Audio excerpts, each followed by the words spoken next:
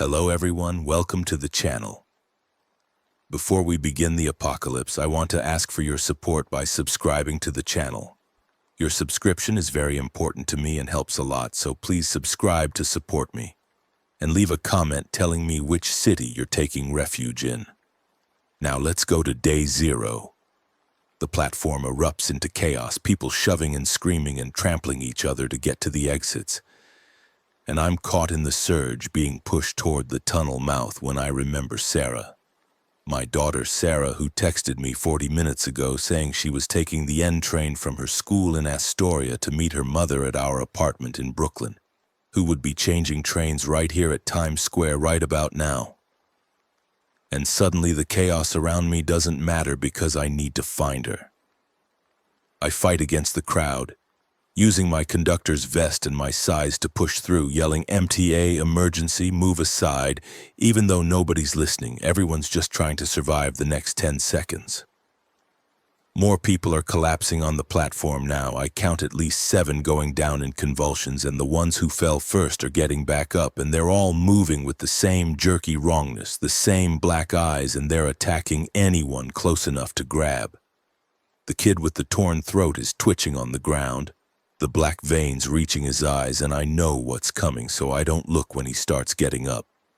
There's a transit cop near the token booth firing his service weapon into the crowd, 3 shots that barely slow down the woman who's running at him, and when she tackles him, his screaming cuts off with a wet crunch. I make it to the end platform, and the scene is worse. Must be 30 or 40 infected now, and the transformation is spreading faster than any disease I've ever heard of. Seconds from bite to turning. And the platforms are slick with blood, and there are bodies everywhere, some dead and some dying, and some of them getting back up with those black eyes and that inhuman hunger.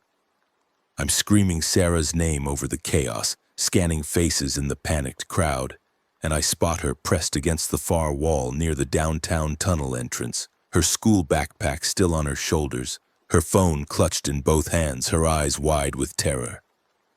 But thank God she's not hurt. Not bitten, not infected. Sarah! I'm running toward her, knocking people aside, and she sees me and her face crumples with relief, and she's pushing through the crowd toward me too. We meet in the middle of the platform, and I grab her and pull her close, and she's shaking like a leaf, 16 years old and barely 90 pounds, and she's never seen anything like this. Nobody has. Dad, what's happening? What's wrong with them? That woman, she just bit. And I cut her off, saying, don't look, don't think, we're getting out of here right now. But the exits are clogged with people, and I can see infected pushing through the crowd, spreading the virus with every bite. And there's no way we're making it up those stairs without getting caught in the stampede. The tunnels. I know these tunnels like I know my own apartment. 23 years running trains through this system, and if we can get into the service passages, we can move faster than the crowd, get ahead of this thing, get to street level somewhere safer. This way, I tell Sarah, pulling her toward the tunnel mouth, and she's saying, Dad, no, that's the tracks, we can't. But I'm already jumping down onto the track bed and pulling her after me. The third rail hums with 750 volts, that live rail that's killed more transit workers than I can count, and I steer us carefully away from it while pulling Sarah deeper into the tunnel. Behind us, the screaming is getting worse, that wet tearing sound that means the infected are still feeding. And I can hear footsteps echoing in the tunnel.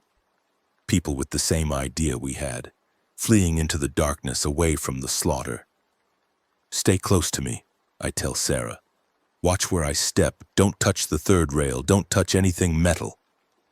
My phone's flashlight barely cuts the darkness ahead, just shows the curve of the tunnel and the tracks stretching away and the maintenance alcoves every 100 feet where workers shelter when trains pass. We're maybe 200 yards in when I hear it, that sound that makes my blood freeze, the sound of a train coming. Not from ahead of us, from behind, from the station. And my first thought is some automated system still running. Some train still making its scheduled stops like the world isn't ending upstairs. But then I hear the screaming, high and sustained and getting closer.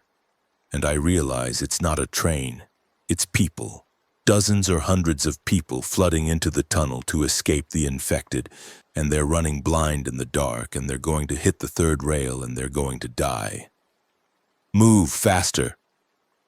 I'm pulling Sarah toward the next maintenance alcove, one of the deep ones with an equipment locker and a water shut-off valve, and we squeeze inside just as the wave of people hits us. They're not looking where they're going, not watching for the third rail, just running in pure panic, and the first one to hit it doesn't even scream, just goes rigid and falls, but he falls across the rail and his body completes the circuit, and there's a flash of white light and the smell of burning meat and flesh. The people behind him trip over his body, some of them hitting the rail themselves, more flashes, more bodies, and the screaming is constant now, overlapping waves of terror and agony. I cover Sarah's eyes, but I can't cover her ears, can't stop her from hearing as dozens of people die in the darkness just feet away from us. Some of them make it past the bodies, keep running deeper into the tunnel, but I can hear other sounds now too. Sounds that aren't human. Wet snarls and the slap of bare feet on concrete. And I know the infected have followed the crowd into the tunnel. We can't go back, can't go forward with the panicked crowd. Can't stay here because the infected are coming, and this alcove is a dead end. Listen to me, I tell Sarah, keeping my voice low and steady even though my heart's trying to punch through my ribs. We're going to wait until this group passes, then we're moving parallel through the service tunnel. There's an access door 30 yards ahead. I've used it 1,000 times. It connects to the maintenance level between the Q and the R lines. We can move through there, avoid the crowds, get to a surface exit that's not clogged. She nods against my chest, not crying, not panicking. My daughter, who's tougher than she looks, who got her mother's steady nerve instead of my tendency to overthink. The crowd thins, the screaming fades to isolated cries in the distance, and I risk a look out of the alcove. There are bodies everywhere, at least 20 that I can see in my phone's weak light. Some electrocuted and some trampled and some torn apart by the infected. The smell is worse than anything I've encountered in 2 decades underground. Burnt flesh and shit and blood all mixed together in the close tunnel air. I don't see any infected nearby, but I can hear them. That wet snarling somewhere behind us in the darkness. And I know we've got maybe seconds before they find us. We move. I keep Sarah behind me. One hand on her wrist and one hand holding my phone light, stepping over bodies and around the third rail and trying not to look too closely at the faces of the dead. The access door is where I remember it, painted the same industrial gray as the tunnel wall, marked only with a small yellow diamond that maintenance workers recognize. I punch in the code 4592 and pray to God they haven't changed it since my last tunnel inspection 6 months ago. The lock clicks. The door opens. We're through and I'm slamming it behind us and throwing the internal bolt, and we're in the maintenance level. A narrow concrete corridor lit by emergency lighting that runs parallel to the main tunnel. We're okay. We're okay. I'm saying it as much for myself as for Sarah, but I don't believe it, and neither does she. We're not okay. We're trapped underground with hundreds or thousands of infected and God knows how many panicked survivors, and up on the surface it's probably just as bad or worse, and we have no plan beyond getting out of this tunnel alive. Sarah's crying now, quiet tears running down her face, and I let her cry while we walk because there's nothing else to do, nowhere safe to stop. The maintenance corridor runs for maybe half a mile before it connects to the R-line service level. And we're halfway there when we hear footsteps ahead of us, someone else who knows these tunnels, and I'm raising my phone light ready to run or fight when a voice calls out, "MTA?" A man's voice, rough and tired, and when he steps into the light, I recognize him. Marcus Webb, maintenance supervisor, been working these tunnels longer than I've been alive. Got to be pushing 70 now, but still moves like a man half his age. He's carrying a heavy mag light and wearing his work coveralls, and he's got blood on his hands. "Marcus, thank Christ," I start to say, but he cuts me off with a sharp gesture. "Shut up and listen. The whole system's compromised. I just came from the control center at Atlantic Avenue. The outbreak started there an hour ago, some kind of containment breach at the CDC facility on Governor's Island. They were transporting infected samples through the subway tunnels. Thought they could keep it quiet. Thought they had protocols. Protocols failed. Now it's spreading through every line, every station, and the military's talking about sealing the whole network, trapping everyone inside. The words hit me like a physical blow. Atlantic Avenue is where Elena works, my wife. She's a systems engineer at the control center. She would have been on shift when the outbreak hit. My wife, Elena Morrison, But Marcus is shaking his head before I finish. Anyone at Atlantic when it started is gone. I barely got out myself. The infected, they're not like anything we've trained for. They're fast and they're strong and they turn in seconds after being bitten. The whole control center was overrun in minutes. Sarah makes a small sound beside me, a wounded noise, and I pull her closer while my brain tries to process what Marcus is saying. Elena's dead. Or worse than dead, turned into one of those things. 22 years of marriage gone in minutes because some CDC bureaucrat thought they could transport deadly samples through the busiest subway system in the world. The grief tries to swallow me, but I push it down, lock it away because Sarah's still alive and I need to keep her that way. Where are you heading? Marcus asks, his mag light sweeping the corridor behind us like he expects infected to come pouring through any second. Grand Central, I hear myself saying, though I hadn't thought it through until this moment. My sister lives in Connecticut. She'll come get us. We can get out of the city. Marcus considers this, his weathered face creased with thought. Grand Central's going to be a madhouse. Everyone's trying to get out, but yeah, it's probably your best bet. I'm heading there myself. The service tunnels can get us most of the way. Avoid the main platforms where the crowds are. He pauses, looking at Sarah. She bit? No, I say it fast and firm. Neither of us are bit. Marcus nods, accepting this. Then we move together. 3's better than 1 down here. I know every service passage in this system, every emergency exit, every water main and power junction. Been down here 46 years. If anyone can navigate this hell, it's me. He doesn't wait for my agreement. Just starts walking, and Sarah and I follow because he's right. 3 is better than 1. And his knowledge might be the difference between making it out or dying in the dark. We move through the maintenance level in silence, Marcus leading with his mag light and me bringing up the rear with Sarah between us. The emergency lights cast everything in sickly yellow, making shadows jump and twist with every step. Every sound echoes, our footsteps and breathing magnified by the concrete walls. And twice we freeze when we hear movement in adjacent tunnels, infected or survivors we can't tell. Just waiting until the sounds fade before continuing. Marcus leads us through a maze of passages I've never seen despite my years in the system. Utility corridors and equipment rooms and ancient sections that date back to the original subway construction in 1904. He knows which doors to take and which to avoid, which passages are dead ends and which connect to other levels.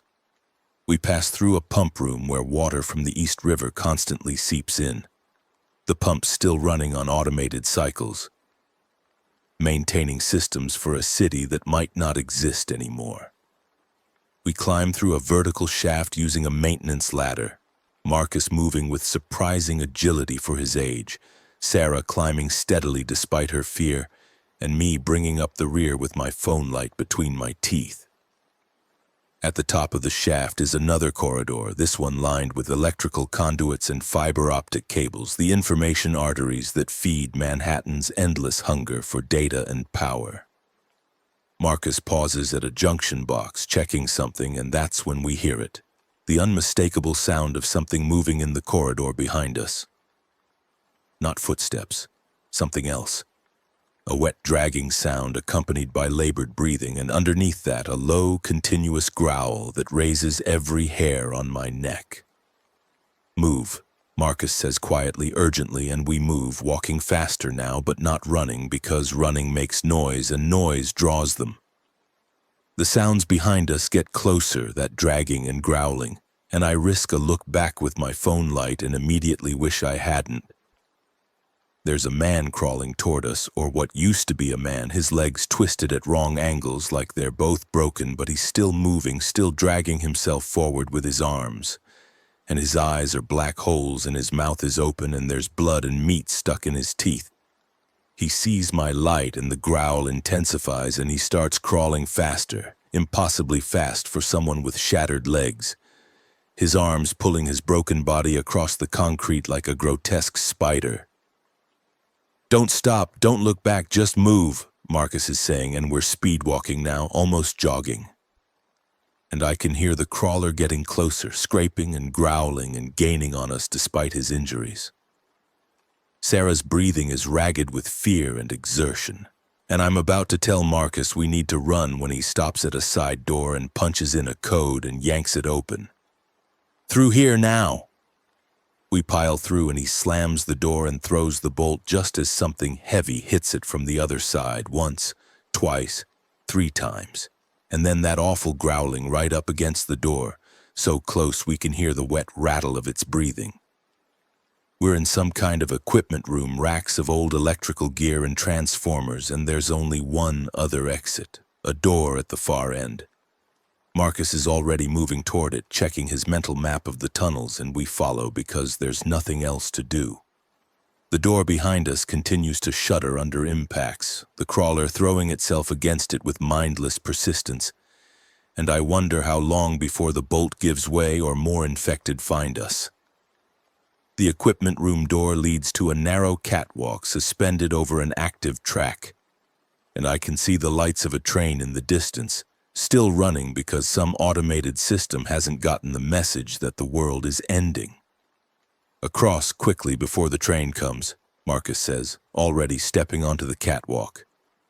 It's barely 2 feet wide with no handrails, suspended 15 feet above the 3rd rail, and Sarah freezes at the threshold.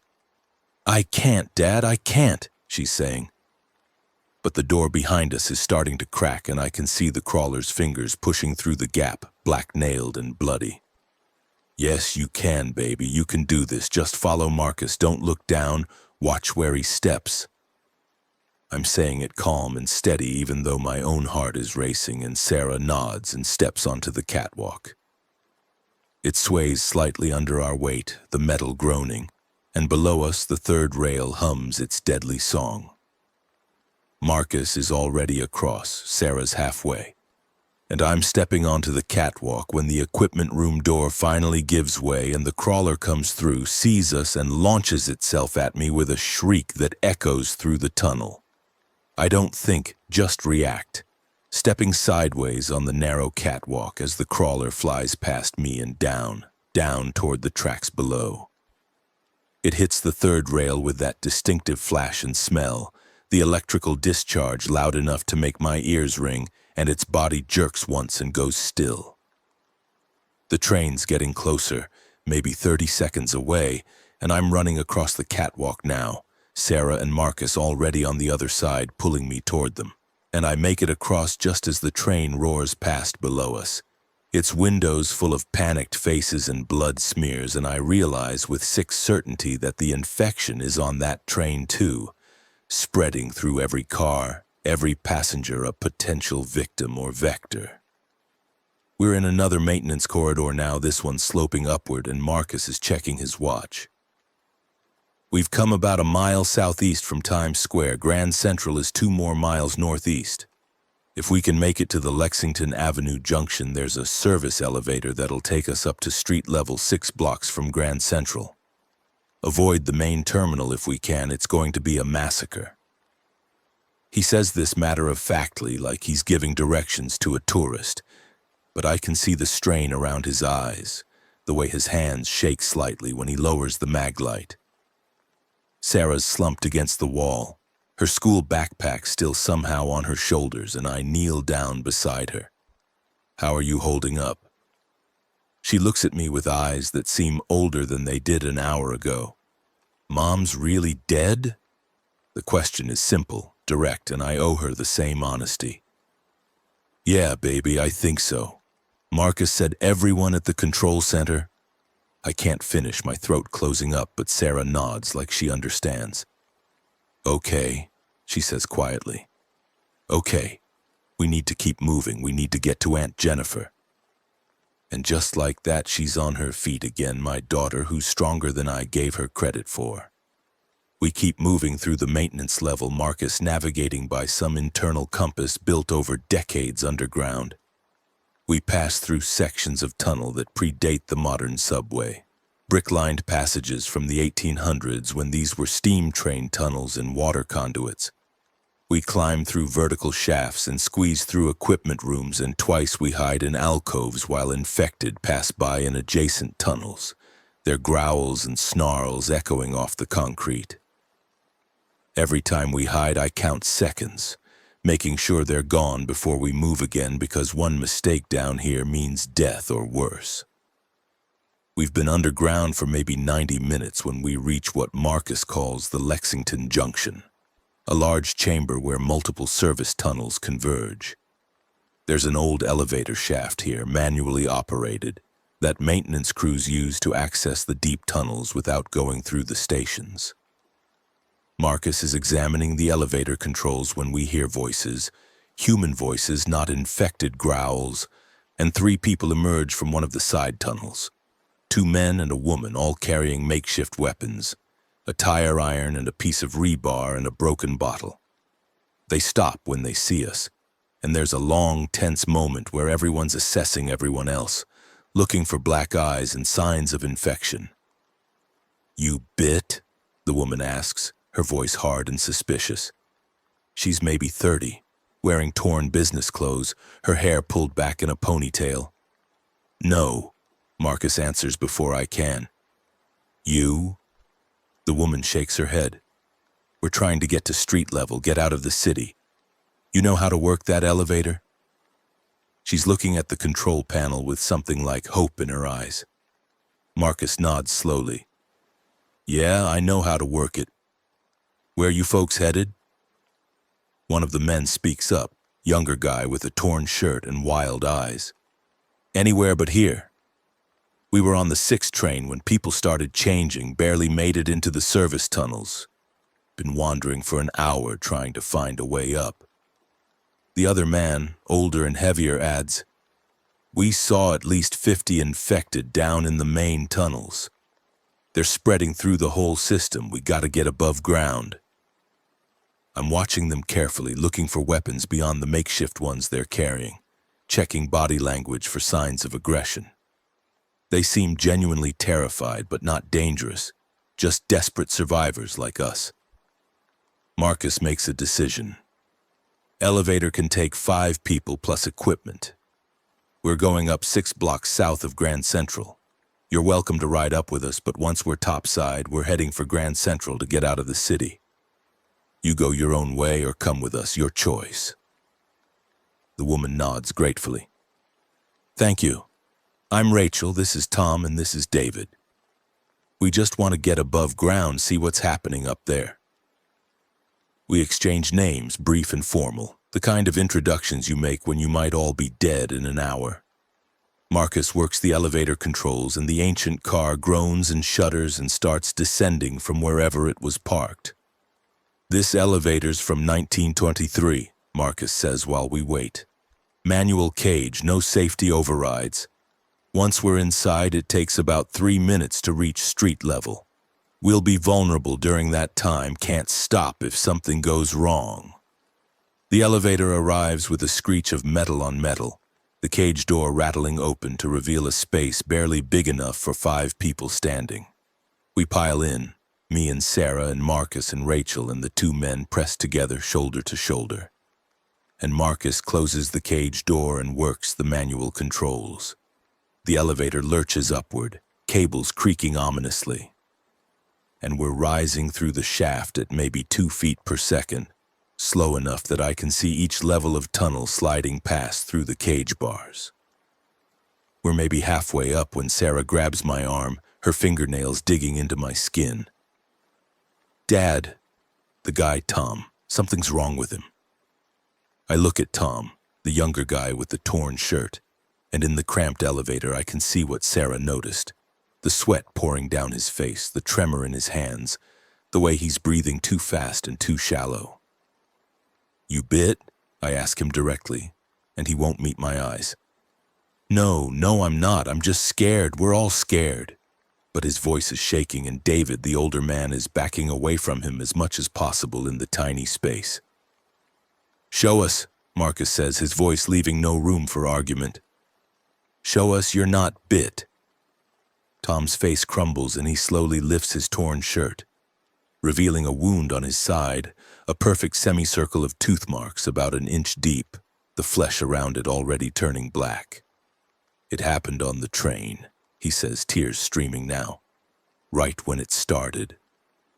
Woman bit me and I ran and I thought maybe I was immune, or maybe it wasn't deep enough, or maybe... He doesn't finish because Rachel hits him with her piece of rebar, a solid strike to the temple that drops him to his knees. Get him out! Get him out now! Rachel's screaming. And David's trying to open the cage door, but we're suspended between levels with nothing below but 100-foot drop. Tom's on his knees clutching his bleeding head, and I can see his eyes starting to change, the whites filling with black like ink spreading through water. How long ago? Marcus asks, his hand on the elevator controls. How long ago were you bit? Tom looks up at us and his eyes are completely black now, and when he opens his mouth to answer, the sound that comes out isn't human. It's that wet growl we've heard in the tunnels, and his jaw drops open impossibly wide.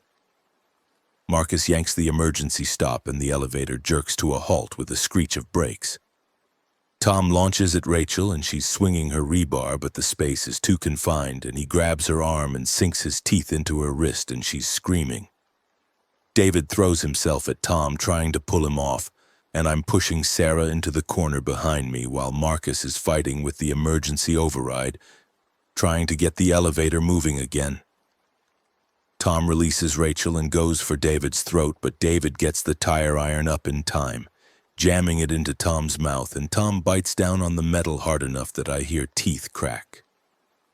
I grab the broken bottle from where Rachel dropped it and drive it into the side of Tom's neck, the glass punching through skin and muscle, and black blood spurts out in a weak pulse. Tom doesn't stop, doesn't even slow down. He yanks the tire iron from David's grip and swings it wild, catching David across the face, and David goes down hard. The elevator starts moving again. Marcus got the override working, and we're rising, but Tom's between us and Marcus now, and Rachel's clutching her bitten wrist, and already I can see the black veins spreading up her arm. I'm sorry, Rachel says, her voice surprisingly calm, and before anyone can stop her, she opens the cage door and steps backward into the shaft. Her scream cuts off abruptly when she hits bottom, and the sound echoes up the shaft like a reproach. Tom's advancing on Marcus, growling and bleeding from the neck wound, and David's getting up from where he fell. But David's eyes are changing too, the black spreading from his pupils, and I realize we're trapped in an elevator with two infected and only seconds before they both turn completely. Sarah's crying behind me and Marcus is backed against the control panel, and I'm standing between my daughter and two monsters with nothing but a broken bottle in my hand. The elevator's still rising, maybe 30 seconds from street level, and I make a decision that'll haunt me if we survive this. I grab Sarah and shove her toward the opening Rachel left, the cage door still swinging open over the shaft, and I yell at Marcus, "Jump with us now!" And I don't wait to see if he follows. I just hold Sarah tight and step backward out of the elevator into empty space. We fall maybe 6 feet before hitting the emergency ladder that runs up the shaft. Sarah's scream cuts short as I grab the rungs with my free hand, holding her with the other arm, both of us slamming against the ladder hard enough to knock the wind out of me. Above us I hear Marcus yelling and fighting, and then his body comes tumbling past us in the shaft, falling, and I can't tell if he jumped or was pushed, but he's falling and there's nothing I can do. He hits the bottom with Tom and Rachel, and the sounds that echo up the shaft make me pull Sarah's head against my chest so she can't hear. We're clinging to the ladder in the dark shaft, the elevator continuing upward without us, carrying David and what's left of Tom to whatever waits at street level. My phone's somewhere below us, lost in the fall, and the only light is the dim emergency glow from the tunnel levels. We have to climb, I tell Sarah, my voice shaking. We have to climb up to street level. Can you do that? She nods against my chest, too terrified to speak, and we start climbing in the darkness, rung by rung, the metal slick with God knows what, the shaft filled with the smell of death and decay. It takes forever. My arms are shaking and Sarah's sobbing with every step, but we keep climbing because the alternative is falling or waiting for infected to find us. We pass the level where the elevator disappeared, keep climbing. And finally I see light above us, real daylight filtering through a grate at the top of the shaft. The grate's locked, but the metal's old and corroded, and I kick at it, once, twice, 3 times before it tears free and clatters onto the street above. We climb through into an alley somewhere in Manhattan, and the sunlight is so bright after the tunnel darkness that for a moment I'm blind. The alley's empty, just dumpsters and trash, but I can hear chaos from the street beyond, sirens and screaming and gunfire. And I know the infection isn't contained to the subway anymore, it's spread to the surface, it's everywhere. Sarah and I stumble out of the alley onto what I recognize as Lexington Avenue, maybe 20 blocks south of Grand Central, and the street is a war zone. Cars abandoned at crazy angles, some burning, storefronts smashed and infected everywhere, chasing people, feeding on bodies, moving in packs like hunting dogs. I pull Sarah into a doorway, a recessed entrance to an office building, and we crouch there, catching our breath while I try to figure out what to do. Marcus is dead. Rachel jumped rather than turn. David and Tom are infected, and somewhere up there in that elevator that's probably already opened onto some massacre at street level. We're alone now, just me and Sarah, and Grand Central is still 20 blocks away through a city that's tearing itself apart. Dad, look. Sarah's pointing up the street where a military convoy is rolling through. Humvees and armored personnel carriers, soldiers in hazmat suits firing at infected civilians. The convoy's heading north toward Grand Central, and I realize they're probably evacuating survivors from the terminal. It's the biggest transportation hub in the city, so of course they'd be staging there. If we can reach the convoy, reach the soldiers, maybe they can get us out. We run. I'm holding Sarah's hand, and we're running up Lexington, staying close to the buildings, ducking into doorways when we see infected ahead. The street's littered with bodies, some moving and some not, and twice we have to step over them, and I'm telling Sarah, don't look, don't think, just run. But I can see everything, every torn throat and empty eye socket and spreading pool of blood. The military convoy's moving slowly enough that we're gaining on it, and I'm trying to wave, trying to get their attention, but they're focused on clearing infected from their path.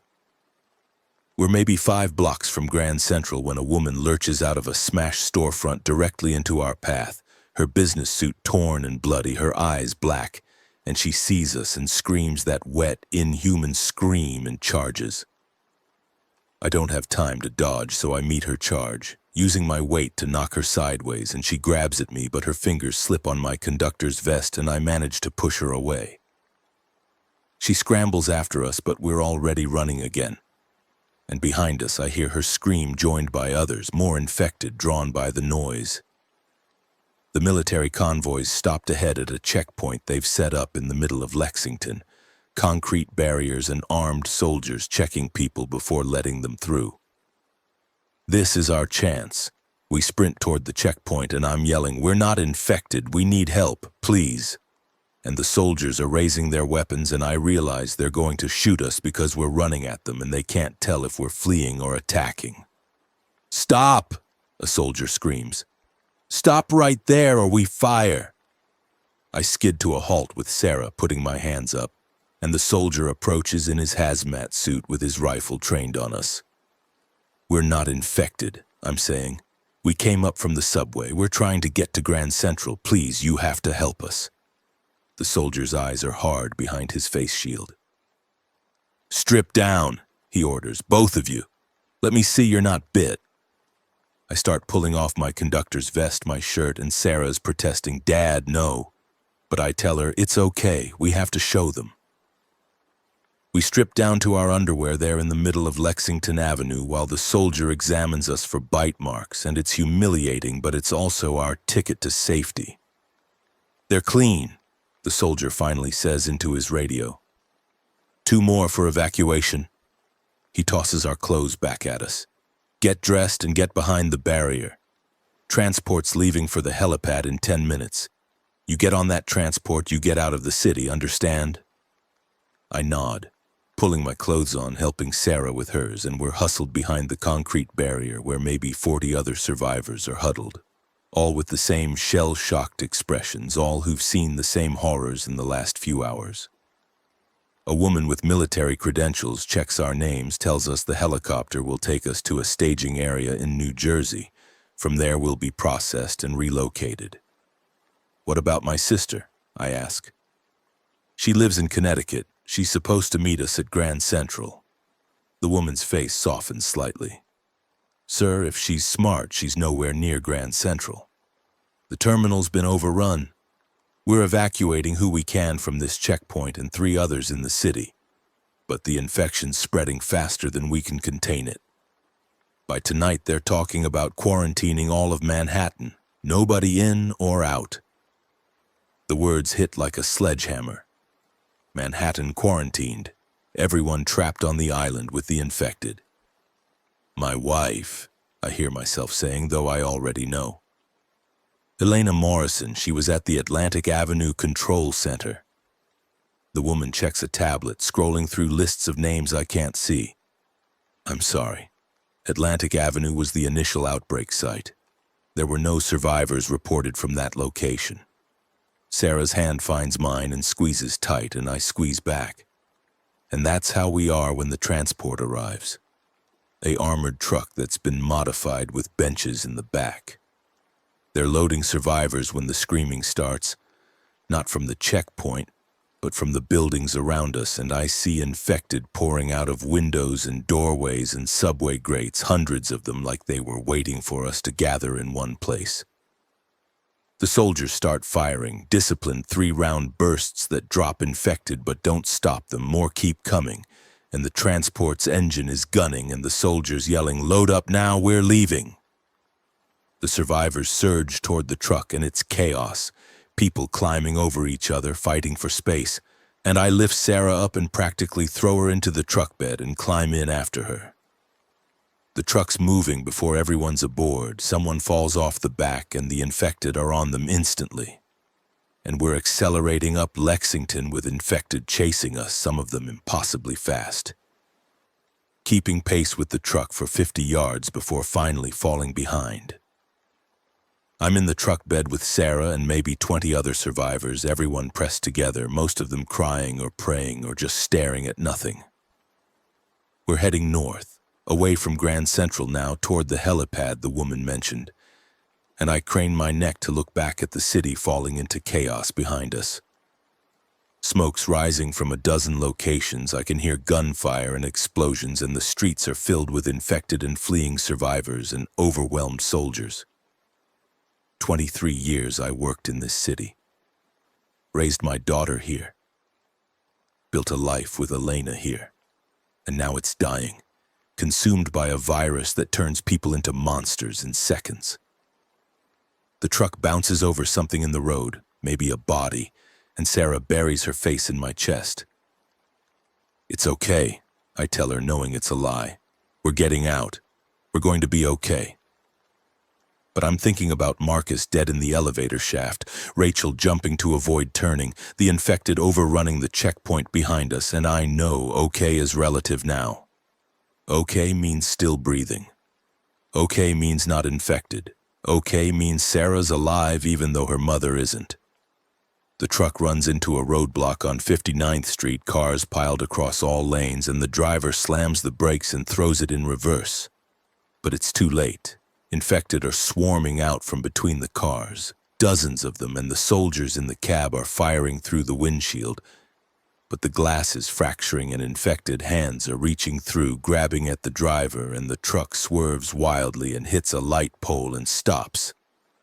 "Out! Everyone out!" someone's screaming, and we're bailing out of the truck bed into the street and running. No formation, no plan, just running. I've got Sarah's hand and we're running east toward the park, toward Central Park, which might be safer than the streets. And behind us, the soldiers are still fighting, but they're being overwhelmed, and I don't look back because looking back means slowing down. And slowing down means dying. We hit the park at 5th Avenue and plunge into the trees, the manicured paths giving way to rougher ground, and the sounds of the city fade slightly behind the foliage. We run until Sarah can't run anymore, until she's gasping and stumbling, and I pull her behind a maintenance building near Belvedere Castle, and we collapse against the stone wall trying to breathe. My conductor's vest is torn and bloody, though I don't remember being injured. Sarah's school backpack is still somehow on her shoulders, and when I ask her why she didn't drop it, she says, "My phone's in here. And Mom's birthday gift, I bought her a scarf for next week." Her voice breaks on the last word, and she starts crying in earnest now.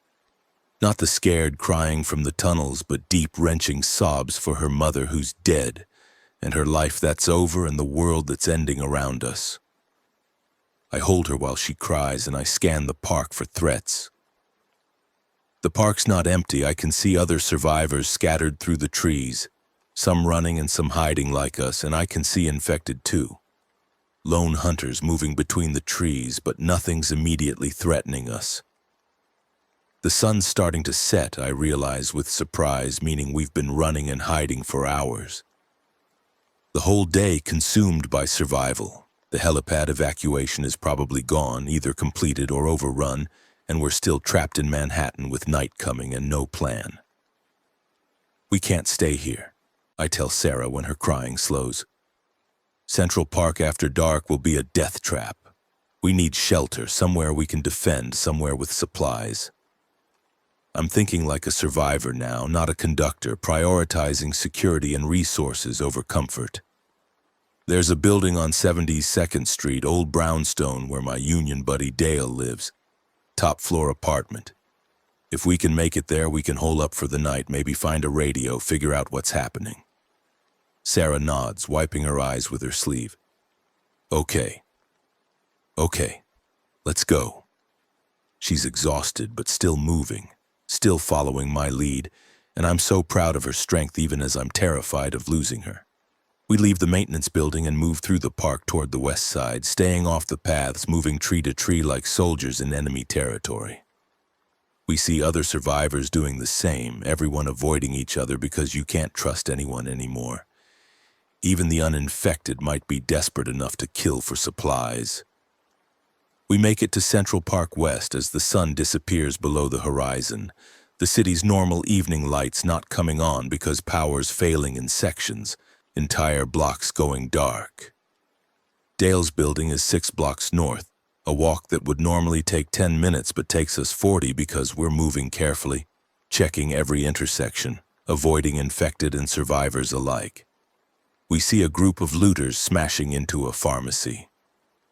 Another group barricading themselves in an apartment lobby, and once we hide in a doorway while a pack of maybe 20 infected runs past chasing someone we never see. Dale's building appears untouched, the front door still locked, the windows unbroken. I ring the buzzer for his apartment, 5B, and wait. No answer. I try again, holding the button longer, and finally the intercom crackles. "Who is it?"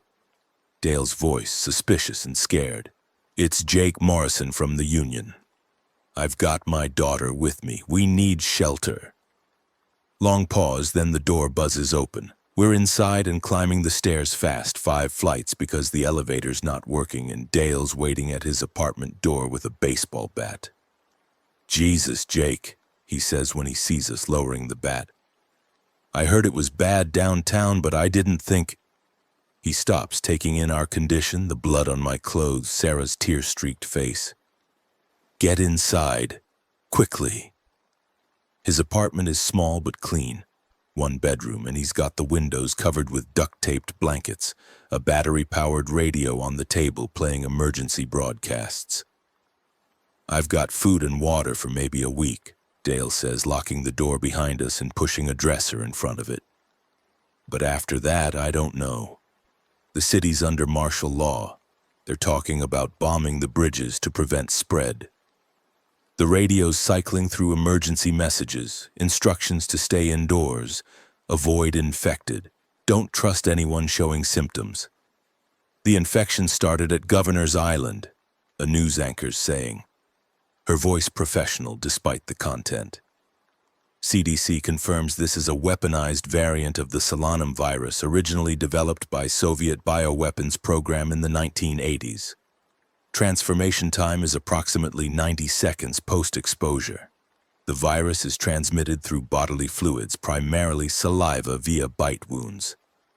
There is no cure, there is no immunity. Infected individuals should be considered deceased and extremely dangerous. Dale looks at me. They're saying it was terrorists. Some Russian cell got hold of the virus samples and released them in the subway system deliberately. Targeted Times Square and Atlantic Avenue for maximum spread. Russian terrorists. The words trigger a memory from the platform at Times Square before everything went to hell, seeing a man in maintenance coveralls near the ventilation system looking wrong somehow, out of place. There was a guy, I say slowly, at Times Square before the outbreak hit. He was messing with the air system. I didn't think about it then, but now it's too late, Dale finishes. The Russians wanted to hurt us, and they did. Half of Manhattan's infected, and it's spreading to the other boroughs. They've sealed the bridges and tunnels, but people are still getting across, still carrying the infection. By tomorrow, it'll be in New Jersey. By next week, the whole eastern seaboard. He says this matter-of-factly, like he's describing yesterday's weather, but I can hear the fear underneath. Sarah's sitting on Dale's couch staring at nothing, and I sit beside her and pull her close. We're safe for tonight, I tell her. Tomorrow we'll figure out next steps. But I'm thinking about the Russian terrorist cell, about how this wasn't random or natural but deliberate murder on a massive scale. And the rage that builds in me is clean and sharp and focused. Someone did this. Someone chose to release this virus in my city to kill my wife, to destroy Sarah's childhood and damn thousands of people to death or worse. Someone's responsible. Dale's making coffee on a camp stove and he passes me a cup. I've got a gun, he says quietly, not looking at me. Just a revolver, 6 shots. I'm saying this because if those things get in here, if we're overrun, I'm not getting torn apart while I'm still alive. You understand what I'm saying? I understand. He's saying he'll shoot himself before letting them turn him. He's saying he'd do the same for Sarah and me if we asked. Hopefully it won't come to that, I say, though I'm not sure I believe it. We spend the night taking turns on watch, 2 hours each, one person watching the barricaded door and covered windows while the others try to sleep. Sarah crashes hard on Dale's bed, exhaustion overwhelming her fear, and she's out in seconds. My watch is midnight to 2 a.m., and I spend it listening to the sounds of the dying city, screams and gunfire, and the wet snarls of infected hunting in packs. The radio gives periodic updates, none of them good. Martial law. Shoot-on-sight orders for infected, evacuation suspended, National Guard mobilizing, CDC working on vaccine but timeline unknown. At 2 a.m. Dale takes over watch and I try to sleep on the couch, but every time I close my eyes I see Elena's face. See Marcus falling down the elevator shaft. See Rachel jumping into darkness. Sleep comes eventually, but it's shallow and filled with nightmares, and when Sarah shakes me awake at dawn, I'm almost grateful. Dad, the radio, she says, and I sit up and listen. The emergency broadcast has changed tone, more urgent now. All remaining Manhattan residents are advised to proceed immediately to Grand Central Terminal for final evacuation. Military transport will be provided to secure areas outside the quarantine zone. This is the last scheduled evacuation. Repeat, this is the last scheduled evacuation. All persons remaining in Manhattan after 1800 hours today will be considered permanently quarantined. Dale's already packing a bag, essential supplies, and he looks at me. We go now or we're stuck here forever. It's 40 blocks to Grand Central through infected territory, but it's our only shot. I look at Sarah and she nods. We can make it. We have to make it. We gather what we can carry, water bottles and energy bars and a first aid kit. And Dale gives me a tire iron from his toolkit, better than nothing. He keeps the revolver for himself, tucking it in his belt. We leave the apartment at first light, moving down the stairs in silence, listening for movement in the building. The lobby's still clear, but the street outside is worse than last night. Bodies everywhere and smoke drifting from burning buildings and infected wandering in ones and twos, not actively hunting but alert, ready to chase at the first sign of prey. We move in single file, me in front, Sarah in the middle, Dale bringing up rear, staying close to buildings, moving from cover to cover. The journey to Grand Central is a nightmare of close calls and desperate sprints. We hide in an overturned bus while a pack of infected runs past. We climb through a shattered storefront to avoid a group of armed looters. We cross 57th Street by running across car roofs because the street itself is a river of bodies. Sarah never complains, never stops, just follows my lead with Dale watching our backs. And I've never been more proud of my daughter's courage. We're 6 blocks from Grand Central when we see him. The terrorist. The man I glimpsed at Times Square before everything started. He's standing on a street corner with 2 other men, all of them armed with assault rifles, all of them with Slavic features and that same wrong look I noticed before. They're watching the stream of survivors heading toward Grand Central, and they're laughing. Actually laughing at the refugees fleeing their own atrocity. Dale sees them too and grabs my arm. Keep moving, don't engage, not our fight. But I'm staring at the man, the one I saw at the ventilation system, and he looks up and meets my eyes, and I see recognition there, see him realizing I know what he did, and his smile widens. He says something to his companions in Russian, and they start walking toward us, not hurrying, confident. Run, Dale says. Jake, we need to run now. But my feet are rooted, rage, overwhelming survival instinct, and the Russian is closer now. Close enough that I can see the details of his face, the scar on his jaw, the cold amusement in his eyes.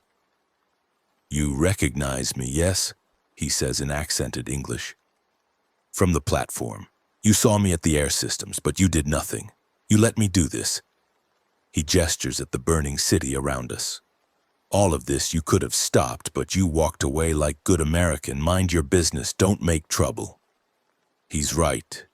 I saw him and thought something was wrong, but I didn't act, didn't report it, didn't intervene, and that inaction let him release the virus that killed Elena and thousands of others. The rage in me crystallizes into something sharp and focused.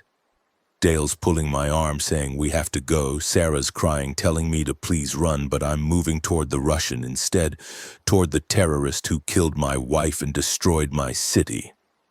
The Russian brings up his rifle, but I'm faster than he expects, closing the distance before he can aim, and I swing the tire iron at his head with all my strength. He dodges, not quite fast enough, and the iron catches his shoulder with a crack of breaking bone. He screams and drops the rifle, and I'm on him, hitting him again and again with the tire iron, not thinking anymore, just releasing days of horror and grief and rage into his body. His companions are raising their weapons, and Dale's screaming, "Get down!" and pulling his revolver, and I hear shots, 3 quick bangs, and one of the Russians falls. The other one's firing now, bullets sparking off the concrete around us, and I grab the first Russian's dropped rifle, and I've never fired an assault weapon before, but I pointed at the shooter and pulled the trigger, and the recoil nearly breaks my shoulder, but I see the Russian stagger and fall. The first Russian, the one I've been beating, he's still moving, trying to crawl away, and I drop the rifle and grab him by his jacket and haul him up and slam him against a building wall. "Why?" I'm screaming in his face. "Why did you do this?" He spits blood and laughs again, that same cold amusement. "Because we can. Because your country thinks it's safe, thinks it's special. We show you no one is safe. We show you monsters can come from anywhere." I'm about to hit him again when Sarah yells, "Dad, infected!" and I look and see maybe 30 infected drawn by the gunfire running toward us from multiple directions. Dale's beside me, reloading his revolver with shaking hands. "We have to go, Jake, right now." I want to kill the Russian, but Sarah's more important than revenge, so I drop him and grab the rifle and we run, leaving the terrorists slumped against the wall laughing as the infected close in. We run toward Grand Central with the infected behind us, and I can hear the Russian screams when they reach him, and I feel no satisfaction, just emptiness. We make it to Park Avenue and I can see Grand Central ahead, the terminal building surrounded by military vehicles and barricades, and there's a crowd of survivors pressing against the barriers trying to get in while soldiers check them one by one. We join the crowd pushing through and I'm yelling, "We're clean, we need evacuation." And a soldier's grabbing my arm and pulling me and Sarah through the barrier while Dale follows. They check us for bites, find none, and direct us into the terminal. Grand Central is packed with survivors, thousands of people filling the main concourse, sitting on the floor and crying and waiting for transport. The ceiling's famous constellation still twinkles overhead, oblivious to the apocalypse below. Military personnel are directing people toward different platforms, calling out destinations, and I push through the crowd trying to find someone in charge. A female officer with major's insignia stops me. "Sir, you need to wait in the processing area."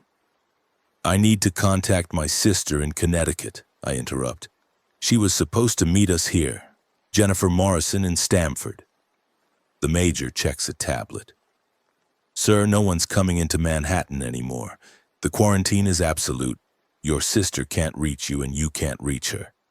Best thing you can do is get on the next transport out, get to safety, and contact her from the staging area." The words hit like a physical blow. Jennifer can't come for us. We can't get to her. Whatever happens next, we're on our own. The major's still talking, directing us to Platform 17 where transports are leaving for upstate, but I'm not really listening anymore. I'm looking at Sarah, at my daughter who's lost her mother and her home and her normal life in the space of a day, and I'm wondering what kind of future we're heading toward. Dale nudges me. "Jake, look." He's pointing across the concourse where a commotion started, people screaming and backing away from something, and I see infected pouring down the stairs from the street-level entrances, dozens of them, and the soldiers are opening fire, but there's too many and they're spreading through the crowd like a wave. The evacuation is compromised. The last safe gathering place in Manhattan is falling. "Platform 17, move!" The major's screaming, and suddenly everyone's running, thousands of people surging toward the platforms, trampling anyone who falls, and I grab Sarah and Dale and we fight through the crowd toward the platform. Behind us, the gunfire's constant screams and wet snarls mixing with the crack of rifles, and I don't look back because looking back means seeing how close the infected are to overrunning everything. We make it to Platform 17 where an old passenger train is loading. People climbing over each other to get aboard, and a soldier's trying to maintain order, but it's chaos. I lift Sarah through a window when the door's too crowded, then climb in after her, Dale right behind me. The car's packed beyond capacity, people standing in the aisles and sitting on each other's laps, and the train's already moving. Pulling out of Grand Central while people are still trying to board, some of them running alongside and grabbing at windows before falling away. I look out the window as we leave the station, and I see the infected overrunning the concourse, pulling down soldiers and survivors alike, and the major who checked us in is firing her sidearm until it runs empty, and then they're on her, and she disappears under the mass of bodies. The train accelerates into the tunnel heading north, leaving the horror behind. And around me, people are crying and praying, and one man is laughing hysterically until someone slaps him. Sarah's pressed against me in the crowded car, shaking but not crying, and Dale's beside us watching the tunnel walls slide past. "Where's this train going?" someone asks, and a conductor, an old guy I recognize from union meetings, answers, "Croton Harmon, upstate. They've got a refugee center there. National Guards securing the area." Croton Harmon is 90 minutes north under normal conditions, probably longer with whatever chaos we're heading into. The train's barely clear of Manhattan when it slows and stops, and over the intercom the conductor's voice says, "Folks, we've got a problem. Track ahead is blocked by a derailed freight train. We're going to have to walk the last 60 miles to the refugee center." Groans and protests. But what choice do we have? The doors open and we file out into a different tunnel, this one older and darker, and the conductor's organizing people into groups trying to maintain some order as hundreds of survivors start walking north along the tracks. We walk for hours through the darkness, the only light from phones and emergency lighting at intervals. We walk past abandoned maintenance areas and graffitied walls and through stations that were closed decades ago. We walk past bodies of people who tried this route before us and didn't make it, some infected and some just dead from exhaustion or injury. Sarah's feet are blistering, but she doesn't complain, just keeps walking with her hand in mine. It's Dale who spots the movement first, something in the tunnel behind us, something keeping pace with our group. "We're being followed," he says quietly, and I look back and see shapes in the darkness too far to make out clearly, but definitely moving, definitely tracking us. "Infected?" I ask, and Dale shakes his head. "Don't move like infected, too organized. I think it's people." We keep walking, but I'm watching the shapes behind us, and slowly they're getting closer, and I can see them more clearly now. 4 men, armed, moving with purpose. One of them looks familiar even in the dim light, and then I realize with cold certainty who it is. The Russian, the terrorist I left at the wall. He survived the infected, somehow got ahead of us, and now he's hunting us through the tunnels with what's left of his cell. "He's coming for me," I tell Dale. "The Russian. I think he survived." Dale looks back, squinting into the darkness. "Why would he hunt you specifically? You're just one guy." But I know why. I recognized him. I can identify him. And more than that, I hurt him, broke his shoulder, took his rifle. Pride or revenge or just tying up loose ends, he's coming for us. I pull Sarah and Dale out of the main group into a maintenance alcove. We need to let them pass, lose ourselves in the crowd. If we stay in the open, he'll pick us off. We wait in the alcove while the main group of survivors continues past us, and then we slip back into the middle of the crowd, trying to blend in. I'm watching over my shoulder constantly, and I see the Russians stop where we left the group, discussing something, trying to figure out where we went. For maybe 20 minutes, I think we've lost them, and then I hear the shot, a single rifle crack echoing through the tunnel, and someone in the crowd ahead screams and falls. The Russians are shooting into the crowd, trying to flush us out or just cause chaos, and the survivors are scattering, breaking into smaller groups, running in different directions. In the confusion, I lose Dale. 1 second he's beside us, and the next he's gone, swept away in the panicking crowd. "We have to keep moving," I tell Sarah, pulling her toward a side tunnel that branches off the main line.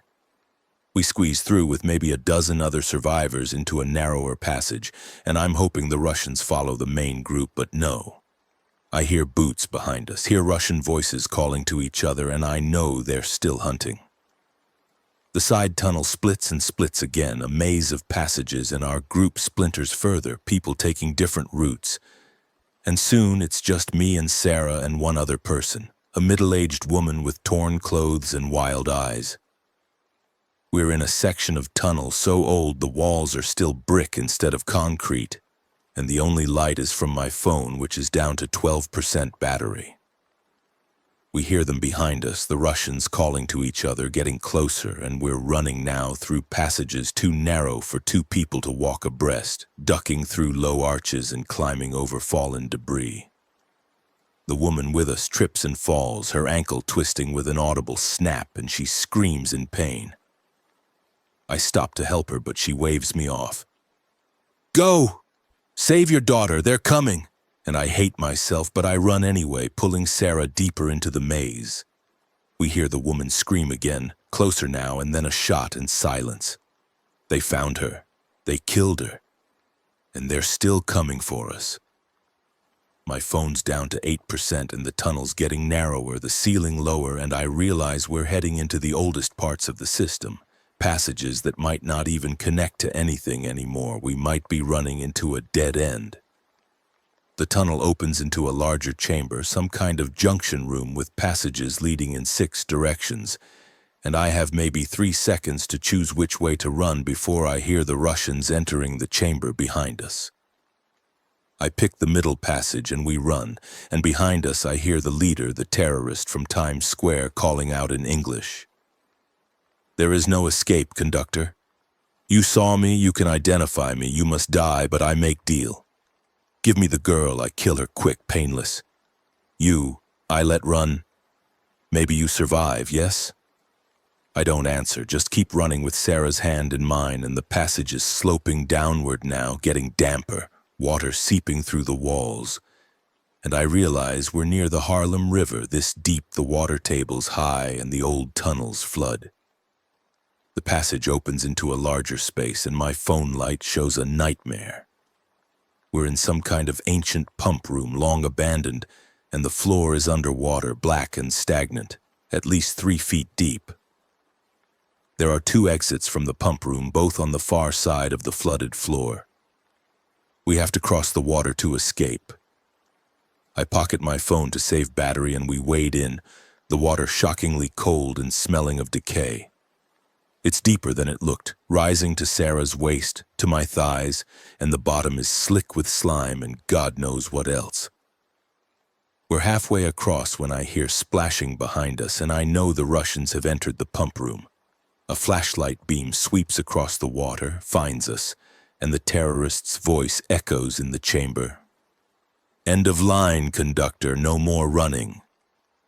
I push Sarah ahead of me toward the nearest exit and pull out the tire iron, it's all I have left, and turn to face them. There are 3 Russians now, the terrorist and 2 others, all armed, all wading through the water toward us with that same cold confidence. "Dad, no!"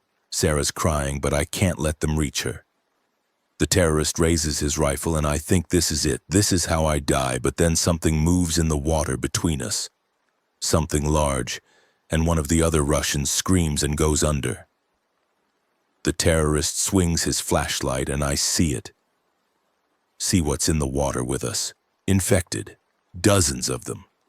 They must have been trapped down here when the tunnels flooded, and they've been in the water all this time. And now they're aware of us, drawn by the noise and movement.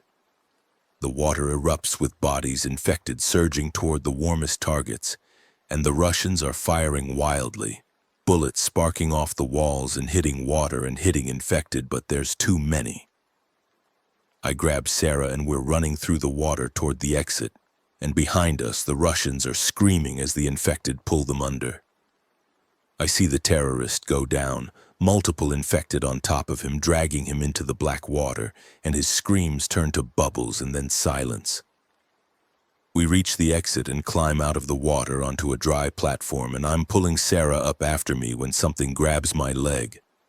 An infected, pale and waterlogged, but still strong, pulling me back toward the water. I'm kicking at its face with my free leg, the tire iron in my hand, but no leverage to swing it. And Sarah's screaming and pulling my arms, and the infected is winning, dragging me inexorably back. Then Dale's there, appearing from the other exit, the revolver in his hand. and he fires once at point-blank range into the infected's head. It releases me and sinks back into the water, and Dale's pulling me onto the platform. "Thought I'd lost you," he says, breathing hard. Followed the sound of gunfire. He soaked like us must have crossed the same flooded chamber from a different direction. We don't stop to catch our breath. Just run through the dry tunnel away from the pump room, away from the infected and the dead Russians and the horror behind us. We run until the passage starts sloping upward again, getting drier, and we can see light ahead, actual daylight filtering down from the surface. We climb toward it using maintenance ladders and emergency stairs, and we emerge from a ventilation grate into a forest somewhere in Westchester County. The sun's setting again, another day consumed by running and hiding, and we're 60 miles north of Manhattan. But we can see the smoke rising from the city on the southern horizon. Massive columns of black smoke that suggest the military has started their bombing campaign, trying to contain the outbreak by destroying the island.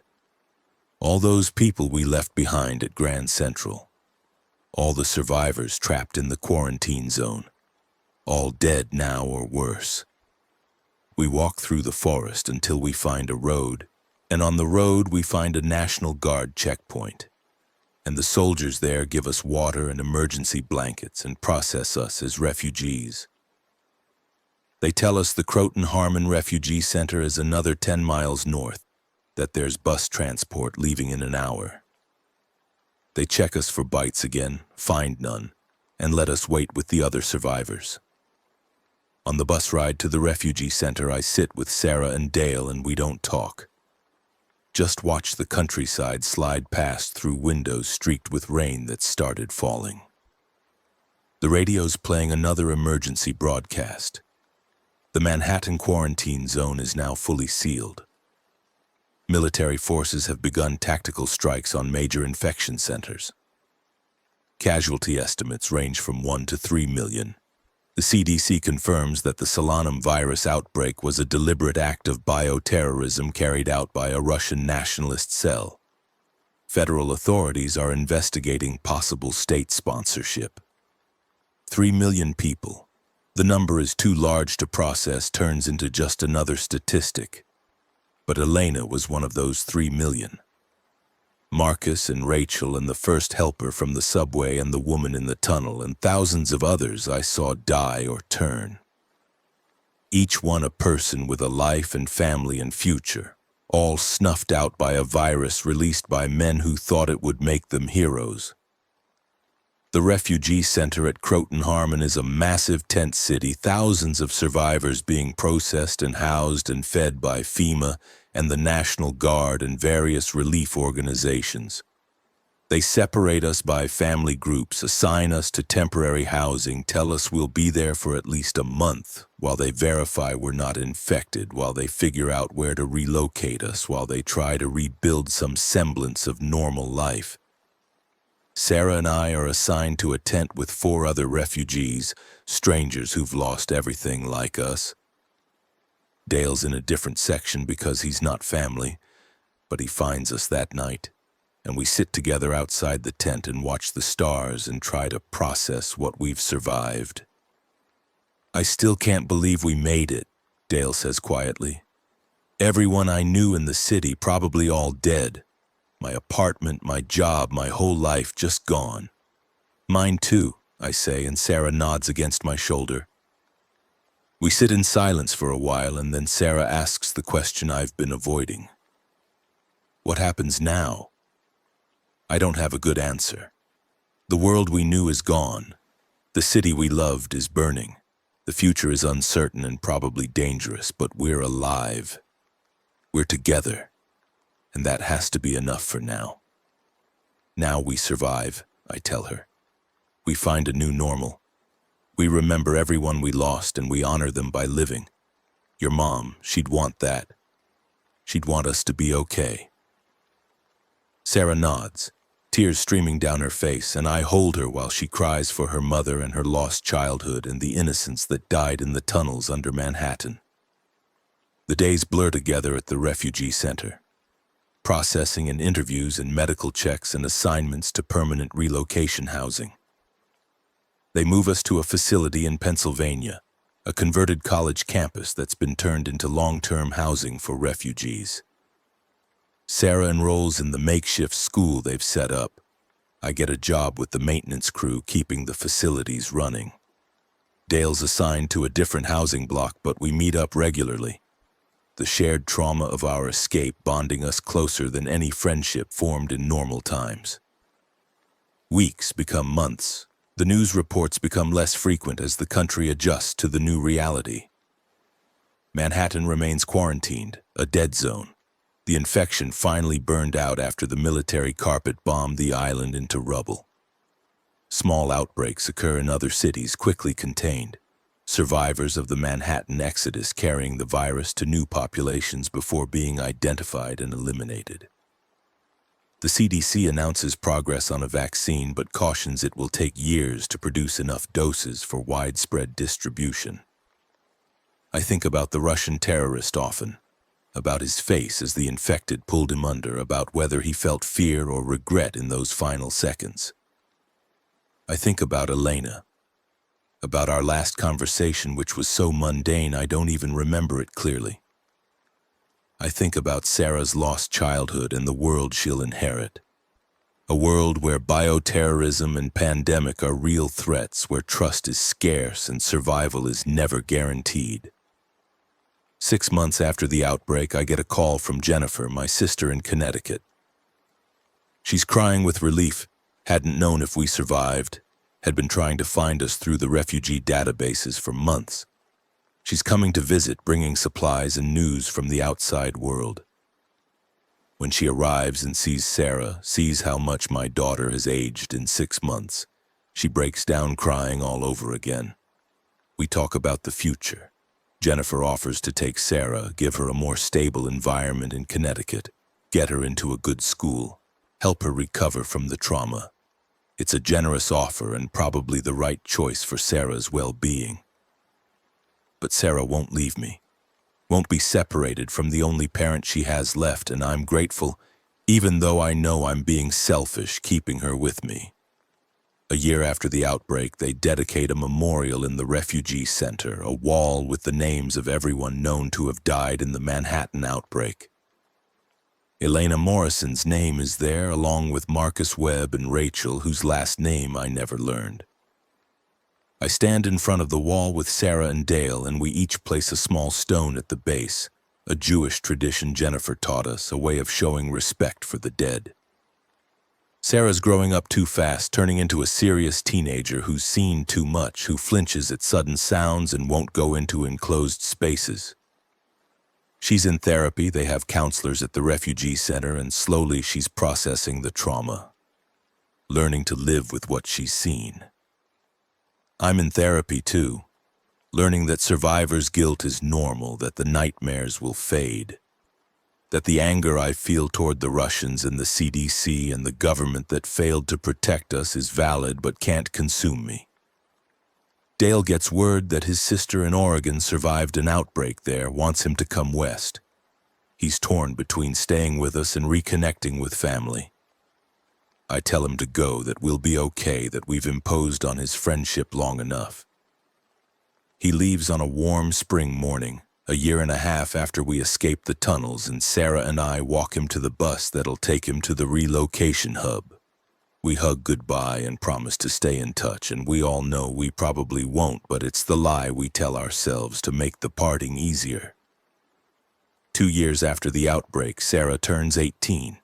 She's been accepted to a college program run by the Refugee Administration, a chance to get an education despite the chaos of the new world. She's planning to study medicine, wants to help people, wants to make sure what happened to her mother doesn't happen to others if she can prevent it. I'm proud of her resilience, her strength, her refusal to let the horror define her future.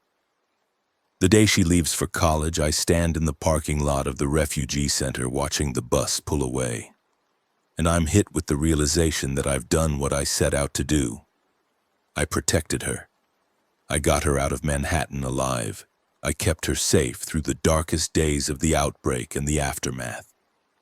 The cost was everything else, Elena and Marcus and our old life and the city I loved. But Sarah survived, and that makes it all somehow worthwhile. I return to my small apartment in the converted dormitory and sit on the bed, and for the first time in 2 years I allow myself to really feel the grief I've been holding back. I cry for Elena, who deserved to grow old and see her daughter graduate and live a full life. I cry for the millions who died because terrorists wanted to make a point. I cry for the world we lost and the uncertain future we're facing. But even through the grief, there's something else, something harder and brighter. Gratitude. Because Sarah's alive. Because we made it when so many didn't. Because in the darkest moments, in the tunnels and the infected waters and the desperate flight north, we found strength we didn't know we had. We found each other.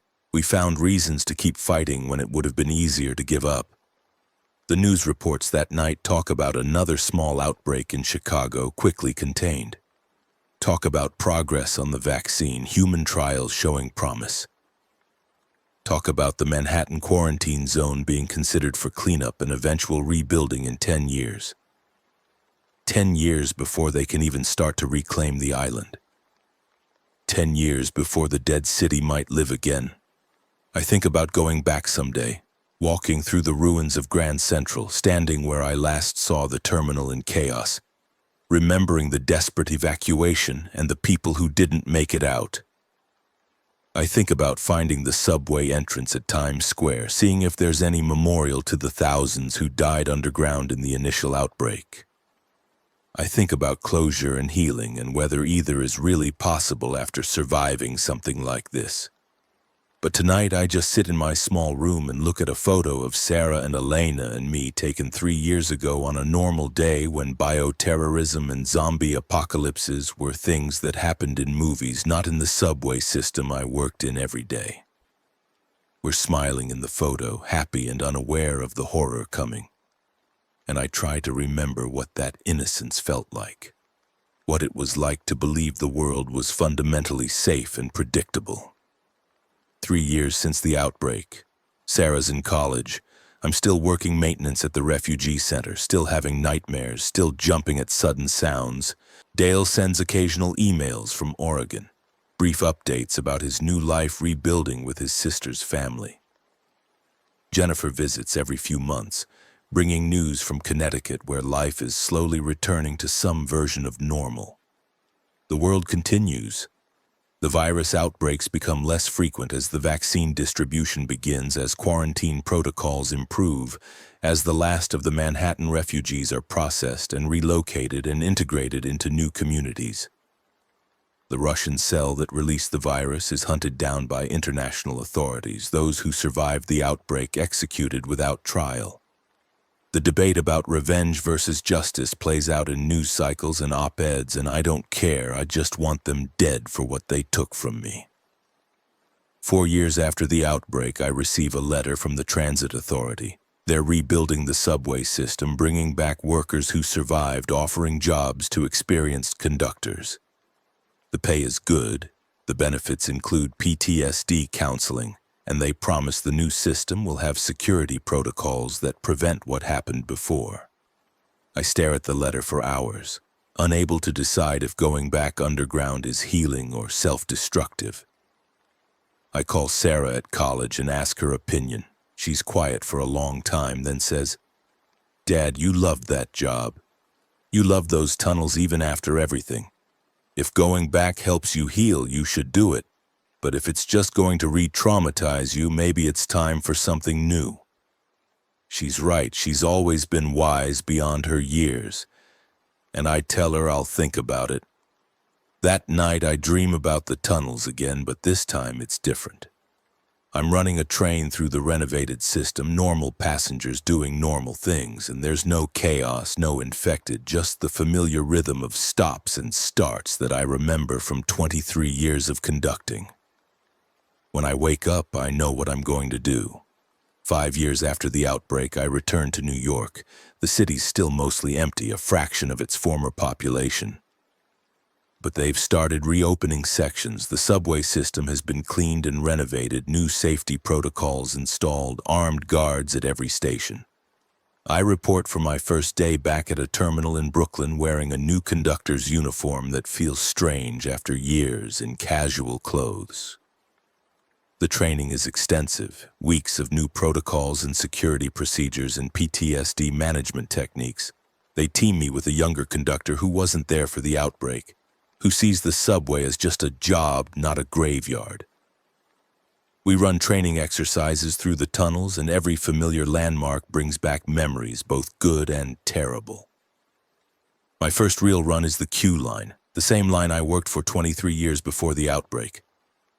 I stand in the conductor's booth and feel the old rhythms returning, the awareness of the train's weight and momentum, the attention to signals and schedules and passenger safety. The car is only half full, nervous New Yorkers returning to a system they no longer trust, and I understand their fear because I share it. But the train runs smoothly. No incidents, no outbreaks, just a normal Tuesday morning commute in a city slowly rebuilding itself.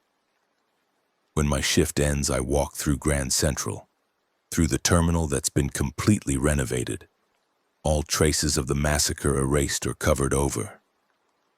They've installed a memorial in the main concourse, a simple plaque listing the names of those who died in the evacuation. Elena's name isn't on it. She died at Atlantic Avenue. But I stand and read the names anyway. Recognize some from news reports and missing persons databases. Thousands of names, thousands of people who didn't make it out.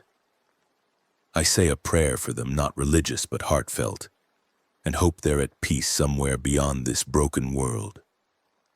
6 years after the outbreak, Sarah graduates from college with honors. I attend the ceremony and watch her cross the stage and accept her diploma in emergency medicine. She's decided to work in outbreak response, helping communities prepare for and respond to future pandemics.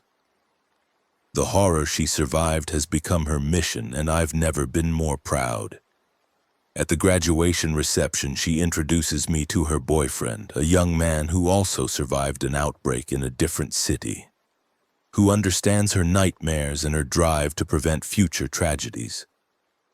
They're talking about moving to Atlanta to work at the new CDC headquarters, the rebuilt organization that's learned from its catastrophic failures during the Manhattan outbreak.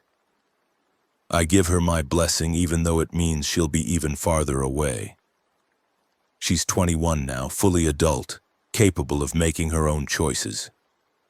The terrified 16-year-old I pulled through the subway tunnels is gone, replaced by a strong, focused woman who's turned her trauma into purpose. This is what survival looks like. This is what healing means. 7 years after the outbreak, I meet someone, a woman named Carol who works in the Transit Authority office, who lost her husband in an outbreak in New Jersey, who understands grief and survivor's guilt and the long road back to something like normal. We take it slow, coffee and walks in the restored Central Park, talking about our losses and our hopes and the challenge of building new lives from the ruins of the old. I introduce her to Sarah, and they get along immediately, both recognizing in the other the strength that comes from surviving the unsurvivable. Carol doesn't try to replace Elena, understands that some losses leave permanent scars, and I appreciate her for not demanding I forget my first wife to make room for something new.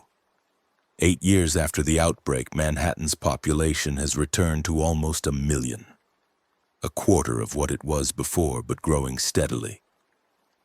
The quarantine zone has been lifted, the last infected long dead, the city declared safe by the CDC. There's talk of rebuilding the neighborhoods that were completely destroyed in the bombings, of returning Manhattan to its former glory. I'm not sure that's possible or even desirable. The old Manhattan was built on a foundation of assumed safety, of belief that disasters happened elsewhere to other people. The new Manhattan is being built by survivors who know how fragile civilization is, how quickly normal can collapse into nightmare. Maybe that awareness will make it stronger, more resilient, less likely to be caught unprepared next time, because there will be a next time. The vaccine has reduced solanum outbreaks to rare occurrences, but there are other viruses, other threats, other terrorists looking for ways to hurt vulnerable populations. The world is not safe and never was. We just knew it better before the outbreak showed us how thin the veneer of civilization really is. 9 years after the outbreak, Sarah gets married. The ceremony is small, just family and close friends held in a restored church in Connecticut. I walk her down the aisle and hand her off to her husband. And watching them exchange vows, I feel Elena's absence like a physical wound. She should be here. She should see her daughter happy and safe and building a future. She should get to grow old with me and become a grandmother and live the life she earned, but she's not here and never will be again, and all I can do is honor her memory by being the best father and grandfather I can be, by protecting the family we built together even though she's gone. When the ceremony ends and the reception begins, I find a quiet corner and allow myself a few tears for the woman I loved and lost to Russian bioterrorism and American hubris. 10 years after the outbreak, I'm standing on the platform at Times Square Station, the place where it all began. They've restored the station completely, covered over all evidence of the initial outbreak, installed memorials and security features and armed guards. But I remember the woman convulsing on the platform, the black veins spreading through her system, the first screams that signaled the end of the world we knew. A young conductor approaches me, can't be more than 25, too young to remember the outbreak firsthand. "You're Jake Morrison, right? The conductor who survived the Manhattan outbreak." I nod, uncomfortable with the recognition. "I read about you in the training materials. You saved your daughter and made it from Times Square to Croton Harmon through the infected zones. That's incredible." I don't feel incredible. I feel like I was lucky and selfish and willing to do anything to protect Sarah while thousands died around me. I feel like I should have died in that elevator shaft or the flooded pump room or any of a dozen other moments where death came close. I feel like a fraud who survived through accident rather than heroism. But I say thank you, because that's what you say when someone calls you incredible, and I let the young conductor walk away believing in heroes and survival stories and the comforting lie that the good people make it while the bad people don't. The truth is messier. The truth is survival is mostly luck and timing and being willing to keep moving when staying still would be easier. 11 years after the outbreak, the CDC announces the solanum virus has been eradicated from North America. The last infected individual dying in quarantine in Arizona. They're throwing a memorial ceremony in Manhattan, a celebration of survival and resilience, and Sarah insists I attend as her guest. We stand in the restored Grand Central Terminal, now a museum as much as a transportation hub, and listen to speeches about tragedy and triumph and the indomitable human spirit. The mayor talks about rebuilding. The CDC director talks about vaccines and protocols and lessons learned. A survivor talks about losing her family but finding new community. And I stand there thinking about Elena and Marcus and Rachel and the Russian terrorist and the millions who died because someone thought releasing a bioweapon in a subway system would make them powerful or important or feared. After the ceremony, Sarah and I walked through the city, through neighborhoods that have been rebuilt and areas still showing scars from the outbreak and aftermath. We stop at the memorial wall they've installed near Times Square, the one with names of the known dead, and we find Elena's name carved into black granite along with thousands of others. "I wish I remembered her better," Sarah says quietly. "Sometimes I can't recall her face clearly without looking at photos." "Does that make me a bad daughter?" I pull her close. "No, baby, it makes you human. You were 16 when she died. Time fades memories, that's normal. What matters is you honor who she was by living the life she wanted for you." We place flowers at the memorial and stand in silence. And I think about how we've spent 11 years surviving, rebuilding, healing from wounds that will never fully close. The world has moved on, found new crises to obsess over, relegated the Manhattan outbreak to history books and memorial ceremonies and cautionary tales told to medical students. But for Sarah and me and the million other survivors, it's never really over. We carry it with us in nightmares and triggers and the permanent awareness that safety is an illusion, and horror can strike anywhere without warning. We carry it in the missing years with Elena, in the friendships lost to infection, in the innocence we can never recover. 12 years after the outbreak, I retire from the Transit Authority. 40 years working underground, 23 before the outbreak and 17 after, and I'm done. Carol and I are planning to move upstate, away from the city and its ghosts, somewhere quiet where the closest subway station is 50 miles away, and the nightmares come less frequently. On my last day, I run the Q line one final time, conducting the train through tunnels I know better than my own apartment. Each familiar landmark triggers memories, good and bad, the accumulated weight of 40 years underground. I say goodbye to the platforms and signals and maintenance alcoves, to the job that defined so much of my adult life, to the system that both gave me purpose and took everything from me. When the shift ends, I hand over my conductor's badge and my keys and walk out of the terminal into the sunlight. Carol's waiting with the car, already packed for the move upstate. Sarah's there too, has taken time off from her CDC job in Atlanta to help us move. We drive north through the same route I ran from on that terrible day 12 years ago, but this time we're not fleeing, we're choosing to leave, and the difference feels significant. The house we've bought is small but comfortable, a renovated farmhouse with woods behind it and a stream running through the property. It's the opposite of Manhattan in every way, quiet and isolated and safe. Carol sets up a garden, I build a workshop. We host Sarah and her husband for holidays, and they tell us they're expecting their first child, a granddaughter who'll grow up in a world where bioterror attacks are history instead of current events. 13 years after the outbreak, I become a grandfather. They name the baby Elena after her grandmother, and when I hold her for the first time, I break down crying because my wife should be here for this, should get to hold her granddaughter and see the future we fought to preserve. But she's not here and never will be, and all I can do is promise this tiny baby that I'll tell her about the grandmother she'll never meet, about the woman who died in the early hours of the outbreak before her life had barely begun to unravel. I tell my granddaughter stories as she grows, carefully edited versions suitable for young ears. I tell her about Grandma Elena, who worked in the subway and loved her job and loved her daughter and never got to see her grow up. I tell her about the outbreak in vague terms, the sickness that took Grandma and so many others, the journey north that kept Mommy safe. I tell her about heroes like Marcus and Rachel and Dale who helped us survive.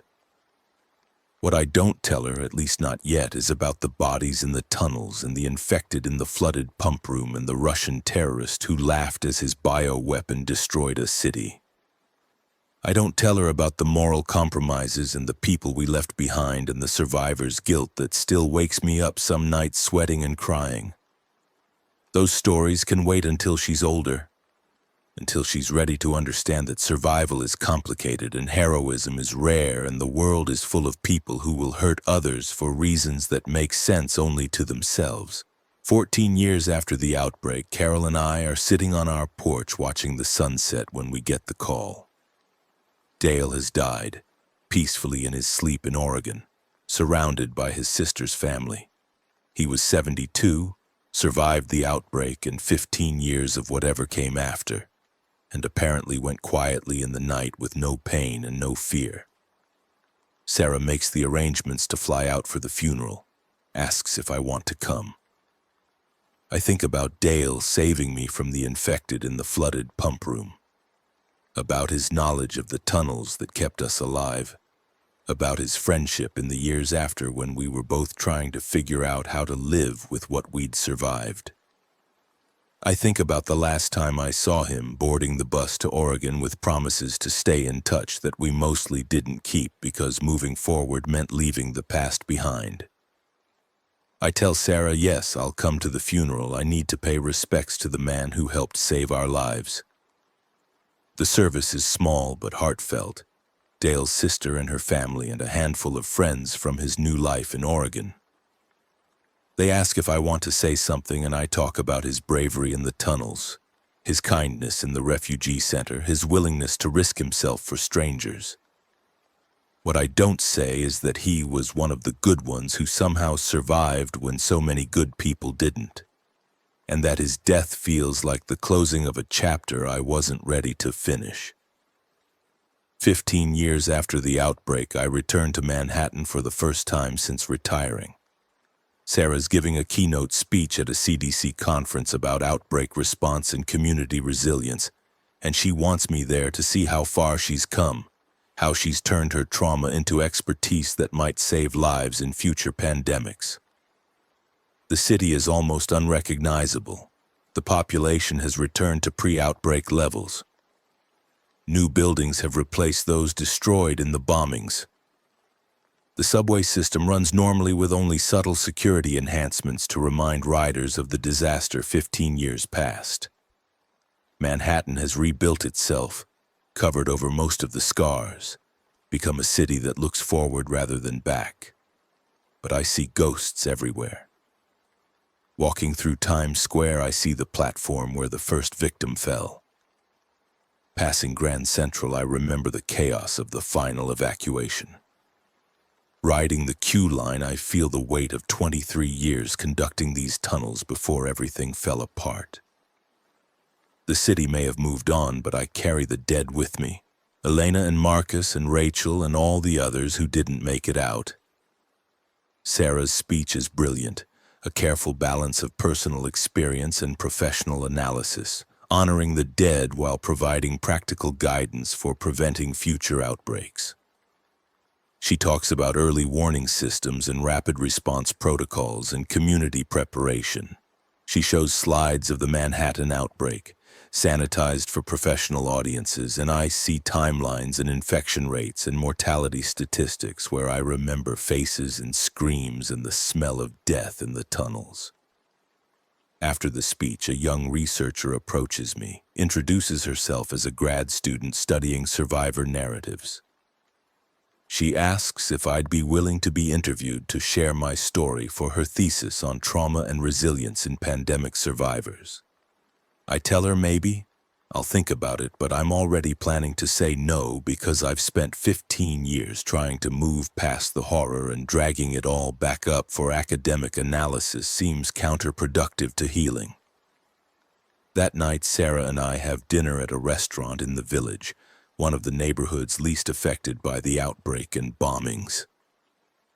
We talk about her speech, about her daughter Elena, who's now 2 and talking in full sentences about the work she's doing to prevent future pandemics. "Do you ever wish you'd done something different?" she asked me. "Left the city before the outbreak, or taken a different job, or made choices that would have meant not being there when it started?" I think about this carefully. If I'd left the city, I wouldn't have been there to protect Sarah. If I'd taken a different job, I wouldn't have known the tunnels well enough to navigate our escape. If I'd made different choices, Elena might still be alive, or we all might have died together. There's no way to know. I don't regret the choices I made, I tell Sarah. I regret the circumstances that forced those choices, but given the same situation again, I'd do the same things to keep you alive. She tears up at this, my daughter who survived so much and became so strong. "I know Mom would be proud of me," she says quietly. "But I wish she was here to tell me herself. I wish she'd gotten to see me graduate and get married and have Elena. I wish she'd gotten to grow old with you and be happy.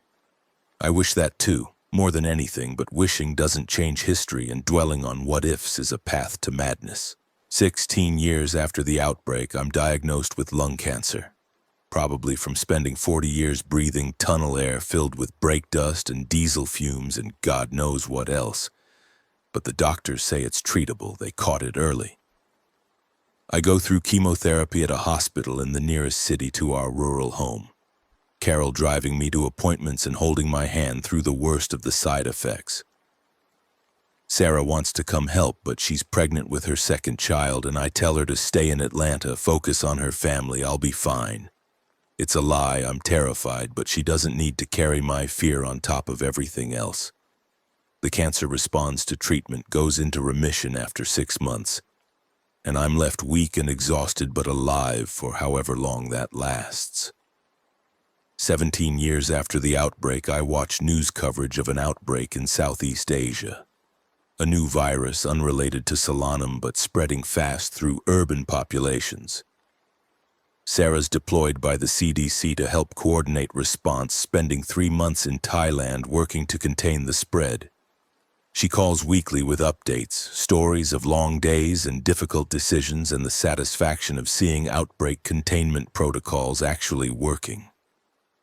When she returns, she's exhausted but proud, having helped save thousands of lives through early intervention and aggressive quarantine measures. She tells me about the moments when it could have spiraled out of control, when they almost lost containment, and I hear echoes of Manhattan in her words, the fine line between controlled outbreak and catastrophic pandemic. 18 years after the outbreak, Carol dies of a stroke, sudden and unexpected, there one moment and gone the next. We'd had 7 good years together, building a quiet life far from the chaos of the city, healing alongside each other from our respective losses. Her death hits me hard, another person ripped away without warning, another reminder that safety is always temporary and death is always waiting. Sarah comes for the funeral with her husband and 2 daughters, Elena now 5 and the new baby Alice just a year old. They stay for 2 weeks, helping me sort through Carol's things and adjust to being alone again. "Dad, you could come live with us in Atlanta," Sarah offers. "We've got room and the girls would love having their grandpa around." I consider it briefly, but I know I belong here in this quiet house where Carol and I built our final years together, where I can remember both my wives without the noise and chaos of the city. 19 years after the outbreak, I'm contacted by a documentary filmmaker making a film about the Manhattan outbreak. They've interviewed dozens of survivors, collected footage and photographs, and they want my perspective as one of the conductors who evacuated civilians through the subway system. I agree to be interviewed, partly because I'm old enough now not to care about reliving trauma, partly because I think the story needs to be told accurately. The interview lasts 6 hours, the filmmaker asking detailed questions about the timeline and my decisions and the people who helped us survive. I tell them about Elena dying at Atlantic Avenue, about Marcus leading us through the maintenance tunnels, about Rachel jumping into the elevator shaft rather than turn, about Dale saving me from the infected in the pump room. I tell them about the Russian terrorist and the revenge I felt watching the infected pull him under. When the documentary airs a year later, I watch it with Sarah and her family in Atlanta. It's well done, respectful of the dead while not shying away from the horror of what happened. My interview is interspersed with those of other survivors, creating a mosaic of perspectives on the outbreak and evacuation. Sarah cries, seeing her mother's name on the memorial wall, seeing the platforms where we ran for our lives, hearing other survivors describe experiences so similar to ours. "Thank you for telling the story," Sarah says after the documentary ends. "Elena and Alice need to understand what happened, why their grandmother isn't here, why their mom does the work she does. They need to know it was real and terrible and that good people fought to survive." I nod, grateful the filmmaker treated our trauma with dignity, hopeful that future generations learning from our mistakes might prevent similar disasters. 20 years after the outbreak, I'm 73 years old and tired. The cancer's back, more aggressive this time, and the doctors are talking about palliative care rather than curative treatment. I've lived 20 years past the outbreak, watched Sarah build a career and family, held my granddaughters and told them stories about their grandmother they never met. It's been a good 20 years, despite the losses, despite the nightmares that still come occasionally, despite the permanent sadness of Elena's absence. Sarah flies in from Atlanta when she hears about the cancer recurrence. She wants me to fight it, to try experimental treatments, to squeeze out a few more years. But I'm tired of fighting. I fought through the outbreak and the tunnels and the evacuation and the long years of grief and healing. I've fought enough. I want to see Mom again, I tell Sarah, and she understands even though it breaks her heart. I spend my final months in hospice care in our house upstate, surrounded by photos of Elena and Carol and Sarah and my granddaughters. Sarah visits weekly, sometimes bringing the girls who are now 10 and 6 and full of questions about death and heaven and whether Grandpa will be okay. I tell them I'll be fine. I'm going to see Grandma Elena, who they never got to meet, and in my own way, I believe it. Believe that whatever comes after death has to be better than the memory of watching Manhattan burn. I die on a Tuesday morning in spring, 21 years after the outbreak, with Sarah holding my hand. My last conscious thought is of Elena waiting for me somewhere beyond this life, ready to hear about our daughter and granddaughters and the world we fought to preserve despite losing everything in the process. My last words to Sarah are, I'm proud of you. Your mother would be proud of you. You turned horror into purpose and survival into meaning. That's more than most people manage. And then I'm gone. Another survivor of the Manhattan outbreak finally laid to rest, my story told and recorded and added to the historical record of that terrible week in March when bioterrorists released Solanum virus into the subway system and changed the world forever. Sarah buries me next to Carol in the cemetery near our house, far from Manhattan and the tunnels and the ghosts that haunted me for 21 years. She gives a eulogy about courage and survival and love that transcends loss. My granddaughters place flowers on my coffin. My friends from the transit authority send wreaths. The documentary filmmaker attends and films portions for their next project on long-term survivor outcomes. The world continues after I'm gone. Sarah keeps working at the CDC, preventing outbreaks and training new generations of epidemiologists. My granddaughters grow up hearing stories about their grandfather who saved their mother from the zombie plague.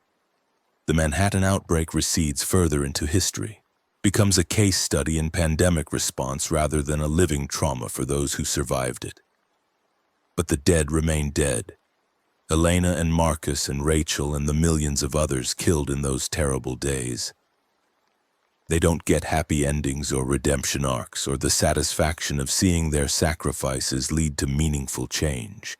They just get to be remembered, their names on memorial walls and in documentary credits and in the stories survivors tell their children about the week civilization almost ended. And maybe that's enough. Maybe being remembered is all the dead can ask for. Maybe the fact that Sarah survived and thrived, that she turned her trauma into mission and her loss into purpose. Maybe that's the victory we fought for in the tunnels all those years ago. Maybe survival itself, messy and complicated and full of grief, is the only triumph that matters in a world where horror can strike without warning. And the difference between living and dying is often just luck and timing and being willing to keep moving when staying still would be easier. The story ends as it began, in the tunnels under Manhattan, in the darkness where civilization ended and survival began. But this time there's no immediacy, no urgency, just memory and history and the long shadow cast by those terrible days. The tunnels are safe now. Cleaned and renovated and filled with ordinary passengers doing ordinary things, unaware or forgetful of the horror that once consumed them. And somewhere above, in a quiet cemetery far from the city, two graves sit side by side. Jake Morrison, conductor, survivor, father, and Elena Morrison, systems engineer, victim, beloved wife and mother. together in death as they couldn't be in the final 21 years of his life. Together, finally, the story complete, the circle closed. The last survivor of their family's outbreak joined at last with the first victim. The end comes not with drama or revelation, but with simple quiet, the way most endings do. The apocalypse was loud and chaotic and filled with screaming. The aftermath was long and painful and filled with grief. But the conclusion is just silence and rest and the release of burdens carried too long. And in that silence, if you listen carefully, you might hear what survivors always hear after the horror fades. The simple, profound gratitude of having lived through it at all. Now let's move on to another shocking story.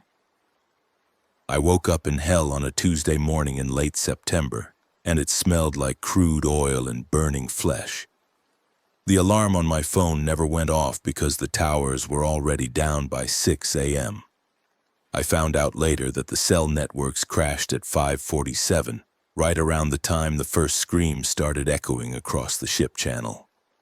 But I didn't know any of that when I rolled out of bed in my duplex off Wayside Drive, groggy and pissed off because my shift at the Exxon refinery started at 7, and Houston traffic was always a bitch. I pulled on my work boots, the steel-toed Red Wings I'd had for 6 years, and grabbed my hard hat from the kitchen counter. The coffee maker was still brewing when I heard the sirens, not just one or two. A whole symphony of them coming from every direction, overlapping and building until it sounded like the entire city was screaming. I stepped out onto my porch and saw smoke rising from downtown. Black smoke, the kind that comes from chemical fires, billowing up in thick columns that stained the morning sky. My neighbor Carlos was standing in his yard, still in his bathrobe, staring at his phone with this look on his face like someone had just told him his mother died. He looked up at me and said, "It's everywhere, man. It's fucking everywhere." I asked him what was everywhere. He just shook his head and went back inside, locked his door. I heard him throwing the deadbolt. That's when I knew something was really wrong. I got in my truck and started driving toward the refinery anyway because I didn't know what else to do. I'd worked the rigs for 20 years, started offshore when I was 18, moved to the refineries when my knees started giving out from the constant motion of the platforms. The work was steady, the pay was decent, and I had Brittany to think about. She was 16, smart as hell, going to Ball High School in Galveston on a scholarship. She wanted to be a marine biologist. She loved the ocean, loved everything about it, and I worked my ass off to make sure she could have that dream. Her mother had died when she was 3, breast cancer, and it had been just the two of us ever since. Every shift I worked, every overtime hour, every weekend I spent maintaining the distillation columns and pressure vessels, it was all for her. Traffic on 225 was gridlocked. I'd never seen it this bad, not even during hurricane evacuations. Cars were abandoned in the middle of the road, doors hanging open, engines still running. I saw a woman running down the shoulder, her blouse torn, blood all over her face. She was screaming something I couldn't make out. I slowed down, rolled down my window to ask if she needed help, and that's when I saw the guy chasing her. He was wearing a security uniform, looked like private security, one of those rent-a-cop outfits. But he was moving wrong, jerky and fast, and when he caught up to the woman, he just grabbed her and bit into her shoulder like he was trying to tear a piece of meat off a bone. She went down screaming and he didn't stop. I gunned the engine, drove up onto the median, started weaving through the stopped cars. My phone was useless, no signal, just that spinning wheel that meant the network was down. I tried calling Brittany 3 times, nothing. I told myself she was fine, she was at school, she was safe. Galveston was an island. They could close the causeway, lock it down. She was safe. I kept telling myself that. The refinery was burning when I got there. Not the whole thing, just the cat cracker unit on the east side, but the flames were shooting up 200 feet and the heat was so intense I could feel it through my windshield from the parking lot. The security gate was abandoned, the barrier arm smashed, and there were bodies on the ground. I recognized Tommy Vasquez from the maintenance crew. He was lying face down next to his truck, his back torn open like something had tried to dig through his spine. I got out, grabbed the pipe wrench from my toolbox in the bed of my truck, and started walking toward the main facility. The control room was chaos. Alarms blaring, screens flashing red, and maybe 15 people crammed in there trying to figure out what the fuck was happening. My foreman, Dale Morrison, grabbed me when I came in. Dale was 58, had worked the refineries his whole life, and I'd never seen him look scared. But he looked scared then. He told me the Texas Medical Center had been hit first, some kind of outbreak, people attacking each other, hospitals overrun in minutes. He said something about experiments, about Umbrella Corporation, about eco-terrorists releasing samples. None of it made sense. I asked him where the operators were, why the units weren't being shut down properly. He pointed through the window at the pipe racks outside. They were everywhere. The infected. They'd been workers, technicians, guys I knew, guys I'd had beers with. Now they were tearing each other apart in the shadow of the distillation towers. I watched Jenkins from the electrical crew rip open Carlos Mendoza's throat with his bare hands. Watched Sarah Chen, one of the process engineers, get dragged down by 3 of them and just disappear under their bodies. The screaming was constant, echoing off the metal structures, mixing with the alarm bells and the roar of the fire. Dale said we had to evacuate, said the whole ship channel was compromised, said the military was setting up checkpoints. He said to get out while we could. I asked him about shutdown procedures, about safety protocols, about preventing a total catastrophe. He looked at me like I was insane and said there was no preventing it anymore. He said Houston was gone. He said the whole Gulf Coast was gone. I asked him about Galveston. He didn't answer. He just looked away. I tried my phone again. Still nothing. I grabbed Dale by his collar and asked him what he'd heard about Galveston. He said he didn't know, said communications were down everywhere, said the last report he'd heard was that the island was being evacuated but the causeway was jammed. He said they were turning people back because there were too many infected mixed in with the refugees. He said the Coast Guard was pulling back. He said I needed to let it go and focus on surviving. I hit him. Just once, open-handed across the face, hard enough to snap his head to the side. Then I left. I got back in my truck and started driving south.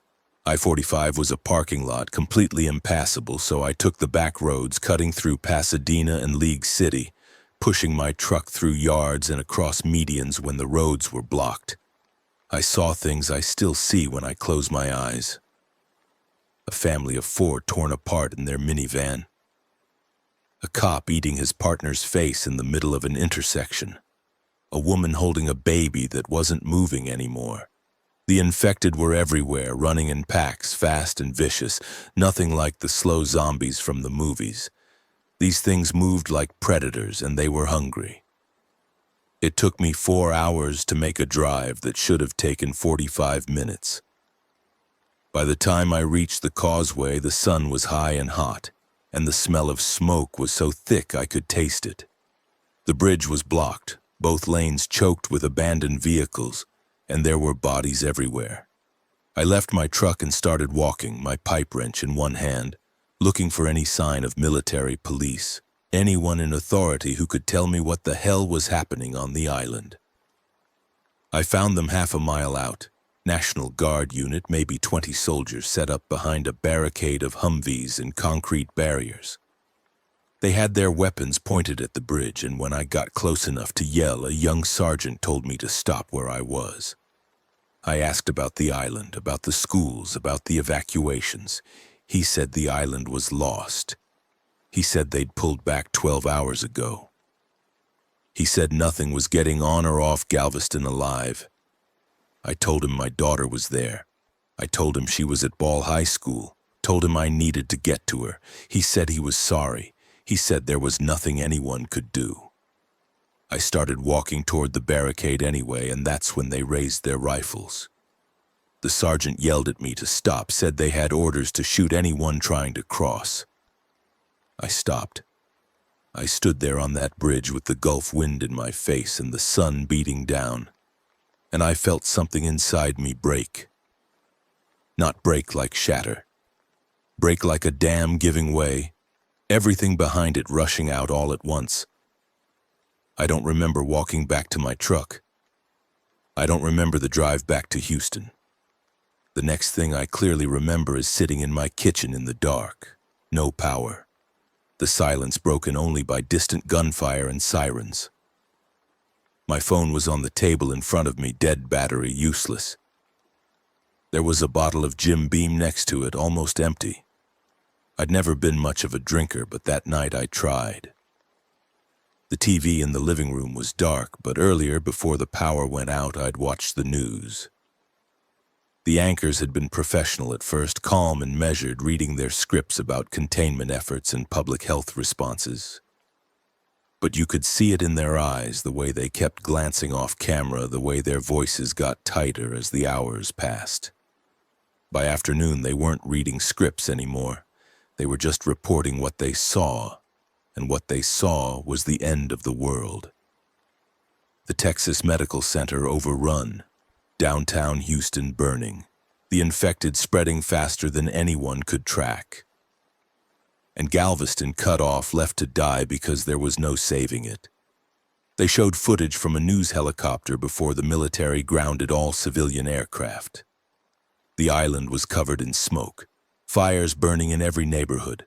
The streets were packed with the infected, thousands of them, moving in massive groups. The helicopter camera zoomed in on Ball High School, and I saw the parking lot filled with abandoned cars. I saw the front doors hanging open. I saw movement in the windows. Then the feed cut out, and the anchors said they'd lost the signal. That's when I knew Brittany was gone. I should clarify something. I didn't actually see her die. I didn't see her get infected or torn apart or whatever the fuck happened to her. I didn't have confirmation, didn't have a body, didn't have anything concrete. But I knew. The same way you know when you wake up in the morning that the sun is going to rise, I knew my daughter was dead. I knew it in my bones, in my blood, in the empty space in my chest where my heart used to be. I sat in that dark kitchen and I tried to feel something. Grief, rage, despair, anything. But there was just nothing. Just a void, cold and endless. I thought about putting my pistol in my mouth, the old .45 I kept in the nightstand. I thought about it for a long time. But then I remembered something the news had said. Something about the Texas Medical Center, about Umbrella Corporation, about how this whole nightmare started. They'd mentioned experiments. Mentioned a subsidiary operating out of a research facility in the medical district. Mentioned how eco-terrorists had broken in. Released samples of something called the T-virus, thinking they were exposing corporate malfeasance, not realizing they were unleashing hell. The reporters had names. They'd identified the company. Umbrella Bioresearch Solutions, a division of Umbrella Pharmaceutical. They'd mentioned that corporate security had tried to contain it, had failed, had disappeared. They'd shown footage of suits, guys in expensive shoes and briefcases running from the building as the infected poured out. One of those suits had a name that stuck in my mind. Dr. Werner Hoffman, Chief of Security Operations, corporate fixer. The news said he'd been last seen coordinating with private military contractors to eliminate witnesses, to sanitize the scene, to make sure Umbrella's involvement couldn't be traced. They said he'd authorized lethal force against civilian researchers trying to blow the whistle. They said he'd personally overseen the destruction of evidence even as people were dying in the halls. I looked him up on my phone before the battery died. Found his corporate bio, his LinkedIn profile, pictures of him at company events. Mid-50s, gray hair, sharp suit, the kind of smile that didn't reach his eyes. He'd spent 20 years at Umbrella, worked his way up from legal to operations to security. He was good at making problems go away. And he'd made this problem so much worse, covering it up until it exploded, sacrificing Houston to save his company's stock price. Sitting there in the dark, I felt the void inside me start to fill with something else. Not grief, not despair. Rage. Pure white-hot rage, the kind that burns so clean it doesn't even feel like emotion anymore. It just feels like purpose. Brittany was dead because of them. Because Umbrella wanted to play God with viruses and because Hoffman wanted to cover his ass. She was dead because powerful men had made decisions that put profits over people. And when it all went to shit, they'd tried to hide it instead of stopping it. She was 16 years old. She wanted to study the ocean. She'd never hurt anyone in her entire life. And now she was gone, ripped apart by infected corpses or turned into one herself because of them. I made a decision that night. I decided I was going to find everyone responsible. I was going to find the security contractors who'd tried to sanitize the scene. I was going to find the executives who'd authorized the experiments. I was going to find Werner Hoffman. And I was going to kill every single one of them, not for justice, not for revenge in some noble sense. I was going to kill them because Brittany was dead and they were alive, and that wasn't right. I was going to kill them because I had nothing left to lose and nowhere else to put the rage. I was going to kill them because it was the only thing that made sense in a world that had stopped making sense. I spent the next 2 days preparing. The power stayed off, water stopped running, but I had supplies. I'd always been a prepper, not in a crazy way, just practical. I had cases of water in the garage, canned food, a generator with fuel. I had my tools, my weapons. I had everything I needed to survive in a city that was eating itself alive. The first thing I did was gather information. I still had my laptop, and while the internet was mostly down, some local networks were still functioning. I found a survival forum where people were sharing information, mapping safe zones and infected concentrations. More importantly, I found someone who'd worked at Umbrella Bioresearch Solutions before the outbreak, a lab technician named Marcus Webb. He'd posted a long, rambling confession about what had been going on at the facility, about the experiments, about how management had known the containment protocols were inadequate. He'd named names. Security personnel who'd been ordered to intimidate researchers, executives who'd falsified safety reports. And he'd posted something else, a list of where these people lived, their bolt holes, their evacuation plans. Hoffman's name was at the top. According to Marcus, he'd had a secure facility prepared, a converted warehouse in the Port of Houston industrial zone, hardened against attack, stocked for a siege. He wasn't there yet when Marcus posted, but he would be. And between me and him were 4 other names. 4 men who'd worked for Hoffman, who'd carried out his orders, who'd helped cover up the outbreak until it was too late. The first name was Ryan Kelso. Private military contractor, former Army Ranger hired by Umbrella to run security at the research facility. According to Marcus, Kelso had been the one who'd actually pulled the trigger on the researchers who'd tried to go public. Shot 3 of them in the parking garage on Hoffman's orders, made it look like an attempted escape during the initial outbreak. He'd killed them to keep them quiet, and hours later the virus had spread anyway. Marcus said Kelso had a safe house in Deer Park, a residential area east of the ship channel. He'd holed up there with supplies and weapons, waiting for the crisis to blow over. I marked it on my map. The second name was Frank Delacroix. Umbrella's chief legal counsel, the guy who'd structured the contracts to avoid liability, who'd buried the safety violations under mountains of paperwork. He'd enabled everything, given it all a veneer of legitimacy. Marcus said Delacroix had evacuated to his lake house near Clear Lake, probably thought the water would protect him. Third was James Hsu, head of research at the facility, the one who'd actually designed the experiments with the T-virus. He'd known the risks, had pushed ahead anyway because the potential profits were too big.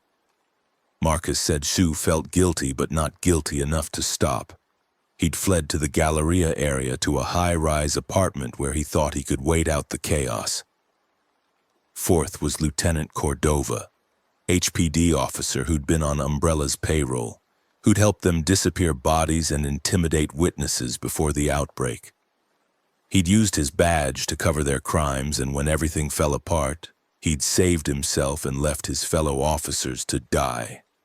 Marcus said Cordova had taken over a police substation in the 3rd Ward, fortified it, set himself up like a warlord, and then Hoffman, the architect of it all, the man who'd coordinated every cover-up, every crime, every decision that had led to Brittany's death. I wrote all the names down in a notebook, 5 names, 5 targets. I numbered them 1 through 5 with Hoffman at the end. I decided I'd take them in order, learn what I could from each one, work my way up the chain until I found him. On the 3rd day, Dale Morrison showed up at my door. He'd survived the refinery evacuation, made it back to his house in Channelview, but he looked like hell. Unshaven, clothes filthy, a deep cut across his forehead that he'd bandaged with duct tape. He said he'd been looking for me, said he was glad I was alive. I let him in, gave him water and food, and he told me what he'd seen. The refineries were all gone. The military had made the call to destroy them, prevent them from becoming massive bombs as containment failed. They'd used precision strikes, bunker busters, and incendiaries, and the entire ship channel had gone up like the world's biggest firework. The flames could be seen from space. The heat was so intense it created its own weather system, winds that fed the fires and spread them into residential areas. Thousands dead, maybe tens of thousands, and the infected just walked through the flames, burning but still moving, spreading the virus even as they burned alive. Houston was gone, not abandoned, gone. The military had pulled back to establish a quarantine perimeter around the entire metropolitan area, and they were shooting anyone who tried to cross. The infected owned the city now, millions of them, and anyone still alive inside was on their own. Dale asked me what I was planning to do. I told him the truth. I told him about Brittany, about the list, about what I was going to do to the men responsible. He listened without interrupting, and when I finished, he was quiet for a long time. Then he said I was making a mistake. He said revenge wouldn't bring her back. He said I'd just get myself killed for nothing. I asked him what he thought I should do instead. He said survive. Find other survivors, head north, get out of the quarantine zone while there were still gaps in the perimeter. He said there were rumors of safe zones, refugee camps, places the government was trying to protect. He said I could start over, maybe even help people, use my skills to rebuild. I told him I didn't give a shit about rebuilding. I told him the world could burn for all I cared. All I cared about was making the men who killed Brittany pay.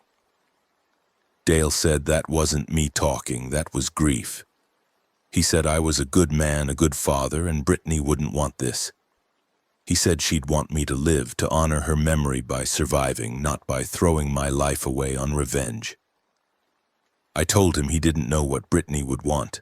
I told him he needed to leave. He didn't leave. He stayed for 3 more days trying to talk sense into me, trying to pull me back from what I was planning. He was my friend, had been for years, and he genuinely believed he could save me. But I was already gone. The man I'd been. The man who'd worked the rigs and raised a daughter and tried to be decent. That man had died on the causeway when the sergeant told me Galveston was lost. What was left was just rage in a human shape. On the 6th day, I told Dale I was leaving in the morning. I told him he could come with me or not, but I was going after Kelso. He begged me not to. He said I was going to get myself killed, said even if I succeeded, I'd just be a murderer, said there was no coming back from this path. I told him I didn't want to come back. He grabbed me then, both hands on my shoulders, looked me right in the eyes. He said he'd known me for 15 years, said I was like a brother to him, said he couldn't watch me destroy myself. He said if I went down this road, I'd lose everything that made me human. He said the Hank Dawson he knew would never do this. I told him the Hank Dawson he knew was dead. I left before dawn the next morning. Dale was asleep on my couch, exhausted from days of trying to save me. I packed my truck with weapons, supplies, and the notebook with the names. I had my pipe wrench, the one I'd grabbed at the refinery. I had a fire axe from my garage. I had my .45 pistol with 4 magazines. I had a hunting knife my father had given me when I turned 18. And I had a heavy-duty sledgehammer, 20 pounds, the kind we used to break up concrete. I don't know why I took the sledgehammer. At the time, I just knew I wanted something heavy, something that would make an impact. Deer Park was only 10 miles away, but it took me most of the day to get there. The roads were a maze of abandoned vehicles, barricades, and infected. I saw hundreds of them, maybe thousands, wandering in groups or standing still like they were waiting for something. They didn't react to my truck unless I got too close, and then they'd sprint at me with that horrible jerky speed. I ran over dozens of them. The sound of their bodies hitting the reinforced bumper became routine, just another part of the landscape of hell. Kelso's safe house was a single-story ranch in a residential neighborhood that looked like it had been nice once. White picket fences, well-maintained lawns, the kind of place families raised kids. Now the lawns were overgrown and the fences were broken and there were bodies in the streets. I parked 2 blocks away and approached on foot, moving carefully, watching for infected. The house had reinforced doors and bars on the windows, professional installation. Kelso had prepared well. I watched the house for 2 hours from a concealment position in an abandoned garage across the street. I saw movement inside, shadows passing by the windows. He was alone as far as I could tell. No vehicles in the driveway, no signs of other people. Just him, holed up in his fortress, waiting. I could have just left, could have reported his location to Dale, let someone else deal with him. But that wasn't why I was here. I was here to kill him. I was here to look him in the eyes and make him know why he was dying. I approached from the back, moving through the overgrown yard, stepping carefully to avoid making noise. The back door was reinforced steel with a commercial lock. I examined it, looked at the frame, considered my options. Then I went back to my truck and got a length of chain and a come-along from my toolbox. I'd used them before to pull fence posts and small trees. I wrapped the chain around the door handle, anchored the come-along to my truck's tow hitch, and started cranking. The door held for maybe 30 seconds. Then the frame gave way with a crack like a gunshot, and the whole thing tore free. I grabbed my sledgehammer and stepped inside. The house was dark, all the windows covered, but I could see well enough. Kitchen to my right, living room straight ahead, hallway leading to the bedrooms. I heard footsteps fast, and Kelso came around the corner with a rifle. He was 40-something, built like a brick, the kind of guy who'd spent his life in the gym and the field. He pointed the rifle at my chest and told me to freeze. I didn't freeze. I charged him. He fired, but he rushed the shot, and the round went wide, punched a hole in the wall next to my head. I closed the distance before he could rack another round, swung the sledgehammer in a wide arc, and caught the rifle barrel. The impact sent it flying from his hands, and I kept swinging, drove the hammer into his ribs. I heard them crack. He went down hard, gasping, trying to crawl toward a pistol on the coffee table. I kicked him in the face, felt his nose break under my boot. He rolled onto his back, blood pouring from his nose and mouth, and looked up at me with these wide, terrified eyes. He asked who the fuck I was. I told him my name, told him my daughter's name, asked him if he remembered shooting 3 researchers in a parking garage to keep Umbrella's secrets safe. He did remember. I could see it in his eyes, the recognition, the understanding of why I was here. He tried to explain, said he was just following orders, said he didn't know how bad it would get. He said he had a family too, A wife and 2 kids in Colorado said he was trying to get back to them. He said, please. I killed him with the sledgehammer. Took me 3 swings. The first one broke his arm when he tried to block. The second one caved in his chest. The third one was just to make sure. His blood got all over the living room, all over me, all over everything.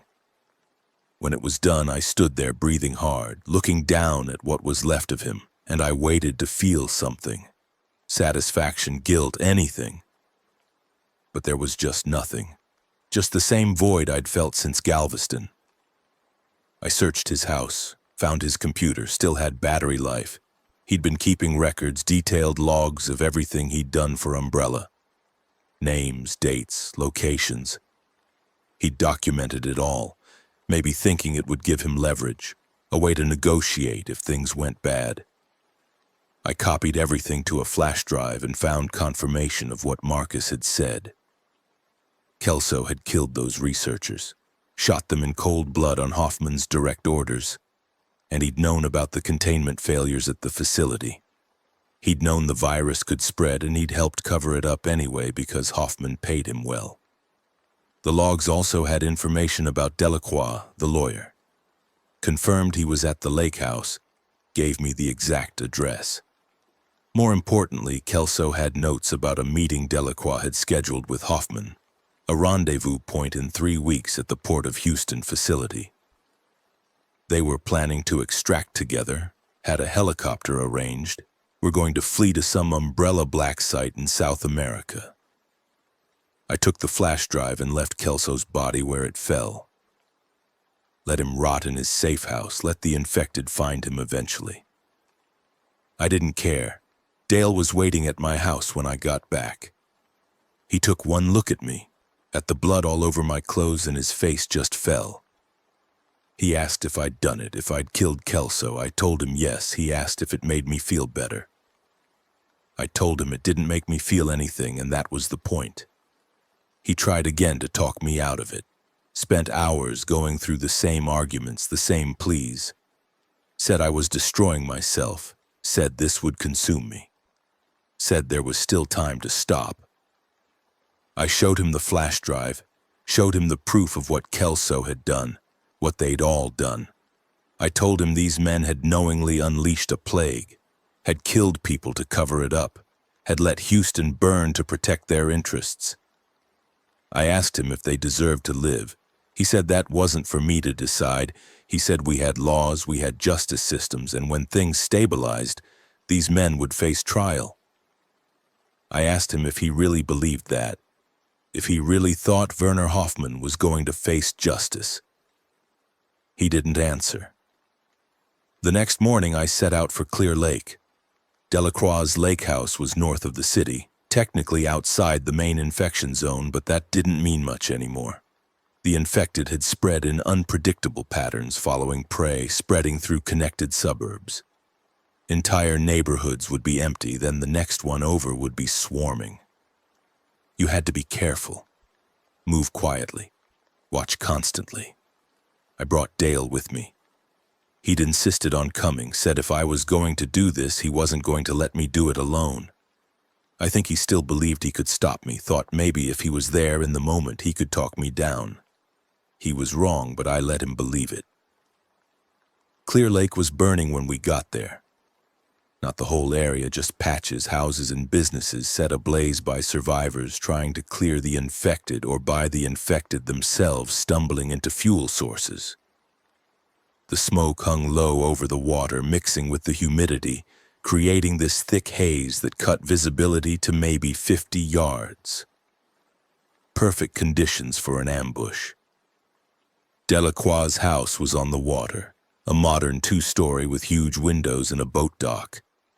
We watched it from a distance, looking for signs of life. I saw solar panels on the roof, still functional. Saw a satellite dish.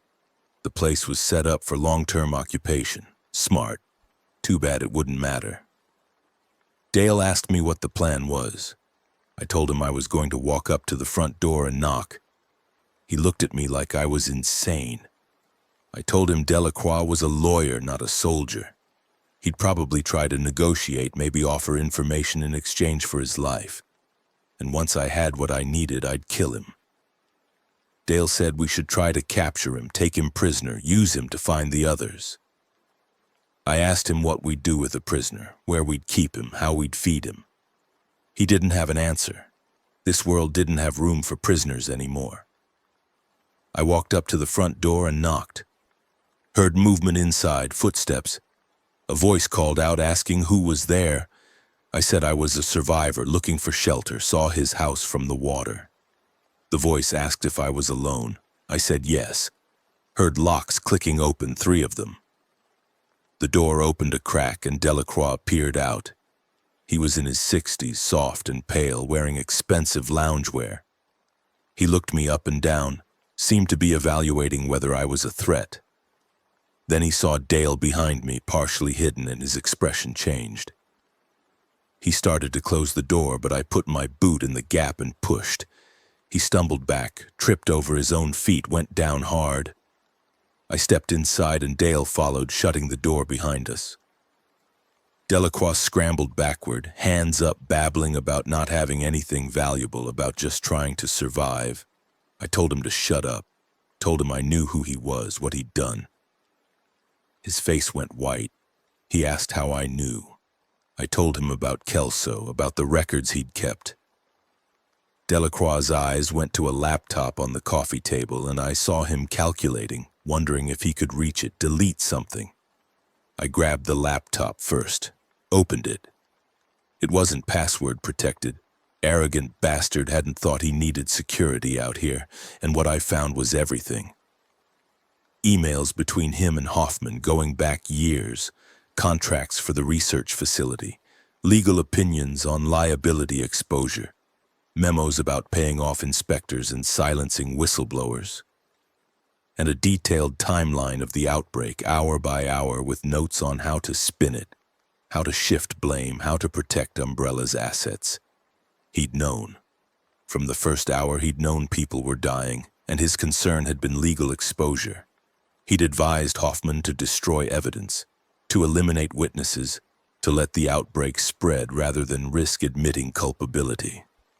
He'd valued his company's stock price over human lives. I asked him about Brittany, asked him if she factored into his risk calculations. He looked confused. I told him she was my daughter, told him she died on Galveston because he and Hoffman had covered up the outbreak. I told him every death in Houston was on his hands. He tried to defend himself, said he was just doing his job, following legal protocols, that he'd advised against the experiments but had been overruled. Said he felt terrible about what happened, said if he could take it back he would. I didn't believe him. And even if I had, it wouldn't have mattered. Dale stepped between us. Said we had what we needed, the evidence, the proof of the conspiracy. Said we should take Delacroix into custody, use him as a witness. I asked him who we'd be witnessing to, who was left to prosecute these crimes. Dale said that wasn't the point. The point was to not become murderers ourselves. I told him I was already a murderer. I'd killed Kelso.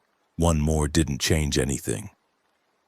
Delacroix saw his opening, started offering information, said he could tell us where Hoffman was, how to find him, where he kept his records. Said he could testify, could help bring down the whole organization. Said he was valuable alive. I asked him about the researchers, the 3 Kelso had shot, asked if they'd been valuable alive. He didn't answer. I took that as confession. Dale grabbed my arm, tried to pull me back. Said this was wrong, said I was better than this. I looked at him, at my friend who'd known me for 15 years, who'd worked beside me and trusted me and was desperately trying to save my soul. I saw the pain in his eyes, the knowledge that he was losing me, that the person he'd known was already gone. I told him I was sorry.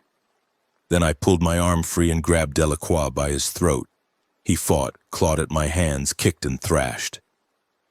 But he was soft, weak, a man who'd spent his life behind a desk. I dragged him to the sliding glass door that led to the dock, shoved it open. The lake was right there, murky and still. I hauled him out onto the dock, his expensive loafers scraping on the weathered wood. Dale followed, pleading with me to stop. Said there was still time, said I could still walk away from this. I asked him if he thought these men would face justice, if he really believed there would be trials and courts and consequences. He said he had to believe that because the alternative was chaos. I told him we were already in chaos. I told him justice was dead, law was dead, civilization was dead. All that was left was action and consequence. And the consequence for killing my daughter was death. I threw Delacroix into the lake. He couldn't swim well, panicked immediately, started thrashing and sputtering. The water wasn't deep, maybe 8 feet, but he was too terrified to think clearly. I watched him struggle for maybe 30 seconds, watched him go under once, come up gasping. Then I picked up a boat oar from the dock and held it out to him. He grabbed it, desperate, started pulling himself toward the dock. I let him get close, let him think he was saved. Then I pulled the oar back and swung it like a baseball bat, caught him across the face. I heard his jaw break. He went under again, came up bleeding, barely conscious. I hit him again, and again, and again until he stopped moving, until the water around him was red, until his body just floated there, face down. I dropped the oar and turned around. Dale was standing there with tears running down his face. He said I was damned. Said there was no coming back from this, no redemption. I told him I didn't want redemption. I just wanted Hoffman. We drove back to Houston in silence. Dale wouldn't look at me, wouldn't speak to me when we got back to my house. He said he couldn't do this anymore. Said he'd tried to save me, but I didn't want to be saved. He said he was leaving, heading north, going to find the refugee camps. He said I should come with him. Said it was my last chance to stop this before it destroyed me completely. I gave him supplies, food and water and medical gear. Gave him Kelso's rifle and ammunition. Told him to be careful, to watch for infected. He took it all without a word, loaded it into his car. Before he left, he turned back to me one last time. He said Brittany wouldn't recognize me anymore. Said the man she'd loved was gone, replaced by something ugly and violent. I told him he was right. Then I went inside and closed the door. I spent the next week planning. I had 2 more targets before Hoffman, James Shue and Lieutenant Cordova. Shue was the easier target, holed up in a high-rise apartment in the Galleria area. But Cordova worried me. He'd taken over a police substation, fortified it, and according to the information I'd gathered, he had a crew with him. Not many, maybe 5 or 6 guys, but they were armed and organized. Getting to him would be harder. I decided to go after Shue first. The Galleria was relatively intact compared to other parts of Houston. The high-rises had been built to withstand hurricanes, and their security systems had kept most of the infected out in the early days. By the time I got there, nearly 3 weeks after the outbreak, the area was a strange mix of abandoned buildings and fortified refuges where survivors had barricaded themselves in and were just waiting. Shue's building was a luxury apartment tower, 30 stories, glass and steel. The lobby doors were chained shut from inside, but I found a service entrance in the loading dock that had been pried open. I went in with my fire axe and my pistol, moving carefully, listening for infected. The stairwell was dark, no power, but I had a flashlight. Started climbing. Shue was on the 24th floor. I knew because I'd found his address in Delacroix's laptop. Took me 20 minutes to climb the stairs, and by the time I reached his floor, I was breathing hard, muscles burning. I wasn't a young man anymore, and the weeks of stress and violence were taking their toll. His apartment door was reinforced, commercial-grade lock. I knocked. No answer. Knocked again, harder. Heard movement inside, someone approaching cautiously. A voice asked who I was. I recognized it from news interviews I'd seen before the outbreak, back when Shue had been the brilliant researcher advancing medical science. I told him I was a survivor, needed help, was injured. He didn't buy it, told me to go away. I kicked the door, once, twice, 3 times. The lock held, but the frame started to splinter. Shu started yelling, telling me to stop, threatening to shoot. I kicked it again and the frame gave way. The door swung open and Shu was standing there with a pistol, shaking hands, clearly not comfortable with the weapon. I looked at him. Mid-40s, Asian, thin, wearing glasses and a sweater like he was about to give a lecture. He looked terrified. The pistol was pointed at my chest, but his hands were shaking so badly I doubted he could hit me if he tried. I asked him if he knew who I was. He said no. I told him about Brittany, about Galveston, about how his experiments had killed her. His face crumpled. He said he was sorry, said he never meant for this to happen. Said he'd just been trying to advance research. I asked him if he'd known the risks. He nodded. Asked him if he'd known the containment protocols were inadequate. He nodded again. Asked him if he'd pushed ahead anyway because Umbrella had promised him fame and fortune. He started crying. Actually crying, tears running down his face, the pistol dropping to his side. He said he lived with the guilt every day, said he saw the faces of the dead every time he closed his eyes. Said he'd tried to stop it once he realized how dangerous it was, but Hoffman had threatened him, threatened his family, forced him to continue. He said he was a victim too. I told him he wasn't a victim. I told him victims were the people in the Texas Medical Center who died in the first hours. Victims were the families torn apart in their homes. Victims were the children who'd watched their parents turn. He was a perpetrator. The fact that he felt bad about it didn't change what he'd done. He raised the pistol again, hands still shaking. Said he couldn't let me kill him. I asked him if he'd really shoot me. He said he would. Said he had to survive, had to live with what he'd done. I took a step forward. He told me to stop. I took another step. He pulled the trigger. The gun clicked. Empty. He'd been bluffing, or he'd already used his ammunition and hadn't realized. I closed the distance, grabbed the pistol from his hands, tossed it aside. He collapsed, just fell to his knees, sobbing, begging me to make it quick. I didn't make it quick. I used the fire axe. It took several swings and he screamed the whole time until he couldn't scream anymore. When it was done, I stood there in his apartment, covered in blood again, and the void inside me hadn't changed at all.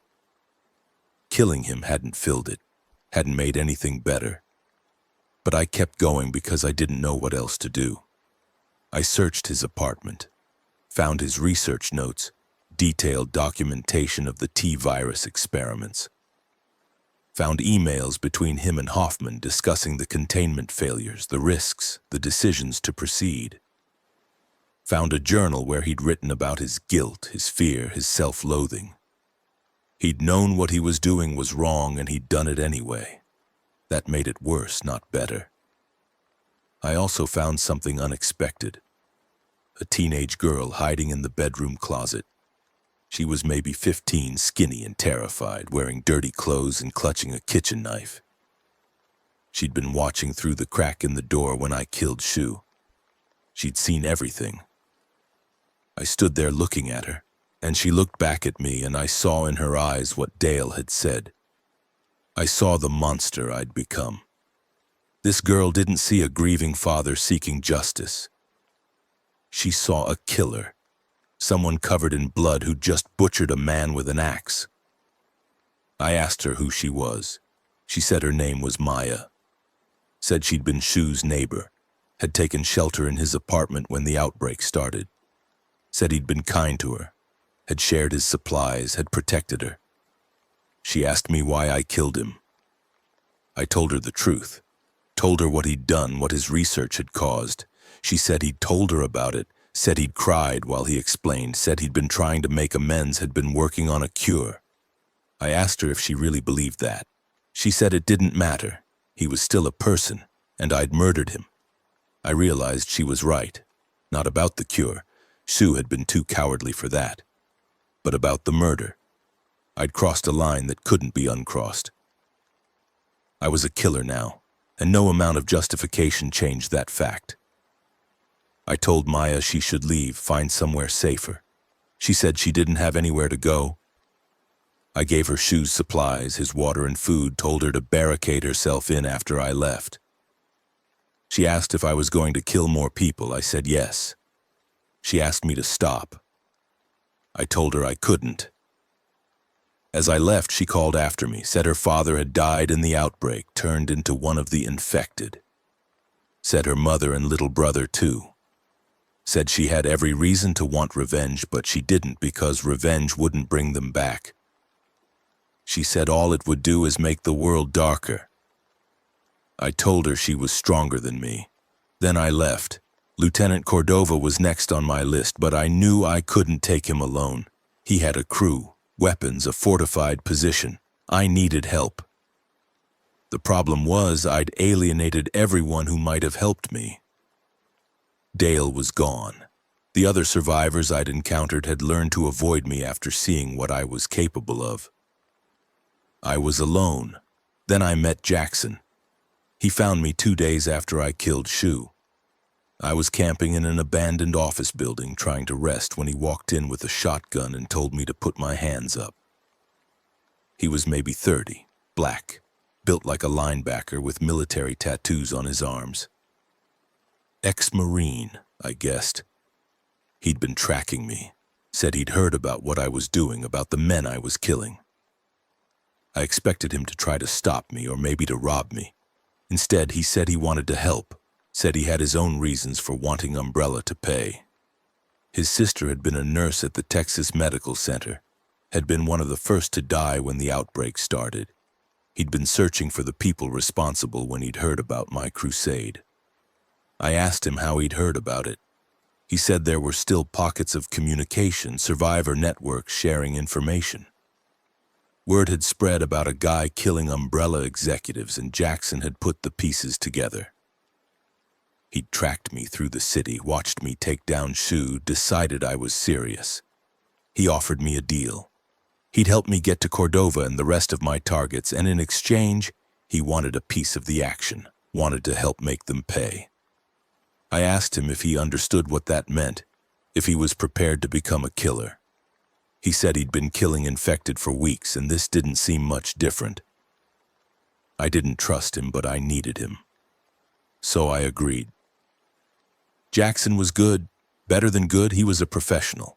He'd been force recon in the Marines, had done 2 tours in Afghanistan, knew tactics and strategy in a way I never would. He scouted Cordova's position, mapped out the substation, identified weaknesses. He taught me proper room-clearing techniques, hand signals, how to move in a combat environment. We spent 3 days preparing.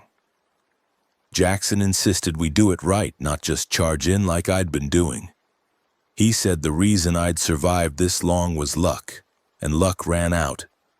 If we were going to take on a fortified position with multiple armed defenders, we needed a plan. The 3rd Ward Police Substation was a single-story brick building with barred windows and reinforced doors. Cordova had turned it into a fortress, using police barriers and vehicles to create a perimeter. He had 6 men with him, all armed, all corrupt cops or criminals he'd allied with. They were running a protection racket, forcing nearby survivors to give them supplies in exchange for security. Jackson's plan was simple. Create a distraction at the front, draw most of the defenders out, then breach from the rear while they were occupied. We'd use the infected as our distraction. There were plenty of them in the area, wandering in groups. We just needed to herd them toward the substation. We spent a day setting it up. Use noise, car alarms banging on metal to attract infected and guide them toward the substation. By sunset, we had maybe 50 of them clustered near the front entrance, clawing at the barriers, moaning and snarling. Cordova's men started shooting, trying to clear them, and that's when we moved. Jackson went first, cutting through the chain-link fence at the rear of the property. We crossed the yard fast and low, reached the back door. It was locked, but Jackson had brought breaching charges, small explosive packets he'd scavenged from somewhere. He set them. We backed off, and he triggered them. The explosion blew the door off its hinges and we were through into a hallway lit by emergency lights. Gunfire erupted from the front of the building, Cordova's men still dealing with the infected. We moved toward the sound, clearing rooms as we went. Found 2 of Cordova's guys in the break room, caught them by surprise. Jackson shot one, I killed the other with my fire axe before he could raise his weapon. The front lobby was chaos. 4 more men firing through the windows at the infected outside, not realizing we were behind them. Jackson threw a flashbang he'd made from a road flare and some black powder. It went off with a stunning crack, and in the confusion we opened fire. I dropped one with my pistol. Jackson took out 2 more with the shotgun. The last one tried to run, made it to a side door before Jackson put a round through his back. That left Cordova. We found him in what used to be the sergeant's office, behind a heavy desk, pointing a police-issue Glock at the door. He'd heard us coming, had barricaded himself in. He yelled that he was a police officer, that we were under arrest. I told him to shut up. Jackson kept watch while I approached Cordova's position. I asked him if he remembered the umbrella payments, the bodies he'd helped disappear, the witnesses he'd intimidated. He said he didn't know what I was talking about. I told him Delacroix had kept records, had documented every payment, every crime. Cordova's face went pale. He tried to negotiate, said he could help us, said he knew where Hoffman was, could give us intelligence. I told him I already knew where Hoffman was. He said he had supplies, weapons, could make us rich. I told him I didn't care about supplies. He said please. Said he had a daughter, a little girl in Dallas. Said he was trying to get back to her. I thought about Brittany. Thought about how he'd helped the people who killed her. How he'd used his badge to enable their crimes. I asked him how old his daughter was. He said 7. I told him Brittany had been 16. I shot him in the stomach. Gut shots are terrible, painful, and slow.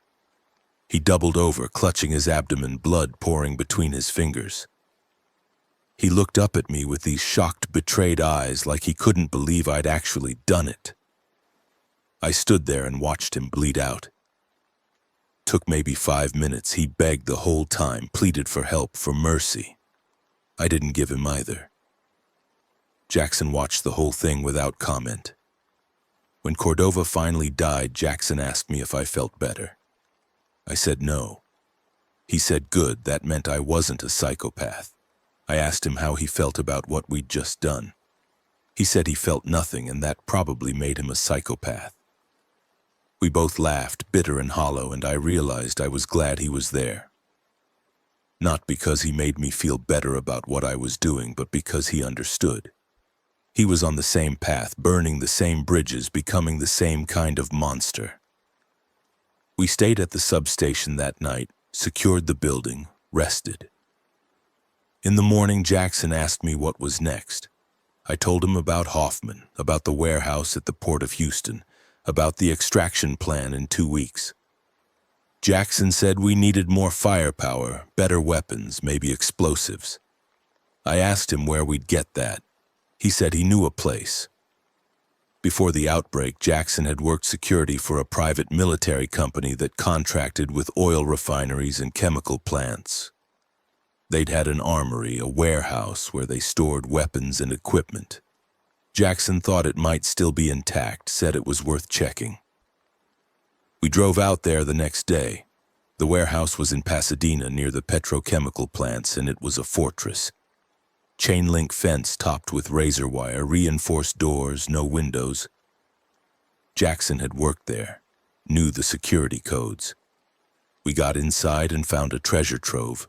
Rifles, shotguns, pistols, body armor, grenades, even some C4 explosives. The infected hadn't breached it, and other survivors apparently hadn't found it yet. We loaded up, took everything we could carry. While we were there, we ran into someone. A woman, mid-30s, wearing tactical gear and carrying an AR-15. She'd been holed up in the warehouse office, surviving on stored supplies. Her name was Rachel Chen, and she was looking for her brother, Sarah Chen. The name hit me like a punch. I remembered her from the refinery, one of the process engineers. I'd seen her get dragged down by infected on the first day. I told Rachel what I'd seen, tried to be gentle about it, but there was no gentle way to tell someone their sibling had been torn apart. Rachel took it hard, but she didn't break down. She asked who was responsible, who'd caused the outbreak. I told her about Umbrella, about Hoffman, about the cover-up. Her expression went cold, and I recognized it. I'd seen that look in the mirror. She said she wanted to help. Said if we were going after the people responsible, she wanted in. Jackson looked at me, asking without words if we should trust her. I said yes. Not because I trusted her, but because I understood her. She was on the same path we were, driven by the same rage. So now there were 3 of us, 3 killers on a mission of revenge, armed and dangerous and completely committed. We spent the next week preparing for Hoffman. Jackson trained us, drilled us on tactics and coordination. Rachel turned out to be ex-Army, had served in Iraq, knew her way around weapons and explosives. Between the 3 of us, we were a formidable team. But something was changing. Not in our skills or our preparation, but in me. The void I'd been carrying since Galveston was starting to fill with something else. Not satisfaction or peace, but doubt. Every time I closed my eyes, I saw faces: Kelso, Delacroix, Sue, Cordova. I saw Maya, the girl who'd called me a murderer. I saw Dale, tears on his face, telling me I was damned. I started having nightmares about Brittany, not memories but dreams where she was still alive, and she was asking me what I'd done, why I'd become this. In the dreams, I tried to explain, tried to make her understand that I was doing this for her. But she just looked at me with disappointment and said this wasn't what she would have wanted. I didn't tell Jackson or Rachel about the dreams. We had a mission, and I needed to see it through. But the doubt was there, gnawing at me, making me question everything. 5 days before the scheduled extraction, Dale found us. I don't know how he tracked us down, but he did. Showed up at the warehouse where we were staging, unarmed. Just walked in with his hands up. Jackson and Rachel nearly shot him, but I told them to stand down. Dale looked terrible, thin, exhausted, like he'd been through hell. He said he'd tried to reach the refugee camps, but they were all sealed, wouldn't let anyone in. Said he'd been surviving in the ruins, moving from place to place, barely staying ahead of the infected. He'd heard rumors about a group going after Umbrella, had figured out it was me. He begged me to stop. Said it wasn't too late. Said I could still walk away. I asked him why he cared after everything I'd done. He said because I was his friend, and he couldn't watch me destroy myself. He said the man he knew was still in there somewhere, buried under the rage and violence, and he wanted to save that man before it was too late. I told him that man was dead. Died on the causeway when Brittany died. Dale said that wasn't true, said I was still making choices, still had agency. Said if I was truly gone, I wouldn't be having this conversation, I'd have just shot him. He had a point. I could have killed him, should have killed him for security. He knew our plans, our location, but I didn't. Couldn't. Despite everything I'd become, I couldn't kill my friend. Jackson and Rachel wanted to tie him up, keep him prisoner until after the mission. I said no. Said he could stay if he wanted, but we weren't keeping him captive. Dale said he'd stay.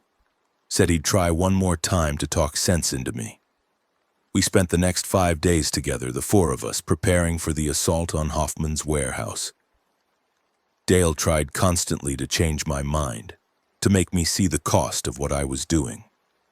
He pointed out that I was no different from Hoffman now, that I'd killed people to achieve my goals just like he had. I told him there was a difference. My victims deserved it. He said that's what all killers tell themselves. Rachel argued with him. Said the men we'd killed were monsters. Said they'd caused the deaths of millions. Dale countered that we'd also killed Cordova's men, guys who were just trying to survive, who might have been forced into their positions. Rachel said they'd made their choices. Dale said so had we. Jackson stayed out of it mostly, but one night he pulled me aside and asked if Dale was right. Asked if we were really any better than the people we were killing. I told him I didn't know anymore. He said that was a good sign, meant we still had consciences. I said I wasn't sure that was true. The doubt was eating at me, but I couldn't stop. I'd come too far, done too much. If I stopped now, it would all be for nothing.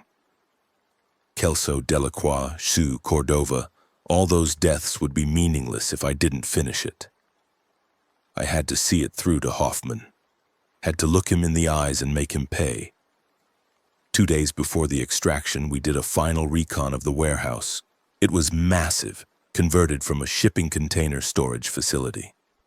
Hoffman had turned it into a fortress with guard towers, reinforced walls, even a helipad on the roof for the extraction. We counted 8 guards outside, probably more inside. Getting to him would be a bloodbath.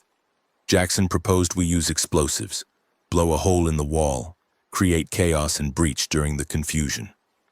Rachel suggested we wait until the helicopter arrived, hit them during the extraction when they'd be focused on leaving. I said we needed to make sure Hoffman didn't escape, that we needed to be inside before the helicopter showed up. We argued about it for hours, finally settled on a combination approach. We'd breach at night 2 days before the scheduled extraction, catch them off guard. We'd use C4 to blow the main gate, then storm in with everything we had. The goal was to fight our way to Hoffman, kill him, and get out before his people could organize a proper defense. Dale listened to all of this and then asked us if we understood what we were planning. A suicide mission. An assault on a fortified position with superior numbers. He said even if we succeeded, we'd probably all die. I told him that was fine. He asked if killing Hoffman was really worth our lives. I thought about Brittany, about everything I'd lost, about the void inside me that nothing had filled. I told Dale yes, it was worth it. He said he was coming with us, not to fight, but to be there. Said if I was going to throw my life away, he wanted to be there to see if there was any chance of saving me. Jackson and Rachel objected, said he'd be a liability. I said he'd earned the right to be there, and if he wanted to watch me die, I wouldn't stop him. The night before the assault, I couldn't sleep. Kept thinking about everything that had led to this moment. The outbreak, Brittany's death, the list of names, the trail of bodies I'd left behind. I thought about Maya's words, about revenge making the world darker. I thought about Dale's tears, about him saying I was damned. I got up and went outside, stood in the dark lot behind the warehouse, looking at the Houston skyline. It was mostly dark now, just a few fires burning here and there. The occasional flash of gunfire. The city was dead, and I'd spent the last month killing when I should have been grieving. Dale found me there. Sat down next to me without saying anything. We sat in silence for a long time, and then he asked me if I'd thought about what would happen after. If I killed Hoffman, if I survived, what would I do then? I told him I hadn't thought about it. Hadn't let myself think past the moment of Hoffman's death. Dale said that was because I knew the truth. Killing him wouldn't fix anything. Wouldn't bring Brittany back, wouldn't fill the void, wouldn't make me whole. It would just make me a killer who'd run out of targets. I asked him what he thought I should do. He said he thought I should walk away. Right now. Tonight. Leave Jackson and Rachel to their revenge if they wanted it. But choose differently. Choose to live instead of die. Choose to honor Brittany by being the man she'd loved, not by becoming a monster in her name. I told him I couldn't. I'd made promises to myself and to her memory. I had to finish this. Dale said the only person who cared about those promises was me, and I could release myself from them any time I wanted. I said it wasn't that simple. He said it was exactly that simple, I just didn't want to admit it. We sat there until dawn, and then we went back inside to prepare. Jackson and Rachel had the weapons ready, the explosives primed, the plan finalized. Dale sat in the corner watching us, and I could see the resignation in his eyes. He'd tried everything, and he knew he'd failed. I was going to do this, and he couldn't stop me. We loaded into Jackson's truck at nightfall. The drive to the port of Houston took an hour, navigating around the infected and the rubble.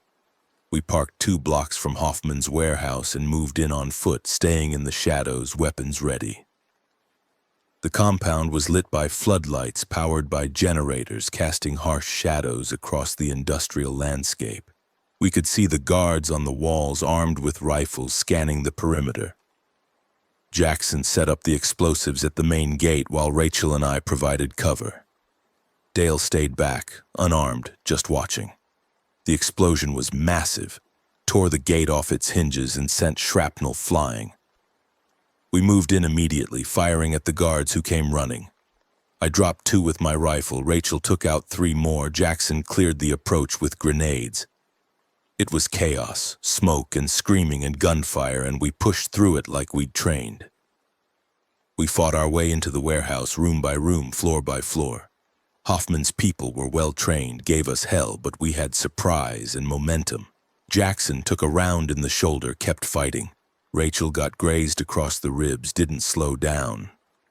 I felt bullets snap past my head, felt the heat of muzzle flashes, but I didn't stop.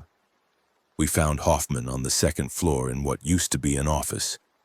He was alone, sitting behind a desk, and he had a pistol in his hand. When we burst in, he didn't raise it, just looked at us with this calm, evaluating expression. He asked if we were there to kill him. I said yes. He asked why. I told him about Brittany, about everyone who died because of his decisions. He nodded like he'd been expecting this. He said he understood our anger, but killing him wouldn't change anything. Said the outbreak wasn't his fault, not really, he'd just been doing his job, following orders, trying to protect his company. He said the real blame lay with the eco-terrorists who'd released the virus, or with the researchers who'd created it, or with a system that incentivized profit over safety. He said he was just a cog in a machine. I told him he was the machine. He'd made the decisions, given the orders, covered up the crimes. He'd chosen to prioritize Umbrella's interests over human lives, and now millions were dead because of him. I told him Brittany's blood was on his hands. He said he'd never heard of Brittany. Said she was just one of millions, a statistic, a number. He said I was wasting my time on revenge when I should be focused on survival. He said killing him wouldn't bring her back, and he was right. I knew he was right. Killing him wouldn't change anything, wouldn't fill the void, wouldn't make me whole. But I'd come too far to stop now. Rachel raised her rifle, pointed it at his head, said we should just execute him and be done with it. Jackson nodded agreement, but I told them to wait. I wanted to see his face when he died, wanted him to know why, to understand the cost of his choices. Hoffman smiled, said I was just like him, willing to kill to achieve my goals. Said there was no moral difference between us anymore. I'd become the thing I hated. And that's when Dale stepped into the room. He'd followed us up unarmed and vulnerable, and he walked right up to me and put his hand on my shoulder. He said Hoffman was trying to manipulate me, trying to make me think I was irredeemable so I'd complete my transformation into a killer. He said I still had a choice. I looked at Dale, at my friend who'd never given up on me, who'd risked everything to try to save my soul. I looked at Hoffman, at the man responsible for everything I'd lost. I looked at the pistol in my hand, and I felt the weight of every choice I'd made since Galveston. Rachel said to hurry up, said we needed to finish this and get out before reinforcements arrived. Jackson said the building was secure, we had time. But I knew we didn't have time. Not because of tactical concerns, but because if I waited any longer, I'd start thinking, and if I started thinking, I might not be able to do it. I raised the pistol and pointed it at Hoffman's head. He didn't flinch, didn't beg, just looked at me with that calm, evaluating expression. I told him this was for Brittany.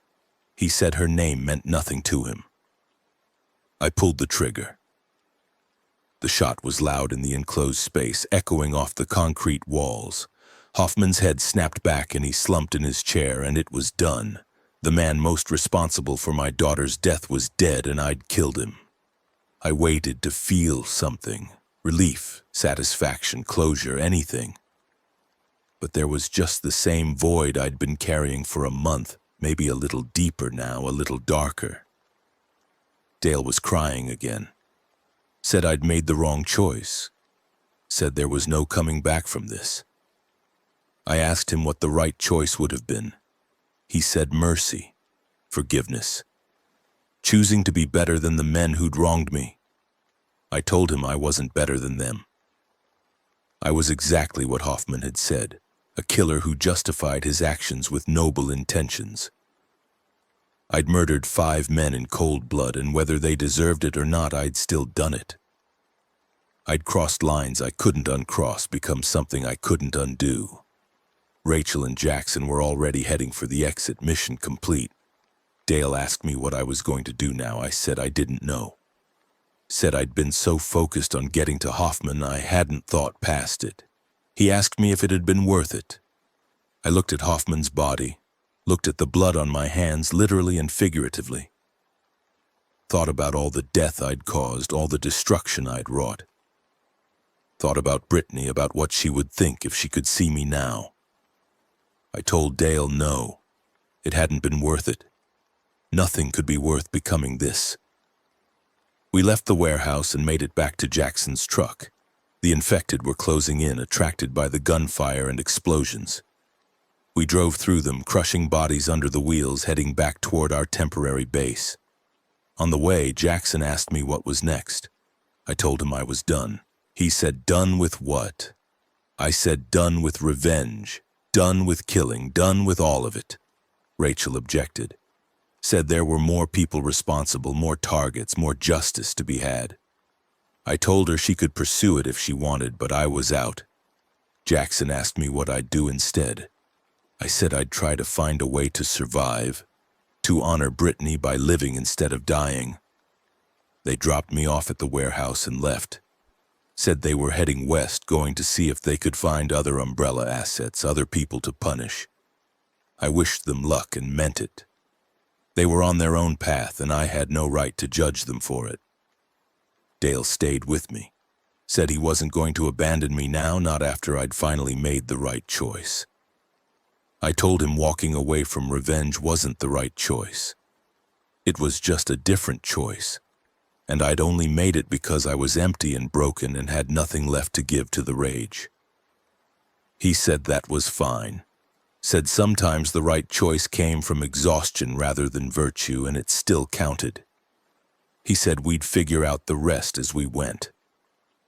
Over the next few days, we heard rumors about Jackson and Rachel. They'd hit another Umbrella facility, killed 6 more people. Then they'd been cornered by the infected, and there'd been a massive firefight. No one knew if they'd survived. I hoped they had, but I also hoped they'd find a way off the path I'd put them on. Dale and I started trying to survive. Actually survive, not just exist. We found other survivors, small groups trying to rebuild something resembling society. We shared our supplies, our knowledge, our skills. I used my experience from the refineries to help set up power systems and water purification. Dale used his leadership skills to help organize communities. It was hard. Every day was hard. The infected were everywhere, resources were scarce, and the world was still ending. But it was different from the revenge. It had purpose beyond destruction. It was building instead of tearing down. I thought about Brittany every day. The real Brittany, not the abstract concept I'd been using to justify murder. I thought about her smile, her laugh, her dreams of studying the ocean. I thought about how disappointed she'd be in what I'd become, and how maybe she'd be proud if I could find a way to be better. 2 months after Hoffman's death, Dale and I were part of a convoy heading north trying to reach the quarantine perimeter and petition for entry into the safe zones. We had maybe 40 people with us, survivors we'd gathered, including families with children. It was dangerous crossing through infected territory, but we'd planned carefully. We were ambushed outside of Huntsville, not by infected, by survivors who'd turned to banditry. They wanted our supplies, our vehicles, and they didn't care who they had to kill to get them. The firefight was brutal, and I found myself killing again. Not for revenge, but for survival, for protection. I dropped 3 of them with my rifle before they scattered. Dale took a round through the leg but survived. We lost 2 people from our convoy, an older couple who'd been trying to rebuild their lives. Their names were Thomas and Linda Harrison, and they'd been kind and generous and brave. After the fight, sitting next to Dale while someone patched up his leg, I realized something. The killing hadn't stopped. It had just changed context. I was still taking lives, still making the same decisions I'd condemned Hoffman for. The only difference was I told myself these kills were justified. I asked Dale if I'd really changed at all, or if I was just finding new ways to rationalize violence. He said the difference was choice. He said when I'd gone after Hoffman, I'd been the aggressor, seeking out targets. Now I was defending, protecting people who couldn't protect themselves. He said the moral difference might be subtle, but it was real. I wasn't sure I believed him, but I wanted to. So I kept going. We reached the quarantine line 3 days later. The military had established checkpoints, and they were only letting in people who could prove they weren't infected and who had valuable skills. We made our case, showed them we had engineers and doctors and people who could contribute. They let us through. The refugee camp was a sprawling tent city, thousands of survivors living in cramped conditions, rationed supplies, and constant fear. But it was safe. The infected couldn't reach us here. It was a chance to rebuild. Dale and I set up a workshop, started helping with infrastructure.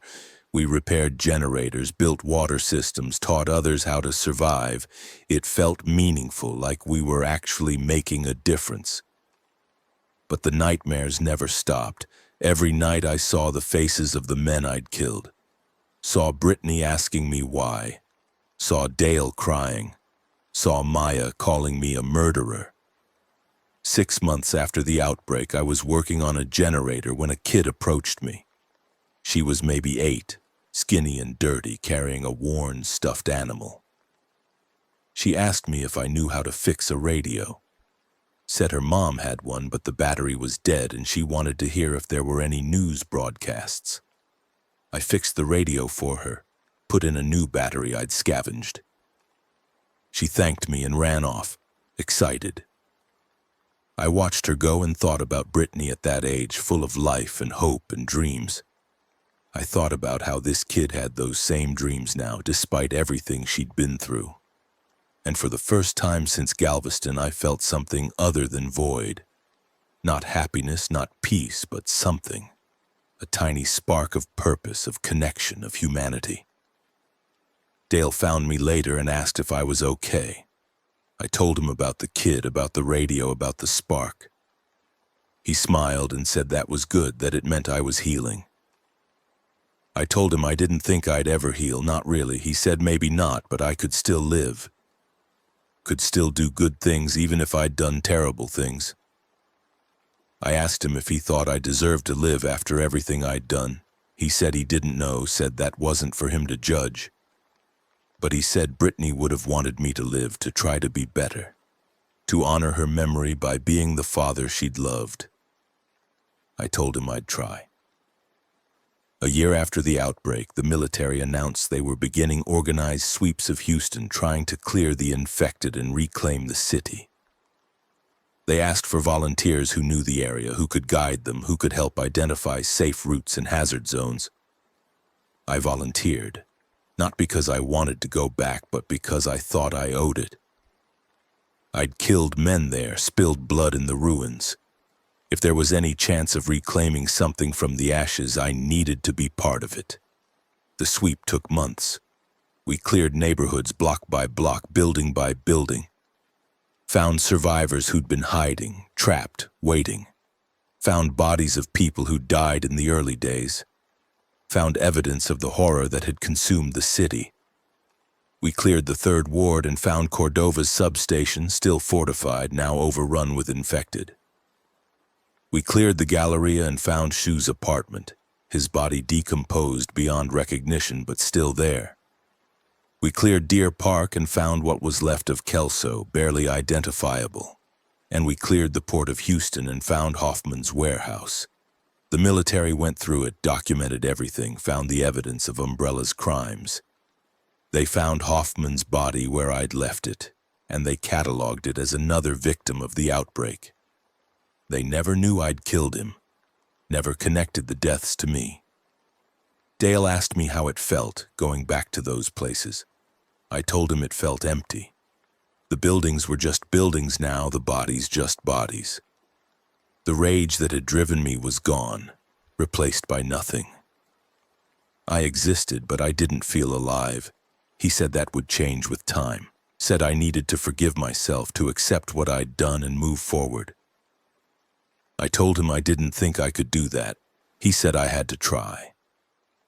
2 years after the outbreak, the refugee camp began to transition into a permanent settlement. They'd cleared enough of the surrounding area to establish farms, build real housing, create infrastructure. It wasn't Houston, wasn't what we'd lost, but it was something.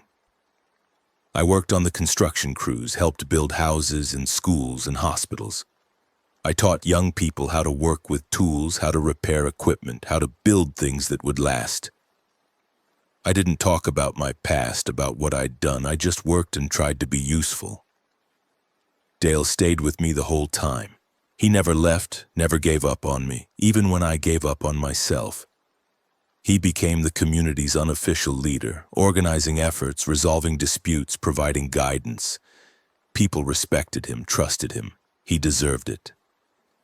I met a woman named Sarah during the construction work. She'd lost her husband and son in the outbreak, had spent 2 years surviving alone before reaching the settlement. She was quiet, careful, damaged in the same ways I was. We understood each other without having to explain. We became friends, then something more. Not love, not at first. Just 2 broken people who found it easier to be broken together. We moved in together, shared a small house we'd built with our own hands. It wasn't a life I'd imagined, but it was a life. One night, lying in bed next to Sarah, I told her about Brittany, told her everything, the outbreak, the loss, what I'd done in response. I expected her to be horrified, to leave. Instead, she just held me while I cried. She told me about her son, about watching him die, about the rage she'd felt afterward. She said she'd wanted revenge too, had planned it, had even started down that path. But she'd stopped herself, realized it wouldn't help. She said she understood why I'd done what I did, and she didn't judge me for it. I asked her if she thought I was irredeemable. She said she thought everyone was redeemable if they were willing to try. She said the question wasn't whether I deserved redemption, but whether I was willing to do the work to earn it. I told her I didn't know if I was. She said that was okay, we'd figure it out together. 3 years after the outbreak, Dale was diagnosed with cancer. The medical facilities in the settlement were basic, and there wasn't much they could do. He deteriorated quickly, and within 6 months he was bedridden. I spent every day with him at the end. We talked about everything. The old days at the refinery, the outbreak, the revenge, the rebuilding. He told me he was proud of me, proud of the man I'd become despite everything. I told him I wouldn't have made it without him. He died on a Tuesday morning peacefully with me and Sarah beside him. His last words were, You're a good man, Hank. Don't forget that. I didn't believe him, but I held on to those words anyway. We buried him in the settlement cemetery, a small plot on a hill overlooking the community he'd helped build. I carved his headstone myself, spent days getting it right. It just said, Dale Morrison, friend, leader, good man. After Dale died, something changed in me. Not healing, not really, but acceptance. I accepted what I'd done, who I'd become, and who I was trying to be. I accepted that I'd killed 5 men and that I'd carry that weight forever. I accepted that Brittany was gone and that nothing would bring her back. I accepted that I was damaged and broken, and that was okay. Sarah and I got married that year. It wasn't a big ceremony, just a few friends and a simple vow exchange. She wore a dress someone had made from scavenged fabric, and I wore clean work clothes. It wasn't much, but it was real. We talked about having children. The settlement needed the next generation, needed hope for the future. Sarah was hesitant, scared of losing another child. I was scared of being a father again, scared of failing. But we decided to try anyway. 4 years after the outbreak, Sarah gave birth to a daughter. We named her Brittany Dale Morrison Dawson. It felt right, honoring both of the people who'd shaped me. The birth was difficult, the medical facilities still limited, but mother and daughter both survived. Holding my daughter for the first time, I felt that spark again. Not void, not rage, but life. Actual life. She was so small, so fragile, so full of potential. And she was my responsibility, my chance to do things right. I thought about the other Brittany, about how I'd failed to protect her. I thought about the men I'd killed in her name, about the darkness I'd descended into. I thought about Dale's words, about being a good man. And I made a promise to this new Brittany that I'd be better. I'd be the father she deserved. I'd build a world she could grow up in. I'd teach her about her sister, about the woman she was named for, about the importance of dreams and hope and life. I'd tell her about the outbreak, about the darkness, but I'd also tell her about the rebuilding, about the people who'd survived, about the light that came after. And maybe if I did it right, I'd earn a fraction of the redemption I was seeking. 5 years after the outbreak, the settlement was thriving. We had farms producing food, workshops producing goods, schools teaching children. We had government, law, community. It wasn't perfect, nothing was anymore, but it was functional. It was hope. I worked as a construction foreman, helping build the settlement's expansion. I taught classes on engineering and repair. I came home every night to Sarah and Brittany, to a family I never thought I'd have again. It was a good life, or as close to good as I could manage. But I never forgot.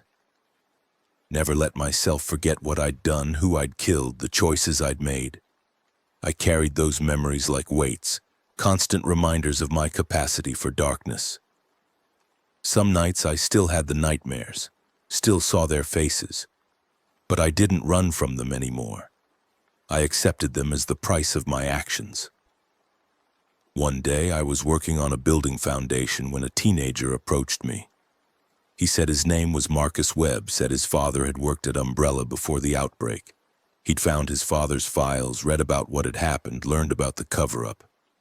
He asked me if I'd heard about the vigilante who'd killed the Umbrella executives. I told him I'd heard rumors. He said he was glad someone had done it, said those men deserved to die for what they'd caused. I asked him if he really believed that, if he thought revenge was justice. He said yes, absolutely. I looked at this kid, so young and angry and certain, and I saw myself 5 years ago. I told him revenge felt good in the moment but left you empty after.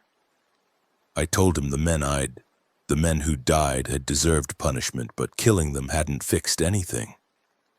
I told him the cost of revenge was your humanity, and once you paid it, you could never get it back. He asked how I knew all that. I told him I'd learned it the hard way. He seemed to understand, seemed to see something in my eyes. He thanked me and left, and I hoped I'd saved him from the path I'd taken.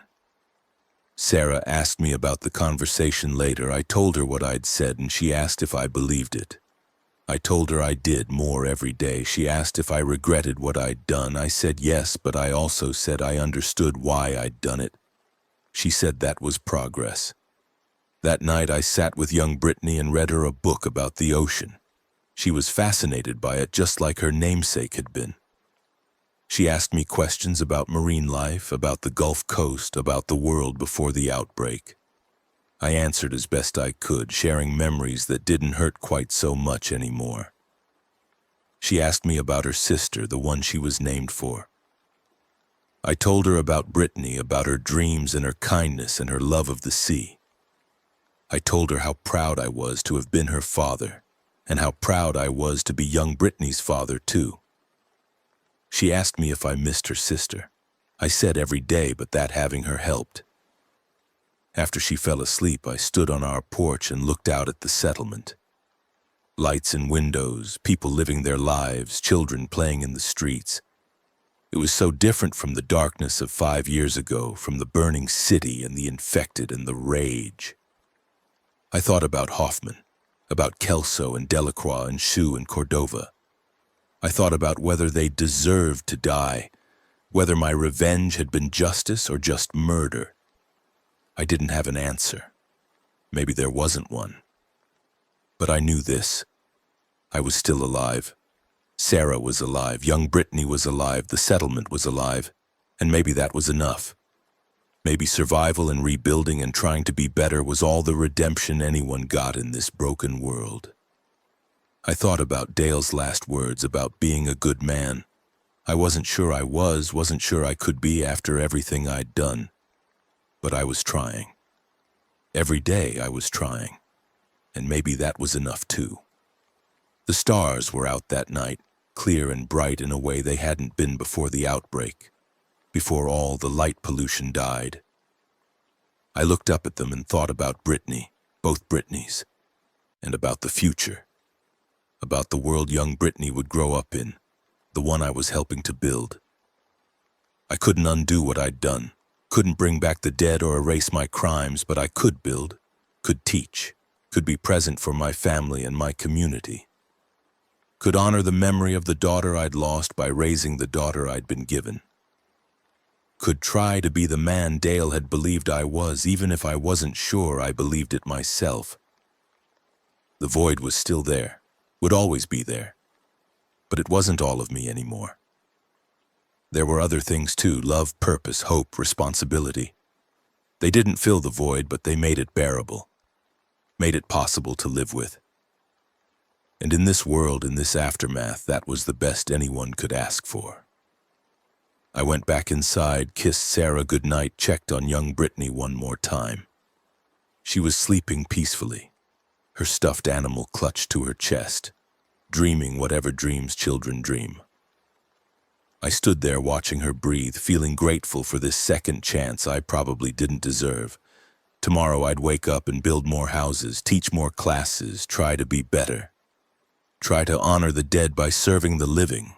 It wouldn't redeem me, wouldn't wash away the blood. But it was something. It was forward instead of backward, light instead of darkness. It was enough to keep going. And in the end, maybe that's all revenge ever teaches us. That killing doesn't heal, that justice isn't vengeance, and that the only real victory is choosing to live instead of dying with your hate. I'd learned it the hard way, paid for the lesson in blood and souls. But I'd learned it. The world hadn't ended when Brittany died, even though it felt like it had. It had just changed, become darker and harder and more brutal. But it kept going. People kept surviving, kept building, kept trying. And so would I. For Dale, for both Brittnys, for Sarah and the settlement and everyone who'd lost everything and was still trying anyway. I'd keep going, keep building, keep trying to be better. It wasn't redemption, it wasn't forgiveness, it wasn't peace. But it was life, and after everything, that had to be enough. Last shift. The hydraulic press descended with its familiar mechanical wheeze, and Terrence Williams felt the vibration through the concrete floor before he heard it. 23 years at the Ford River Rouge complex had taught him to read the plant through his feet. The rhythm of the stamping presses, the groan of the overhead cranes, the persistent hum of the conveyor systems that never stopped, never rested, never cared that the men who fed them were made of flesh and fatigue. He adjusted his safety glasses and checked the weld on the doorframe passing before him. B-pillar reinforcement, driver's side, F-150 supercrew. The bead looked clean, penetration good. No porosity visible to the naked eye. He marked it with yellow chalk and watched it continue down the line toward final assembly. In 6 hours, some family in Texas or California would drive it off a dealer lot, never knowing that Terrence Williams had certified the structural integrity that might save their lives in a rollover. The morning of October 12th felt like every other Tuesday morning. The 6 a.m. shift had started with the usual pre-production meeting, safety reminders, production targets, quality metrics that management cared about more than the arthritis forming in Terrence's hands. He'd stood in the back of the break room with his thermos of coffee, listening to plant manager Davidson drone about efficiency improvements while the other welders scrolled through their phones. Terrence didn't carry a smartphone to work, couldn't afford the distraction. The Rouge complex wasn't a place for divided attention. The plant sprawled across 600 acres of Detroit's southwest side, a labyrinth of interconnected buildings housing everything from steel processing to final assembly. The Dearborn truck plant section where Terrence worked sat in the middle of this industrial maze, and it demanded complete focus. One moment of inattention near a robotic welder or a material handling system could cost you fingers. Or worse. He thought about Malik as he worked. His son would be getting ready for school now, Cass Technical High School sophomore year. The boy wanted to study electrical engineering, had the grades for it too. Terrence's ex-wife, Shanice, would be making breakfast, probably nagging Malik about his homework, about keeping his grades up, about not hanging with those boys from the east side who wore their ambitions like armor but had no real plan beneath the posturing. The assembly line jerked, and Terrence's attention snapped back. The conveyor had stuttered, losing rhythm for just a moment before resuming its relentless pace. He frowned. The line didn't stutter, not without reason. "You see that?" Terrence called to Marcus, the younger welder working the station across from him. Marcus looked up from his phone, earbuds still in. "See what?" Line hiccuped. Probably just a sensor glitch. Marcus went back to his phone and Terrence let it go. The kid was good with a MiG gun but had the attention span of a goldfish. 3 years on the floor and he still acted like the plant was a temporary stop before something better came along. Terrence had felt that way once, back when he was 23 and thought the Rouge was just a paycheck until he figured out his real path. Now he was 36 and the plant had become the path. The morning news had been strange. Terrence had caught the tail end of a report while getting dressed, something about a chemical spill at a research facility in Ann Arbor. Hazmat teams responding, shelter-in-place orders for a 2-mile radius. The details had been vague, the kind of calculated vagueness that meant someone was worried about panic. But Ann Arbor was 40 miles west, and Detroit had its own problems without borrowing trouble from college towns. By 8 a.m., the first rumors started circulating. Terrence heard them during his break, sitting in the designated rest area near the tool and die department with Raymond and Deshawn. Two of the older guys who remembered when the Rouge employed 100,000 people instead of 6,000. "My cousin works at University Hospital," Deshawn was saying, stirring sugar into his coffee with the tiny wooden stick that always broke halfway through. "Says they got people coming in with respiratory problems, seizures, some kind of infection they can't identify." "Flu season," Raymond said, dismissive. "Every year it's the same panic. Remember the bird flu, swine flu, Zika?" Always something to keep people scared and watching the news. This ain't flu. Deshawn's voice carried conviction. She said people are coming in normal, then 20 minutes later they're coding. Hearts just stop. And when they try to resuscitate, he paused, looked around like he was checking for eavesdroppers. She said some of them wake up violent, like attacking the nurses violent. Your cousin watches too much TV, Raymond said, but Terrence noticed he wasn't laughing. Terrence checked his phone. No messages from Shanice, no calls from Malik's school. He sent a quick text to his son. "Everything good? Love you." The boy wouldn't respond until lunch, probably. Teenagers lived on their own timeline. The morning stretched into afternoon with the mechanical regularity that Terrence both hated and depended on.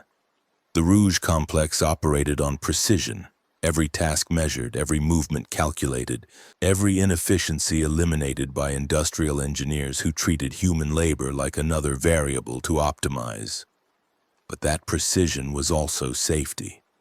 As long as the rhythm held, as long as the machines kept their cadence and the workers maintained their positions, everything flowed. At 2 p.m., the rhythm broke. The first sign was the PA system crackling to life with a tone Terrence had never heard in 23 years. Not the usual production announcements or safety reminders, but an emergency broadcast signal. The same harsh beeping you heard on TV before severe weather warnings. "Attention all River Rouge Complex personnel. This is Plant Manager Davidson with a facility-wide announcement. We have received notification from Wayne County Emergency Management of a developing situation in the Detroit metropolitan area. A hazardous materials incident has occurred at multiple locations. At this time, we are implementing shelter-in-place protocols. All personnel are to remain inside the facility. Do not attempt to leave the complex. Secure all exterior doors and gather in designated safe areas. Further information will be provided as it becomes available." The assembly line kept moving. The machines didn't care about emergency broadcasts. Terrence pulled out his phone. Signal was weak. It always was inside the plant, all that steel and concrete, but he managed to pull up a news site. The page loaded slowly, and what he saw made his stomach tighten. Breaking. Multiple incidents reported across Metro Detroit. CDC issues emergency alert for Michigan. Chemical attack suspected. Homeland Security investigating. He tried calling Malik. Straight to voicemail. Tried Shanice. No answer. The plant's Wi-Fi was overloaded, everyone trying to reach their families at once. Marcus appeared at his elbow, face pale. "My girl says there's rioting downtown, people attacking each other. Police aren't responding." "Probably just panic," Terrence said, but he didn't believe it. The news feeds were updating faster than he could read them. Reports of violence spreading through Detroit's neighborhoods, hospitals overwhelmed, emergency services suspended in certain areas. Plant Manager Davidson's voice came over the PA again. "All personnel, please proceed to your department's designated assembly area. Remain calm. We are in contact with emergency services and will provide updates as we receive them." Terrence didn't move toward the assembly area. He walked toward the windows that overlooked the plant's northern perimeter. From here, he could see Miller Road and the industrial landscape beyond. Warehouses, storage facilities, the skeletal frames of buildings that had stood empty since the collapse of 2008. And beyond that, the neighborhoods, home. A column of smoke rose in the distance, then another. Not factory smoke, the thick black smoke of burning vehicles, burning buildings. He counted 5 separate fires visible from his vantage point. "We need to get out of here," someone said behind him. Terrence turned. It was Jimmy, one of the electricians who maintained the automated systems. Good worker, steady hands, family man with 3 kids in the Catholic schools. "Davidson said shelter in place," Terrence replied.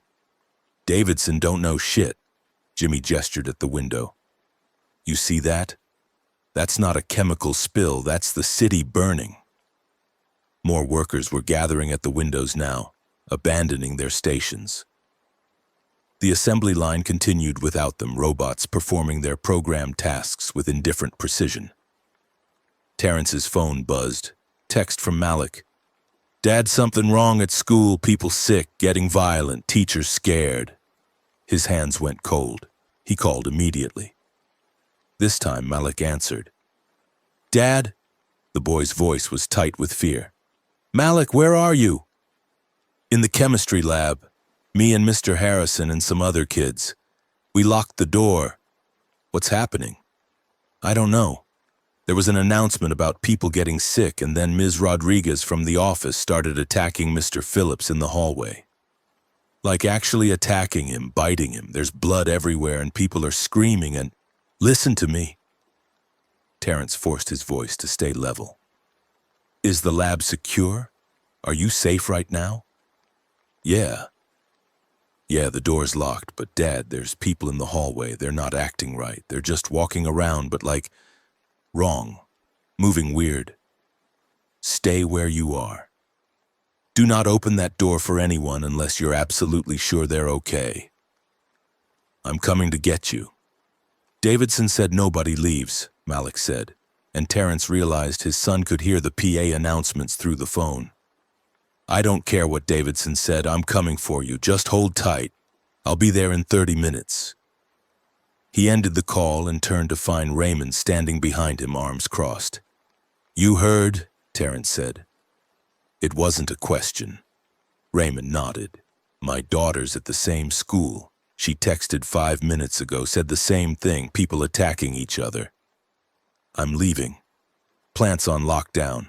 Security won't let you through the gates. Terrence looked at the older man, seeing the calculations running behind his eyes. Raymond had been at the Rouge longer than anyone else on the floor. He'd survived 3 recessions, 2 plant closures, and countless rounds of layoffs. He knew how to read situations, how to assess risks. You think this is real, Terrence said quietly. Not just panic, not just riots. Raymond was silent for a moment, then pulled out his own phone and showed Terrence the screen. A video, shaky camera work, someone filming from an apartment window. The street below was chaos, people running, people fighting, people dragging each other down with a feral intensity that didn't look human. And the sounds. God, the sounds were wrong. Not screaming, not exactly, more like animals, predators. My nephew sent me this 10 minutes ago, Raymond said. That's Woodward Avenue, 6 blocks from here. The video kept playing.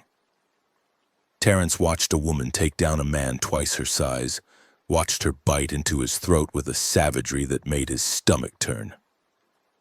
The man fought back briefly, then went still, and then, impossibly, he started to move again. Jerking, spasming, pulling himself upright with movements that belonged in a horror movie, not reality. We need to go, Terrence said. Raymond nodded. We need to go smart. The front gates are too exposed, but the maintenance tunnel that runs under Miller Road, it comes up near the old admin building. From there, we can get to the parking lot. That tunnel's been sealed for years. I know where they keep the keys. They moved quickly, not running. Running attracted attention, but walking with purpose. The plant floor was descending into chaos. Half the workers had abandoned their stations, gathering in nervous clusters or trying to force their way out the main exits. Security guards were attempting to maintain order, but their authority was evaporating by the minute. Terrence grabbed his toolbox from his station locker.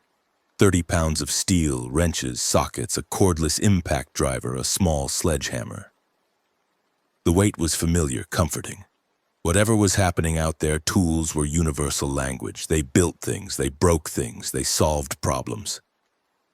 Marcus caught up to them near the tool and die department. Where are you going? Maintenance tunnel, Raymond said. You coming? Hell yes. Jimmy joined them, and then 2 others. Workers whose names Terrence knew but whose lives he'd never learned. The Rouge was like that. You could work next to someone for years, sharing break rooms and safety meetings, and never know if they had kids or what they did on weekends. The work was the relationship. Raymond led them through sections of the plant Terrence rarely entered. The Rouge complex was a city unto itself, miles of corridors and catwalks connecting different manufacturing operations. They passed through the steel processing area where massive rolls of sheet metal waited to be stamped into body panels. The heat was intense here, the air thick with metal dust and oil vapor. "Security's going to notice we're gone," Marcus said. "Security's got bigger problems," Raymond replied, and he was right. Through the windows overlooking the loading docks, Terrence could see guards abandoning their posts, running for their personal vehicles. The maintenance tunnel entrance was exactly where Raymond said it would be. Behind a locked door marked "Authorized Personnel Only" in the basement of Building B-17. Raymond produced a key ring that looked like it could open half the locks in Detroit and sorted through them with practiced efficiency. "You stole those?" Jimmy asked. "Borrowed 20 years ago, never returned them." Raymond found the right key and the door swung open, releasing a breath of stale air that smelled like rust and old concrete.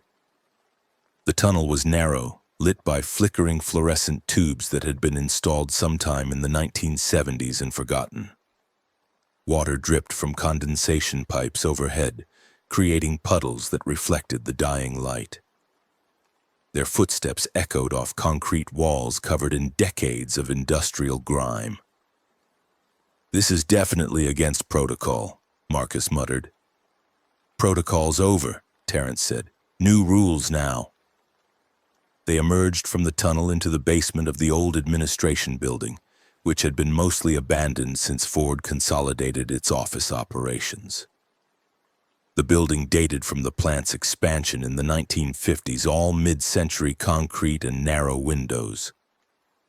Raymond led them up a stairwell to the ground floor, and through a fire exit they stepped into the parking lot. The world had changed. Smoke rose from multiple points across the city. The distant sound of sirens had become constant, an ambient wail that spoke of emergencies beyond counting. Closer, much closer, Terrence heard gunfire. Pop, pop, pop. Not the controlled cadence of a shooting range, but the panicked rhythm of people firing at threats they didn't understand. The parking lot was a disaster. Cars abandoned at odd angles, doors left open, belongings scattered across the pavement. A man in a Ford uniform was slumped against a pickup truck, head tilted at an angle that wasn't compatible with life. As Terrence watched, the man's fingers twitched. "Don't look at him," Raymond said quietly. "Just get to your vehicle." Terrence's truck was a 2015 F-250 Super Duty, dark blue, the kind of vehicle that could take punishment and keep running. He'd bought it used from the employee lot 3 years ago, and it had served him well through Detroit winters and summer construction season. He kept it maintained the way he maintained everything, thoroughly, methodically, with an engineer's understanding that neglect led to catastrophe. He unlocked it with shaking hands and threw his toolbox into the bed. The engine started immediately, that reliable diesel rumble that he'd heard 10,000 times. Marcus and Jimmy were heading for their own vehicles. Raymond was climbing into an old Chevy pickup that looked like it predated the Reagan administration. Movement in Terrence's peripheral vision made him turn. The dead man against the pickup truck wasn't dead anymore. He was standing, swaying, head still canted at that impossible angle. His eyes were milky, unfocused. His mouth worked soundlessly, jaw opening and closing with mechanical repetition. Then he caught sight of Terrence. The change was immediate. The aimless swaying stopped. The dead man's body oriented toward Terrence with predatory focus. And he moved, not running. His broken neck made running impossible, but advancing with a shambling determination that was somehow worse than speed. His hands reached out, grasping at air. Terrence slammed the truck door and threw it into reverse. The dead man lunged forward impossibly fast despite his injuries, and his hands slapped against the passenger window. The impact left smears of something dark and viscous on the glass. Terrence gunned the engine and the truck lurched backward, breaking the dead man's grip. In his rearview mirror, Terrence saw others rising. Workers who'd made it to the parking lot but no further. Guards who'd abandoned their posts too late. They were getting up, all of them, with that same terrible purpose. He shifted into drive and headed for the exit, following Raymond's Chevy. Behind them, Marcus's Honda was weaving between abandoned vehicles, Jimmy's Ford Explorer close behind. The parking lot exit led to Miller Road, and from there it was a straight shot to the interstate. Except Miller Road was blocked. A semi-truck had jackknifed across both lanes, trailer tipped over, cargo spilled across the asphalt. Cars were piled against it, a chain reaction of collisions that had turned the intersection into an impassable barrier. And moving through the wreckage, dozens of them, hundreds. People who weren't people anymore, their movements uncoordinated but relentless. Raymond's brake lights flared red. He was backing up, looking for another route. Terrence followed, but the dead were behind them now too, emerging from the plant complex in a growing wave. "North Access Road," Jimmy's voice crackled over Terrence's CB radio. The electrician must have had a unit installed. Goes around the steel processing building, comes out near Dix Avenue. They turned as a convoy, 4 vehicles moving in coordination that would have made the production engineers proud. The North Access Road was narrow, designed for utility vehicles and maintenance crews, not for escaping the end of the world. But it was clear. The dead were everywhere now, shambling through the complex with mindless determination. Terrence saw a woman in a supervisor's jacket tear into a security guard, her teeth finding his throat with animal efficiency. Saw a group of them pulling down a man who'd been trying to run, their combined weight bearing him to the ground where he disappeared beneath a mass of clawing hands. The access road led past the steel processing building, where the heat from the furnaces had always made the air shimmer. Something was wrong there. Terrence could see figures moving inside, backlit by orange flame, but the movements were wrong, too jerky, too aggressive, and the smoke coming from the building was changing color, turning black and greasy. "Don't stop," Raymond's voice came through the CB. "Whatever happens, don't stop." They didn't stop. The road curved around the processing building and emerged onto Dix Avenue. The street was chaos. Abandoned cars, some still running with doors open and keys in the ignition. Bodies on the pavement, some moving, some not, some in the terrible process of transition from one state to the other. A bus had crashed into a storefront, and the dead were climbing through the shattered windows. Terrence turned east, toward Highland Park, toward home. Traffic was moving in surges, everyone trying to escape, but no one knowing where to go. The radio was madness, multiple stations broadcasting emergency alerts, civilian bands full of screaming and calls for help, the police frequencies overwhelmed with desperate requests for backup that would never come. He tried calling Malik again. No answer. Tried Shanice. Nothing. The cellular network was collapsing under the load. The drive from the Rouge complex to Highland Park should have taken 20 minutes. It took Terrence an hour and 40 minutes, and he saw things during that drive that would never leave him. Saw a mother carrying her child while something that used to be her husband pursued them. Saw a cop empty his service weapon into a man's chest and watch the man keep coming. Saw a fire truck, lights still flashing, its crew scattered around it in pieces that were trying to reassemble themselves into something functional. Detroit was dying, and the dead were rising faster than the living could fall. Highland Park was a neighborhood inside a neighborhood, a small city technically independent of Detroit but surrounded by it on all sides. Malik lived there with Shanice in a small house on California Street, 3 bedrooms, 1 bathroom. built in the 1920s when Highland Park was the beating heart of American industry. The neighborhood had been in decline for decades, the kind of slow collapse that came from disinvestment, white flight, and the structural abandonment of urban America. But it was still home. The houses were still standing. The streets still had names. People still lived there, raised families there, carved out dignity from circumstances that offered none. Terrence turned onto California Street and immediately saw the smoke. Malik's house, Shanice's house, he corrected himself, even now maintaining the boundaries of their divorce, was 3 blocks down. The smoke was coming from 2 blocks over, close enough to be a threat. Fire trucks weren't coming, not now, not ever again. He parked the truck 2 houses down and grabbed his toolbox. The street was eerily quiet. No sirens, no traffic noise, just the distant sound of breaking glass and the occasional gunshot. And underneath it all, a new sound, a low moaning like wind through a tunnel, except it wasn't wind. It was them, the dead, calling to each other, communicating. Terrence didn't know and didn't want to. The front door of the house was locked.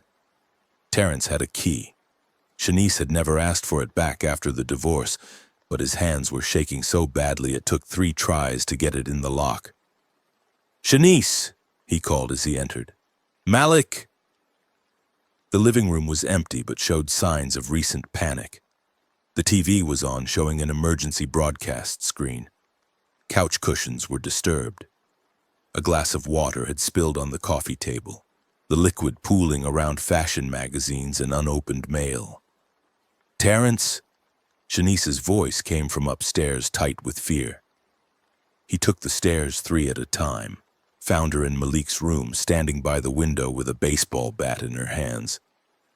She was still in her work clothes.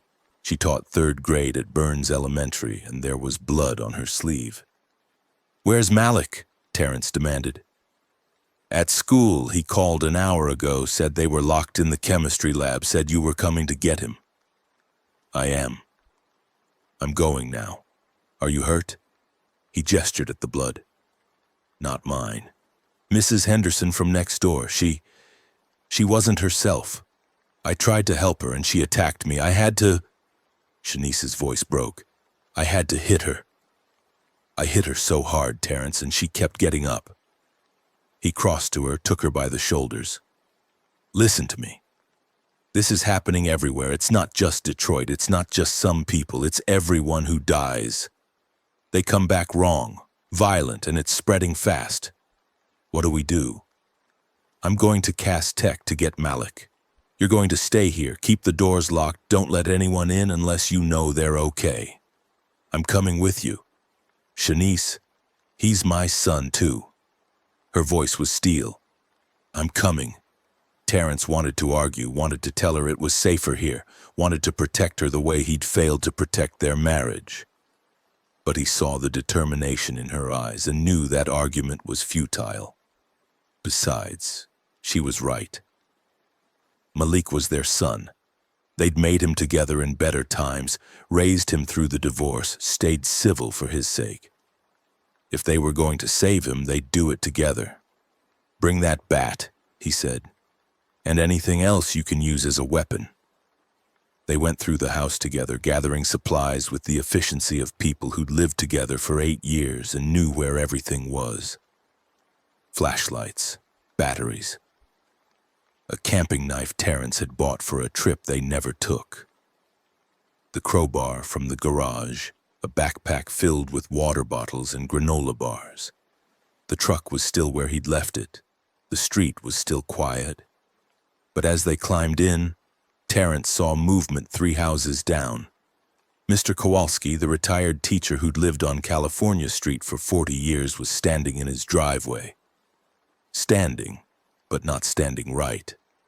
His posture was wrong, shoulders hunched, head tilted forward. As Terrence watched, Mr. Kowalski turned toward the sound of the truck engine, and his eyes were the same milky white Terrence had seen in the parking lot. "Don't look," he told Shanice as he started the engine. Cass Technical High School sat on 2nd Avenue, a massive Art Deco building that had been educating Detroit students since 1922. It was one of the premier schools in the city, selective admission, focused on STEM education. Malik had tested in with scores that made Terrence's chest swell with pride. The boy was going places, college, engineering degree. A future that didn't involve standing on concrete floors for 12-hour shifts. The drive to Cass Tech took 40 minutes through streets that looked like war zones. They saw fires burning out of control, saw the dead walking in growing numbers, saw abandoned police cars and National Guard vehicles. Near Grand Boulevard, they encountered a roadblock. Not an official one, but a barricade of cars and furniture thrown across the street by survivors trying to create a safe zone. Men with guns stood behind the barrier, and they didn't look friendly. Terrence took a side street, navigating by memory through neighborhoods he'd known all his life. Detroit's grid system was logical but compromised by reality. Dead ends where urban renewal had removed streets, one-way designations that made sense downtown but created mazes in residential areas. But he'd grown up here, had driven these streets for 20 years, and he knew the shortcuts. They approached Cass Tech from the north, parking on a side street 2 blocks away. The school looked intact from the outside, but Terrence could see broken windows on the first floor and what looked like barricades behind some of the glass. "Call him," Shanice said. Terrence tried. No answer. Tried again. Nothing. They approached on foot, moving quickly but quietly. The dead seemed to be drawn to sound and movement, and Terrence had no desire to test whether they could outrun a horde. The school's main entrance was blocked from the inside, desks and filing cabinets visible through the glass doors.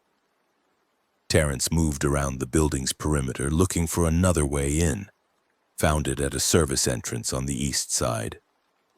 The door was propped open with a brick, probably by someone who'd fled and never came back to close it. Inside, the hallways were dark. Emergency lighting provided dim illumination, enough to see by but not enough to see clearly. The walls were decorated with student artwork, club announcements, college preparation posters.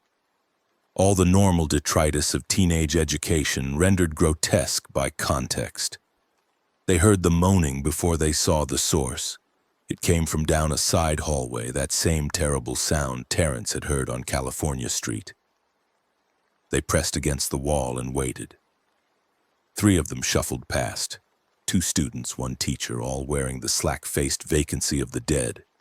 They didn't notice Terrence and Shanice, just kept moving with that purposeless shambling that seemed to be their default state.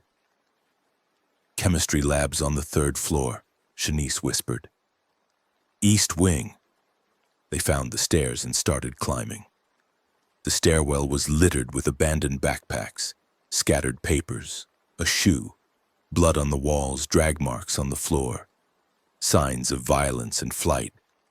The 3rd floor hallway was clearer. They moved quickly, following signs toward the science wing. Terrence had his crowbar ready. Shanice gripped her baseball bat with both hands. The chemistry lab door was barricaded from the inside. Terrence could see desks stacked against it. He knocked, 3 sharp raps. "Malik! It's Dad!" Silence, then movement inside. The sound of desks being moved. The door cracked open and Mr. Harrison's face appeared. The chemistry teacher looked like he'd aged 10 years in the last few hours. His tie was loosened, his shirt stained with something that might have been blood or might have been chemicals. "Mr. Williams, thank God." The barricade came down quickly and Terrence and Shanice slipped inside. The lab was crowded, maybe 15 students and 2 teachers, all looking terrified but alive. Malik was there, standing near the windows, and when he saw his parents, his composure cracked. Terrence crossed the room and pulled his son into a hug that was too tight, too desperate. Felt the boy shaking against him and realized he was shaking too. "We need to leave," Mr. Harrison said. "Right now. They're getting more active." I think they're attracted to the smell of the living. How many are in the building?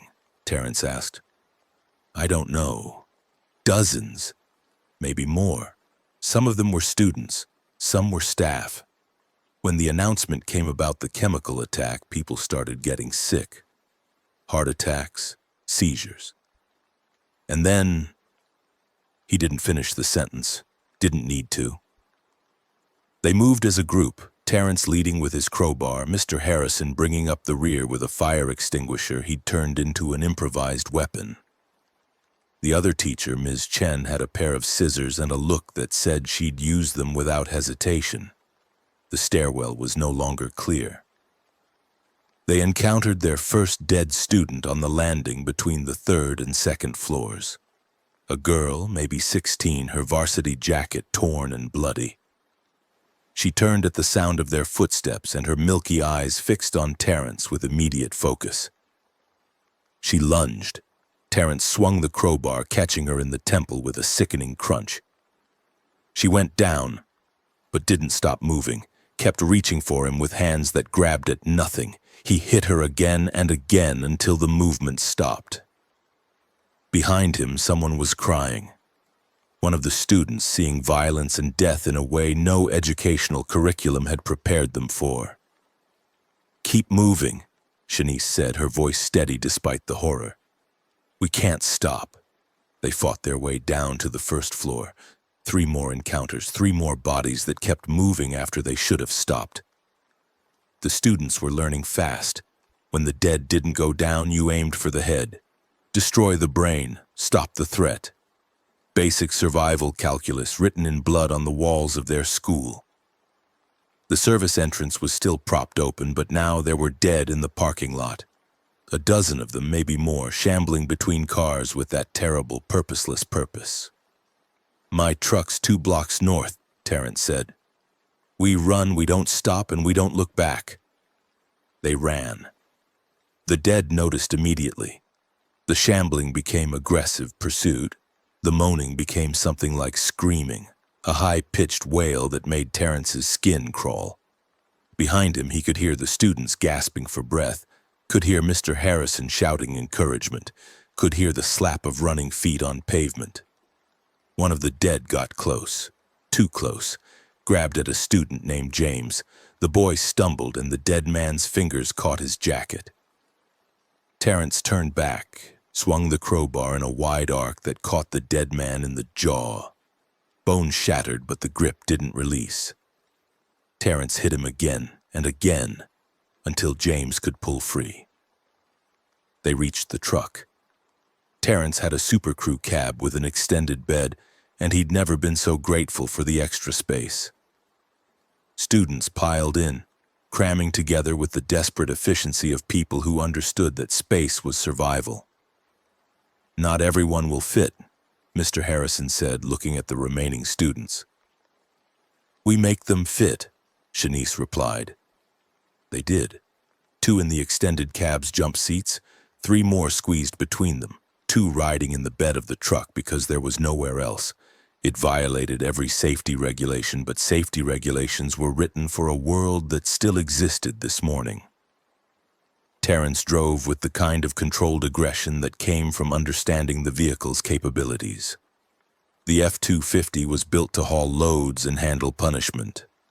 Right now it was doing both, carrying more than a ton of terrified humanity through streets that looked like something from a fever dream. The radio was still broadcasting, but the messages had changed. No more emergency alerts about shelter in place. Now it was evacuation orders. The Ambassador Bridge was still open, but only for another few hours. Canadian forces were establishing a quarantine perimeter. Detroit was being sealed off. The Ambassador Bridge, Terrence said to Shanice, that's our way out. Out to where? Windsor, Canada, anywhere but here. She nodded, understanding the logic even if neither of them wanted to accept it. Detroit was lost. The city that had birthed them, shaped them, given them identity and purpose, it was dying and there was no saving it. But reaching the Ambassador Bridge meant crossing the entire city. meant navigating through neighborhoods that were probably overrun, past hospitals that had become abattoirs, through downtown streets where the density of the dead would be unthinkable. The service drives, Shanice said, along I-75, less populated, might be clearer. Terrence turned south, heading for the interstate service road. Behind him, in the truck bed, one of the students was crying. Another was praying in Spanish. Mr. Harrison was on his phone, trying to reach his wife, getting nothing but busy signals. They passed through Hamtramck, the small city within a city known for its Polish heritage and Middle Eastern population. The streets here were packed with the dead. Terrence saw a mosque with its doors broken open, saw bodies scattered on the steps, saw things moving inside that had no business moving. Near the I-75 service drive, they encountered the first military presence.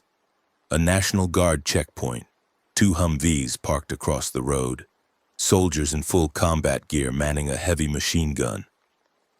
Terrence slowed the truck, raised his hands in a gesture of non-aggression.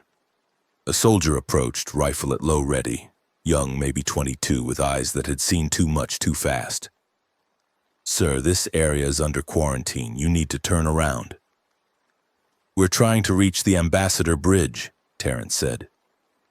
"Bridge is closed. Canadian government's orders, no one crosses." Radio said it was open for a few more hours. Radio's wrong. Bridge closed 30 minutes ago, and even if it was open, you wouldn't make it. Downtown's completely overrun. From the truck bed, a student called out, "Please, we just want to get somewhere safe." The soldier's expression softened marginally. "Nowhere's safe. But there's a FEMA shelter at the Detroit River Industrial Park. They're loading people onto ships, trying to get them to the freighters anchored downriver. It's your best bet." "Where is it?" "Zug Island. Take Jefferson East to the I-75 intersection, then follow the industrial access roads, and sir..." The soldier's voice dropped. "Move fast. We're pulling out in 20 minutes. Orders are to establish a defensive perimeter at 8 Mile Road and let everything south of that burn." Everything south of 8 Mile Road. That was most of Detroit. Hundreds of thousands of people. His entire life. "Burn?" Shanice asked, her voice barely above a whisper. The soldier looked away. "Airstrikes, fuel-air bombs. They're going to create a firestorm to sterilize the infection zone." "I'm sorry." Terrence didn't wait for more explanation. He threw the truck into gear and headed east on Jefferson. The Detroit River Industrial Park was a sprawling complex of warehouses, shipping facilities, and rail yards on the city's southeast side. Zug Island sat in the middle of it, a man-made island created in the early 1900s to house steel mills and heavy industry. It had always been a place of fire and smoke, a landscape of industrial power that had helped build America's middle class while poisoning the river and the air. Now it was FEMA's last evacuation point. The access road to the island was clogged with vehicles. People had abandoned their cars and were walking the last half-mile carrying children and belongings, fleeing toward the promise of ships and safety. Terrence couldn't drive any further. The road was completely blocked. "We walk from here," he said. They abandoned the truck, taking only what they could carry. Terrence shouldered his toolbox, the weight familiar and reassuring. Malik took the backpack with water and food.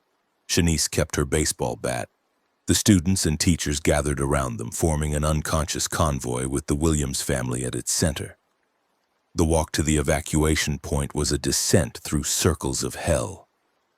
They passed families torn apart by the infection, saw children crying over parents who'd turned, saw desperate people fighting each other for space on the boats. The dead were here too, drawn by the concentration of the living, shambling through the crowds with predatory focus.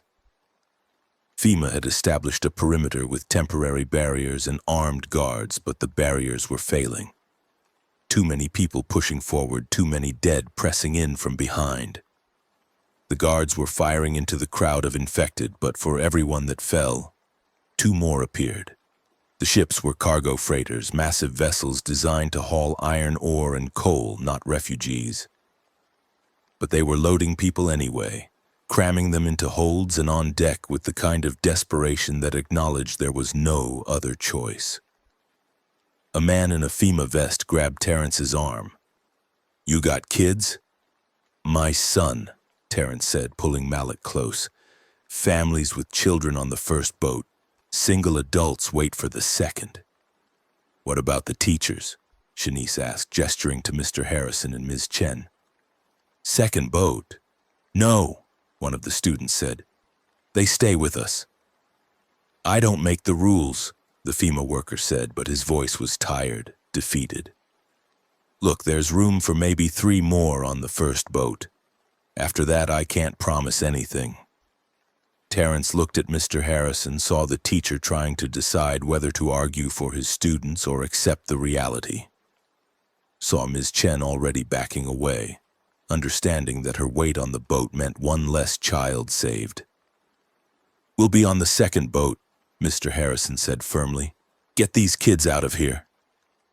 They were herded toward a gangway, a narrow metal walkway that swayed as people crossed it.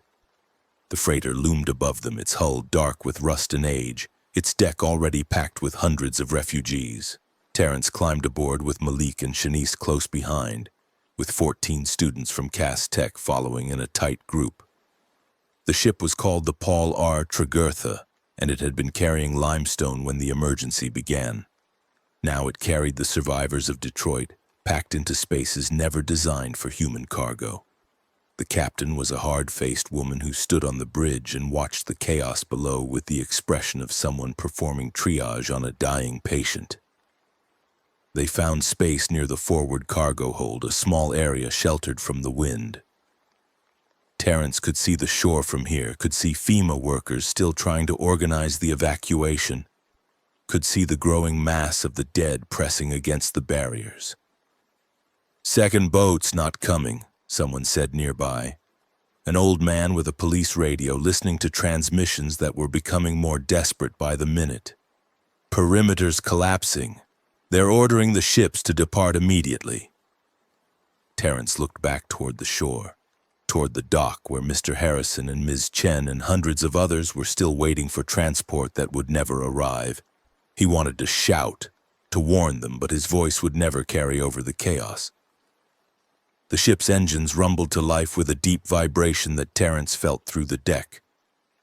Black smoke poured from the stack. The gangway was being pulled up, cutting off the last few people trying to board. And then he saw him. Clarence Washington, UAW president, local hero, the man who'd negotiated the last contract at the Rouge, who'd stood in front of cameras and talked about protecting Detroit's working families. He was on the dock, surrounded by 6 men with automatic weapons, forcing his way through the crowd toward a small boat that had been held back from the general evacuation. Terrence knew that boat, knew that the UAW had its own emergency resources, knew that Clarence had always taken care of Clarence first. During the last recession, when the union members were taking pay cuts, Clarence had somehow managed to secure himself a raise. When families were losing their homes, Clarence had bought a bigger house in Bloomfield Hills. And now, while hundreds waited to be saved, Clarence Washington was securing his own private evacuation.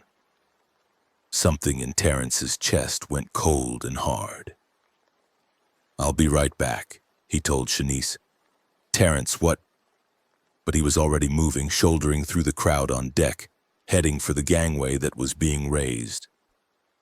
One of the crew members tried to stop him, but Terrence pushed past with the strength of a man who'd spent 23 years lifting engine blocks and door frames. He jumped. The gap between the ship and the dock was already 6 feet and widening. Terrence landed hard on the concrete, rolled, came up running. Behind him, Shanice was shouting his name, but he couldn't stop. Wouldn't stop. Clarence was 50 yards away, surrounded by his security detail, arguing with someone about priority access to the boat. The UAW president was in his 50s, well-fed, soft in the way of men who'd stopped doing physical labor decades ago. His suit probably cost more than Terrence made in a month. Terrence ran straight at them. The security guards saw him coming and raised their weapons, but they hesitated.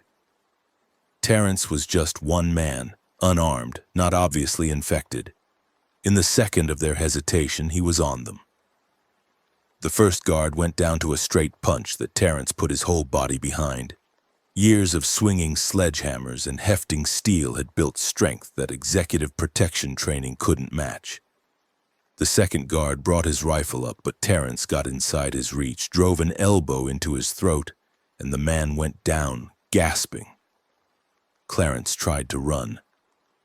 Terrence caught him by the collar, spun him around, slammed him against a shipping container. "You're taking resources," Terrence said, his voice cold. "Boats, guards, food, while people die." "I have a right," Clarence started, but Terrence cut him off. "You have nothing. You took everything. The houses we lost, the pensions you negotiated away, the jobs you said you'd protect.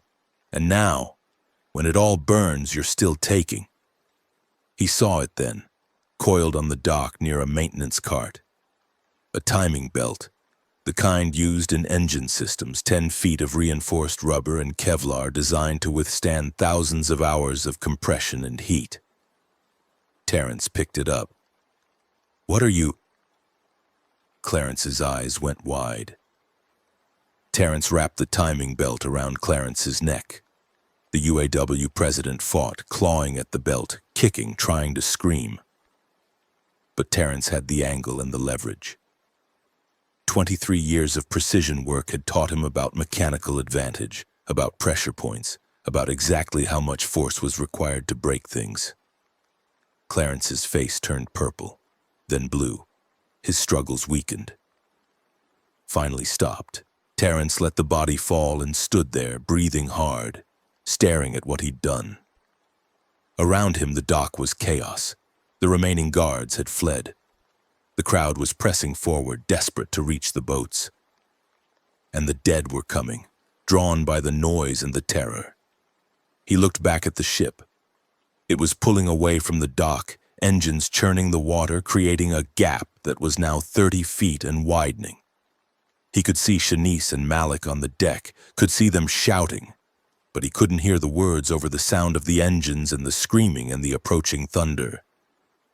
Thunder. Terrence looked up. Military aircraft. A full squadron flying in formation from the north. They passed overhead at low altitude, close enough that Terrence could see the ordnance mounted under their wings. Missiles. Bombs. The kind of payload that created firestorms. He ran. The dock was a nightmare of panicked refugees and advancing dead. Terrence pushed through them all, heading for the only structure that might offer shelter, a concrete warehouse at the edge of the industrial park. Behind him, he could hear the first explosions as the airstrikes began. The warehouse was partially collapsed, its roof caved in from years of neglect.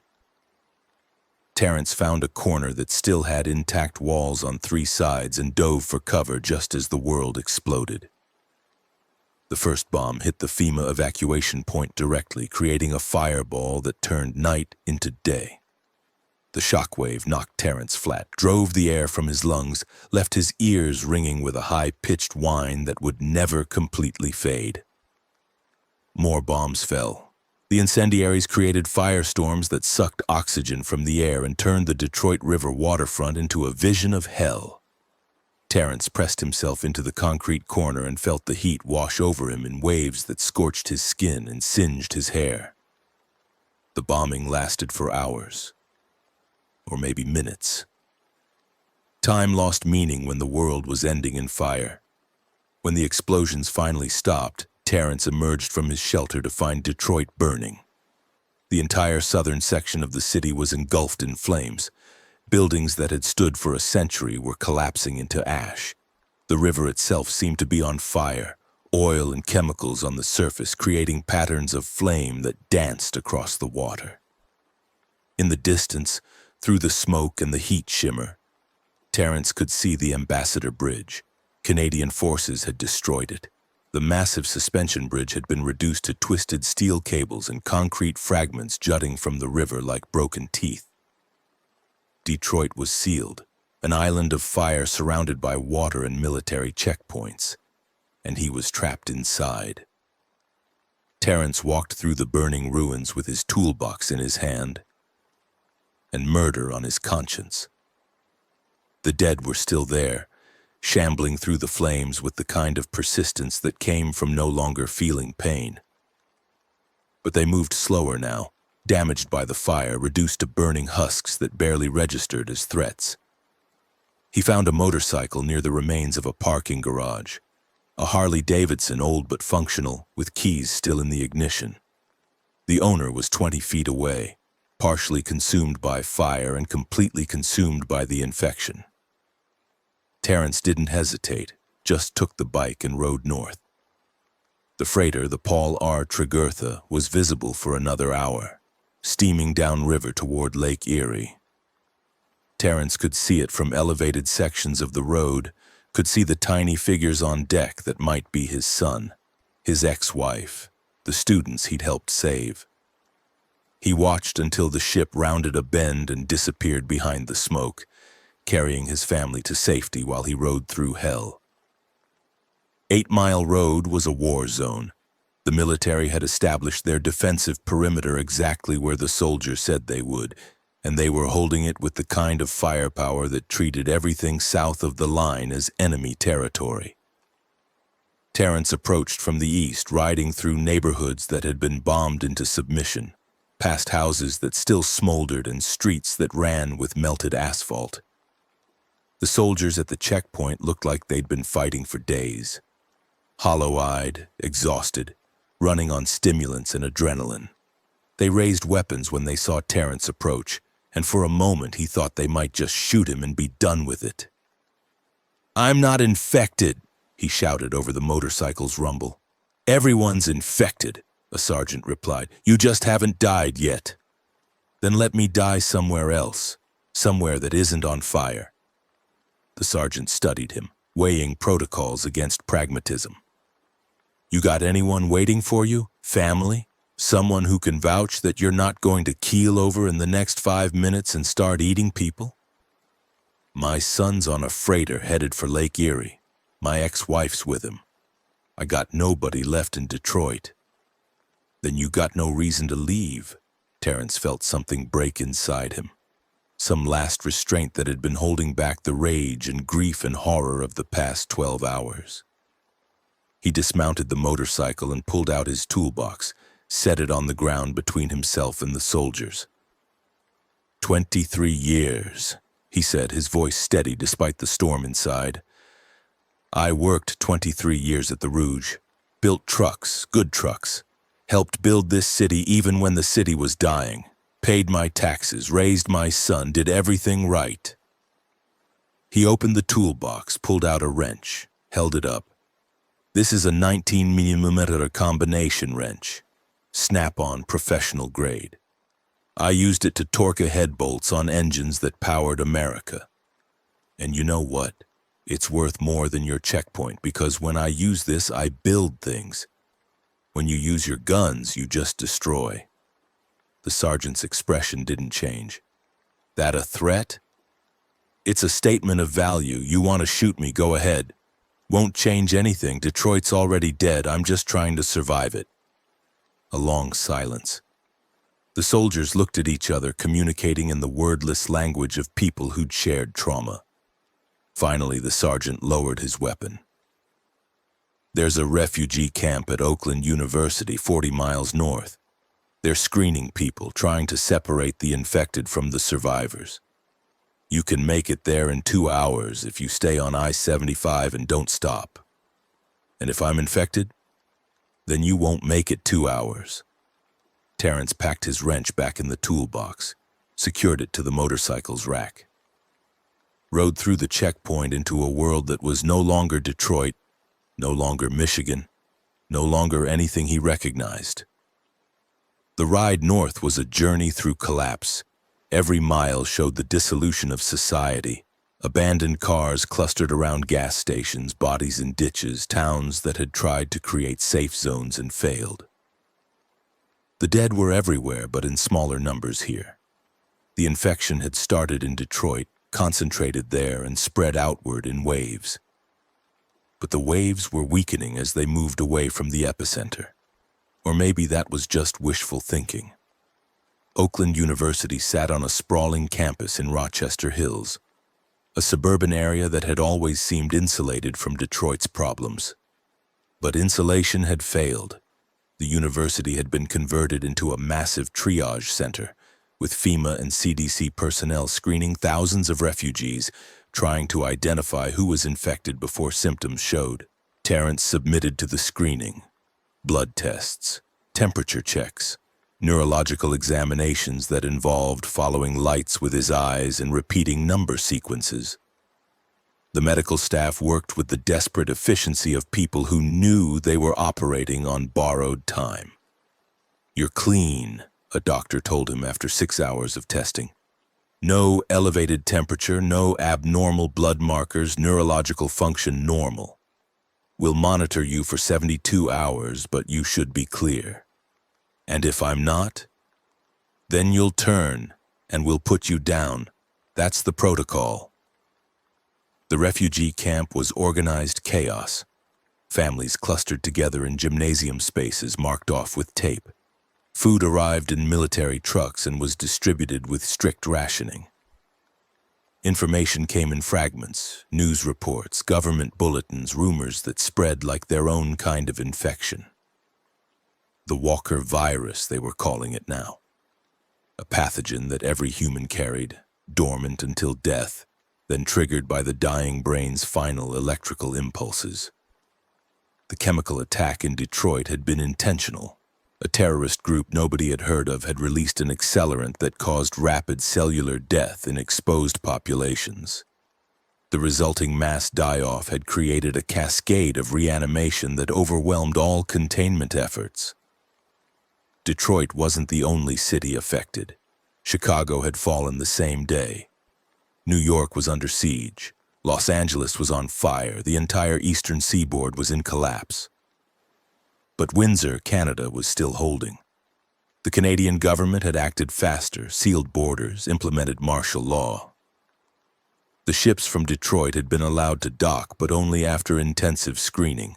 Survivors who passed the tests were being integrated into refugee camps. Others were being quarantined. Terrence tried calling the emergency contact number FEMA had established for separated families. The system was overwhelmed. He left messages describing Malik and Shanice, describing the ship they'd been on, giving every detail he could remember. The operator told him it could take weeks to process inquiries, maybe months. He found space in a corner of the gymnasium and laid out his toolbox as a kind of territory marker. Around him, other refugees were doing the same, establishing small claims of order in a world that had lost all structure. A woman and her daughter were in the next section. The daughter looked about Malik's age with the same careful intelligence in her eyes. Terrence found himself watching them, feeling a pang of grief so sharp it took his breath away. "You got family out there?" the woman asked, noticing his attention. "A son. He made it onto an evacuation ship, I think." "You think?" "I didn't make it with him, had to handle something first." He could still feel Clarence Washington's neck under his hands, could still see the man's face turning purple. Self-defense? Justice? Murder? The lines were blurring, and Terrence was too tired to care about legal definitions. Night fell, and with it came the sounds of the dead beyond the camp's perimeter. The university had been fortified. Chain-link fences topped with razor wire, guard towers with searchlights, armed patrols. But fortifications were only as strong as the people defending them, and everyone here was exhausted. Terrence didn't sleep, just lay on the cold gymnasium floor and listened to the moaning outside and the crying inside and tried to reconcile the person he'd been 12 hours ago with the person he was now. The auto worker who'd worried about production quotas and Malik's homework was gone. In his place was someone harder, someone who could kill without hesitation, someone who understood that survival sometimes meant becoming the thing you'd fought against. The 72-hour quarantine period passed slowly. Blood tests every 12 hours, temperature checks every 6. Neurological screenings that became more invasive as the medical staff refined their detection protocols. Other refugees who'd seemed healthy during initial screening started showing symptoms: vacant stares, aggressive behavior, the telltale milky eyes that signaled the Walker virus activating. The protocols for dealing with newly turned refugees were brutal and efficient. Armed guards would isolate them, move them to a separate facility, and then there would be a gunshot. No ceremony, no mourning, just population control. On the morning of his 4th day at Oakland University, Terrence was cleared for release into general population. A FEMA worker gave him a packet of information: refugee rights, camp rules, work assignments. "You're assigned to maintenance detail," the worker said, scanning his background information. "Says here you're an experienced welder with automotive industry experience. 23 years. Good. We need people who can maintain equipment, fix generators, keep the infrastructure running. Report to Building C at Oro 600 tomorrow. Work, purpose, something to do besides wait for news that might never come." The maintenance detail was a mixed group. Engineers, mechanics, construction workers, all skilled trades pulled from the refugee population. They were tasked with keeping the camp operational as it swelled from thousands to tens of thousands. Power systems, water purification, sanitation, all the infrastructure that people took for granted until it failed. Terrence threw himself into the work. 16-hour days repairing generators, welding together makeshift barriers, maintaining the vehicles that brought in supplies. It was familiar labor, the kind of problem-solving he'd done at the Rouge, and it kept his mind occupied. Nights were harder. That's when the memories came. Seeing the dead rise in the Rouge parking lot, fighting through Cass-Tech's hallways, watching Mr. Harrison and Ms. Chen left behind on the dock, feeling Clarence Washington's life end under his hands. He started attending the camp's survivor support groups, not because he wanted to talk, but because the alternative was sitting alone with his thoughts. The groups were led by a counselor named Dr. Patricia Chen, no relation to Ms. Chen from Cass-Tech, though the coincidence felt like a knife every time he heard the name. "We're all carrying trauma," Dr. Chen said during one session. "Every person in this camp has seen things that will never leave them. The question isn't whether we're damaged. We are. The question is whether we can build something meaningful from the pieces." Terrence didn't speak during these sessions, just listened to other people's stories. A father who'd had to shoot his infected wife. A teenager who'd watched her entire family turn. A cop who'd emptied his service weapon into his partner. Pain was currency here, and everyone was rich beyond measure. Weeks passed. The camp population continued to grow as more refugees arrived from Detroit's outskirts and smaller Michigan cities. The fence perimeter expanded to accommodate them, pushing deeper into what had been Oakland University's campus. Academic buildings became housing. The parking lots became trade markets where people bartered possessions for food or medicine. Terrence's skill set made him valuable. He could fix almost anything mechanical, could improvise solutions from scavenged parts, could train others in basic repair techniques. He became the go-to person for maintenance emergencies, working through problems with the same methodical approach he'd used at the Rouge. One morning in early November, a new transport arrived with refugees from Windsor. The Canadian screening process had been thorough but slow, and they were now transferring approved survivors to American camps to ease overcrowding. Terrence was working on a generator when he heard the commotion. People were running toward the new arrivals, searching for lost family members. He barely looked up. Hope had become a luxury he couldn't afford. "Dad?" The voice stopped him cold. He turned slowly, afraid that if he moved too fast, the hallucination would shatter.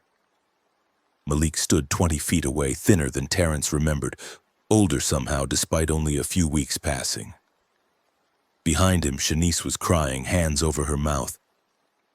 Terrence dropped the wrench he'd been holding and crossed the distance in 4 strides. Pulled his son into a hug that tried to compress all the terror and relief and desperate love of the past month into a single embrace. "You made it," he said into Malik's hair. "You made it." "They said you were dead," Malik replied, his voice muffled against Terrence's shoulder. "We saw the bombs, saw Detroit burning. We thought, I know, I'm sorry, I had to—" Terrence pulled back enough to see his son's face. "I had to handle something, and then I couldn't get to the ship."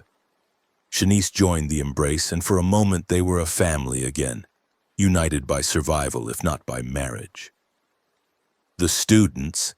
Terrence asked. "All made it," Shanice said. 14 kids, every one of them cleared screening. Mr. Harrison and Ms. Chen— "I know," Terrence said quietly. "I saw." They stood there in the November cold, 3 survivors among thousands, reunited by improbable chance in a world that had stopped making sense. That night they shared their stories. Malik described the journey on the freighter, the overcrowding, the fear, the moment when one of the refugees turned mid-voyage and had to be restrained. Shanice talked about the Canadian screening process, the paranoia and suspicion that had greeted the Detroit evacuees, the slow acceptance as people proved they weren't infected. Terrence told them about the bombing, about finding the motorcycle, about making it through the military checkpoint. He didn't tell them about Clarence Washington. That was a weight he'd carry alone. "What now?" Malik asked. "What do we do?" It was a question Terrence had been avoiding. The camp was temporary, everyone knew that. Eventually, people would be relocated to more permanent facilities, integrated into surviving communities, or, the possibility no one spoke aloud, processed through triage systems that might decide some survivors weren't worth the resources they consumed. "We survive," Terrence said. "We adapt. We find a way to keep going." "That's not a plan," Malik said. "It's the only plan that matters." The winter of 2024 was the hardest Terrence had ever known. The Oakland University camp swelled to over 40,000 refugees as more people fled Detroit's ruins and the spreading infection in surrounding areas. Resources became scarce. Food rations were cut, then cut again. Medical supplies ran low. Violence broke out in the camp as desperate people fought over necessities. Terrence kept working. His value to the camp administration bought him privileges: slightly larger rations, better housing assignments, first access to supplies. He hated the inequality but used it shamelessly to keep Malik and Shanice fed. The maintenance detail evolved into something more complex. They weren't just fixing generators anymore. They were building infrastructure for long-term habitation. Terrence found himself leading projects to construct water filtration systems, to install solar panels scavenged from abandoned buildings, to create workshops where essential items could be manufactured. He was good at it, better than good. The same skills that had made him a reliable welder at the Rouge made him invaluable in a camp where everything depended on making broken systems work. People started calling him chief or boss, and while he tried to discourage it, the title stuck. Malik adapted to camp life with the resilience of youth. He volunteered with the education program, helping teach younger kids in makeshift classrooms. Shanice found work in the camp's child care facility, watching over the children of parents assigned to work details. They were surviving. But survival had costs. Terrence saw them in the eyes of other refugees. the hollow look of people who'd lost too much, who'd seen too much, who'd done too much. He saw it in his own reflection when he bothered to look.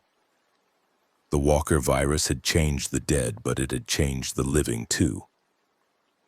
In December, a new crisis emerged. A group calling themselves the Reclamation Front launched attacks on refugee camps, claiming that the infected survivors were harboring the virus and needed to be eliminated before they could spread it further. The attacks were coordinated and brutal. Firebombs, small arms fire, hit-and-run tactics that killed hundreds. Oakland University reinforced its defenses, but paranoia spread faster than fortifications could be built. Internal security started screening refugees with increased aggression, looking for infiltrators or sympathizers. Rights that had been guaranteed in the early days of the camp eroded in the face of external threats. Terrence kept his head down and focused on work. But even that became complicated when a new administrator arrived with plans to optimize the camp's operations. Her name was Director Sarah Mills, and she approached the refugee crisis like a business problem.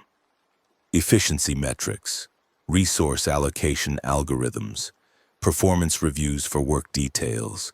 She was competent, ruthless, and completely disconnected from the reality of what survival meant. "Your maintenance detail is overstaffed," she told Terrence during their first meeting. "I'm reassigning 30% of your workers to agricultural projects." "Agricultural projects," Terrence repeated. "We're maintaining critical infrastructure. Infrastructure that can be maintained by a smaller crew. The numbers don't justify current staffing levels. The numbers don't account for redundancy. When a generator fails at 3 a.m., I need people available to fix it immediately. When a water pump breaks down, I need specialists who understand the system. You cut my crew by 30% and we'll have cascading failures." "Then you'll need to improve efficiency," Mills said, her tone suggesting the conversation was over. Terrence did improve efficiency by ignoring her orders and hiding personnel through creative accounting. He created fictitious job roles, split workers between multiple departments to obscure their actual numbers, and generally engaged in the kind of bureaucratic guerrilla warfare he'd learned watching UAW representatives negotiate with Ford management. It worked until it didn't. In January, an electrical fire in Building D killed 17 people. The fire started because a generator had been improperly maintained by an inexperienced worker, someone who would have been trained properly if Terrence's crew hadn't been cut. The investigation that followed exposed his accounting irregularities, and Director Mills had all the ammunition she needed. "You deliberately falsified personnel records," she said during the disciplinary hearing. "You circumvented direct orders. You put camp safety at risk." "I prevented cascading infrastructure failures," Terrence replied. "Check the maintenance logs. 0 critical system failures in the past 3 months because I had enough people to do the job right." "That's not the point." "It's exactly the point. You're managing numbers. I'm managing survival." The hearing ended with Terrence being removed from his leadership position and reassigned to general labor. His special privileges were revoked, his family's housing assignment was downgraded, and the maintenance detail was restructured under new leadership that prioritized Mills's efficiency metrics over operational reality. Within 2 weeks, 3 generators failed. Water purification systems went offline for 6 hours. The heating system in 2 dormitory buildings stopped working during a cold snap that killed 4 elderly refugees. But the numbers looked better on Director Mills's reports. Terrence watched it all with the bitter satisfaction of someone who'd been proven right at terrible cost. He worked his general labor assignments, clearing snow, hauling supplies, digging latrines, and tried not to think about what could have been prevented. Malik was angry about the demotion. "You were doing good work. You were helping people." "I was breaking rules," Terrence replied. "And when you break rules, there are consequences." The rules are stupid. The rules are what keep the camp functioning. Even when they're wrong, they're still the framework we operate within. That's not what you taught me. You taught me to do the right thing, even when it's hard. Terrence looked at his son and saw the idealism he'd once possessed. Back before Detroit burned, before he'd killed a man with a timing belt, before he'd learned that survival sometimes meant compromising every principle you claimed to hold. I taught you to survive, Terrence said quietly. The right thing is whatever keeps you alive another day. Spring brought new challenges. The infection wasn't contained, it was spreading. Reports filtered into the camp of entire states falling to the Walker virus, of military operations failing to hold containment lines, of the federal government relocating to secure facilities while civilian populations were left to fend for themselves. The Walker virus itself was mutating, or perhaps it had always had variations that only became apparent as the infected population grew. Some turned immediately upon death, others took hours. Some seemed to retain fragments of intelligence, while others were purely predatory automatons. The CDC was still studying it, but their findings came slowly and with limited application. Oakland University camp's population started declining. Not from deaths, though those continued, but from departures. People were leaving, heading north toward Canada or west toward rumors of safe zones. The camp administrators tried to stop them, arguing that leaving was suicide, but desperation made people gamble on long odds. Terrence considered leaving. He had skills that would be valuable anywhere, but Malik was making progress in the camp's high school program. Shanice had built a network of friends and support. Leaving meant abandoning stability for uncertainty, and they'd already faced too much uncertainty. The decision was made for them in April. A horde descended on the camp, thousands of infected drawn by some unknowable stimulus, shambling in from Detroit's ruins with single-minded purpose. The camp's defenses had been designed to handle small groups, not an army of the dead. The attack came at dawn. Terrence woke to the sound of gunfire and screaming, grabbed his toolbox that had become his security blanket, the one possession he refused to abandon, and ran to find Malik and Shanice. The camp was chaos. The infected were pouring through breached sections of fence, overwhelming guard positions, dragging down fleeing refugees. Terrence saw Director Mills barricaded in the administration building, saw her security detail abandoning her to save themselves, saw the infected break through the windows and pull her into the darkness. He felt nothing. Found Shanice at the child care facility, helping evacuate children through a back exit. Found Malik helping an elderly woman who couldn't run. Together they moved toward the camp's northern perimeter, where other refugees were fleeing in a desperate exodus. The horde was relentless. Terrence used his toolbox as a weapon, swinging wrenches and hammers with the kind of precision that came from 23 years of industrial work. The infected fell, but there were always more. They made it to the parking lot where vehicles were being commandeered by anyone who could reach them. Terrence spotted a Ford Transit van, commercial cargo model, diesel engine built to take punishment. He forced the door open with a crowbar, hot-wired the ignition with electrical knowledge borrowed from Malik's automotive classes, and got them inside. As they pulled away from Oakland University, Terrence looked in the rearview mirror and saw the camp falling. Thousands of infected swarming through the buildings, pulling down everyone too slow or too unlucky to escape. The social experiment of controlled refugee management was ending in blood and chaos, and all Director Mills's efficiency metrics meant nothing. They drove north with no destination in mind, just north, away from the infection's epicenter, toward the hope that somewhere there was safety. The Michigan countryside was empty in a way that went beyond simple abandonment. Small towns were ghost towns. Farms sat unattended. Roads were clear of traffic. It was as if the population had simply vanished, leaving behind a landscape of silence. Terrence drove for 2 days straight, stopping only for fuel from abandoned gas stations and rest stops. He'd figured out how to siphon gas from other vehicles, how to hotwire fuel pumps, how to navigate using paper maps scavenged from tourist centers. The skills of survival in a dead world. They passed other refugees occasionally, small groups in battered vehicles, families walking with everything they owned in backpacks.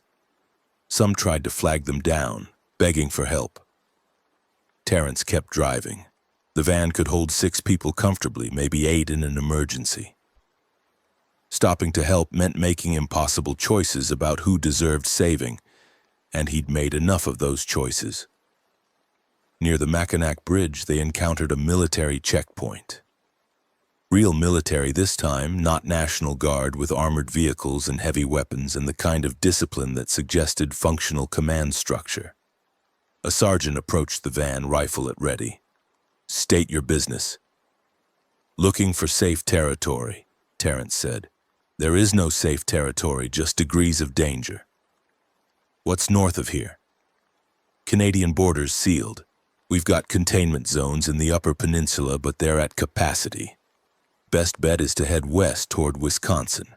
They're establishing a defensive perimeter around Green Bay." "What about Detroit refugees? Are they tracking survivors?" The sergeant's expression softened marginally. "You looking for someone?" "My son and his mother. They were evacuated on a freighter processed through Windsor. I need to know if there's a registry." "There was. Systems offline now. Too many refugees, too little infrastructure. You want to find them, your best bet is to check the Wisconsin camps. They've been taking in refugees from across the Midwest." Terrence nodded his thanks and started to drive on, but the sergeant stopped him. "You're with them already," the sergeant said, gesturing to Malik and Shanice in the passenger seats. Terrence looked at his son and his ex-wife and realized his mistake. He'd been so focused on surviving, on pushing forward, that he'd stopped seeing what was right in front of him. They were already reunited. The family he'd been searching for was here. "Yeah," Terrence said quietly. "I am." Wisconsin was a state under siege. The infection had hit Milwaukee and Madison hard, but the rural areas were holding. The Green Bay defensive perimeter was exactly what the sergeant had described, a massive fortification arc protecting the city and surrounding counties manned by a combination of military, National Guard, and armed civilians. The Refugee Processing Center was more organized than Oakland University had been, with proper screening protocols and actual infrastructure. Terrence, Malik, and Shanice went through 3 days of testing before being cleared for entry into the Green Bay safe zone. The zone was different from the camps. It was an attempt at civilization, not just survival. Schools were operating. Commerce was functioning on a barter economy. People were working jobs, living in houses, trying to maintain some semblance of normal life while the world burned outside the perimeter. Terrence found work at a manufacturing facility that had been converted to produce essential supplies, water filtration systems, portable generators, farming equipment. His skills were in high demand, and he was quickly promoted to a leadership position overseeing production quality. Malik enrolled in Green Bay Southwest High School. Shanice found work as a teacher's aide. They were assigned housing in a former subdivision that had been repurposed for refugee families. 3 bedrooms, 1 bathroom, a small yard. It was almost normal. Almost. But normal was a lie they told themselves to get through the days. The dead were still out there, pressed against the perimeter in numbers that grew instead of diminishing. The infection was spreading globally. Reports from Europe and Asia described similar collapses. The idea that humanity would retake its cities and rebuild its civilization was starting to seem like fantasy. And Terrence was changing. Not physically. He'd been tested and retested, and he wasn't infected. But something had broken inside him during the journey from Detroit. The man who'd worried about production quotas and his son's homework was gone. In his place was someone harder, someone who could make terrible decisions without hesitation. Someone who understood that morality was a luxury the dead world couldn't afford. He saw it in Shanice, too. She'd killed at least 3 infected during their escape from Oakland University, bashing their skulls with a fire extinguisher while children watched. She didn't talk about it, but sometimes Terrence would wake at night and hear her crying in the bathroom.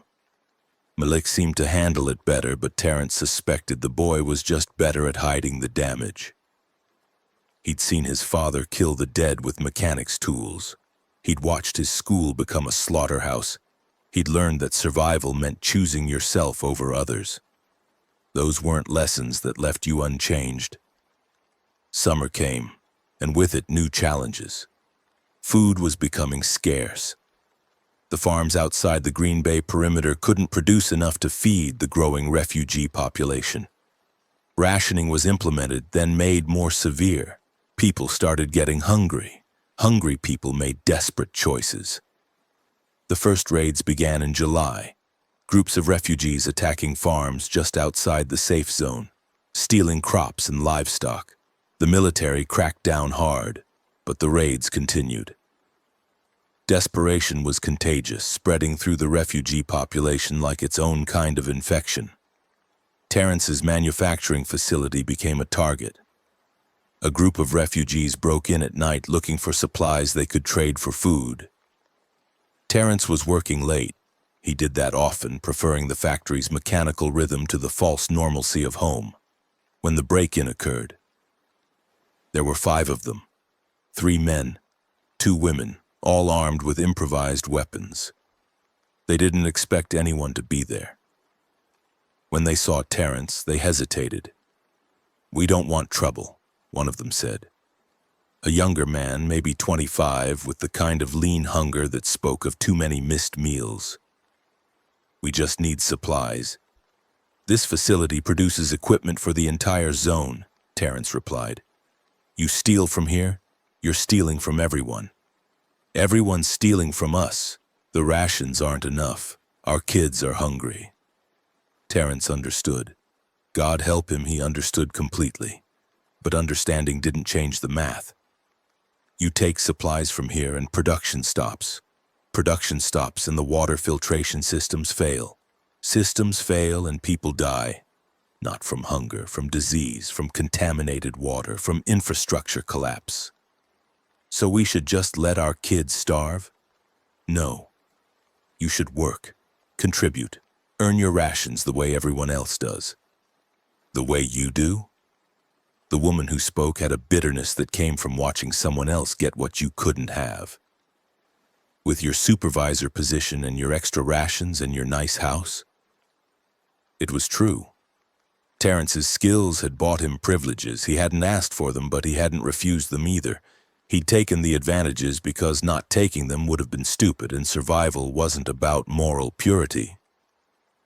"I earned these things," he said, "by being useful, by having skills someone values. And those of us without your skills, we just get to starve." The conversation was heading somewhere dangerous. Terrence could feel it in the tension, in the way hands tightened on weapons, in the calculations running behind desperate eyes. "I'm going to give you a choice," Terrence said quietly. "You can leave now, and I'll forget this happened. Or you can try to take what you want and I'll stop you, but understand, I've killed to protect what matters and I'll do it again." The standoff lasted maybe 10 seconds. Then the young man who'd spoken first shook his head and backed toward the door. "This isn't over," he said. "People are hungry. And hungry people don't stay peaceful forever." They left. Terrence stood in the empty factory and tried to convince himself he'd made the right choice. But right and wrong felt like concepts from a dead world, and he'd stopped believing in them months ago. The refugee situation deteriorated through the summer. Food riots broke out in August. 3 people were killed when security forces fired into a crowd that was trying to break into a supply warehouse. The Green Bay Safe Zone implemented martial law, with curfews and restricted movement and identity checks at every intersection. Terrence kept working, kept his head down, kept his family fed. But he started hearing rumors, whispers about groups planning something bigger than simple raids, about refugees organizing, pooling resources, preparing to take by force what they couldn't earn through labor. The invasion came in September. It wasn't the infected this time, it was the living. Hundreds of refugees, organized and armed, attacking the safe zone from within. They targeted supply depots, manufacturing facilities, administrative buildings. And they targeted people like Terrence, the privileged class who'd managed to secure advantages while others starved. The attack on his house came at night. Terrence was ready because he'd been expecting it. Had moved his family to a safer location the week before, had set traps around the property, had prepared for violence with the same methodical approach he used for everything. There were 7 of them. They broke down the front door with a battering ram and spread through the empty house looking for food, supplies, anything valuable. Terrence was waiting in the garage with his toolbox and a plan. The first 2 went down to improvised traps, a wire across the doorway connected to a heavy shelf that collapsed when triggered. The third caught a wrench to the temple that dropped him instantly. The other 4 realized too late that they'd walked into an ambush.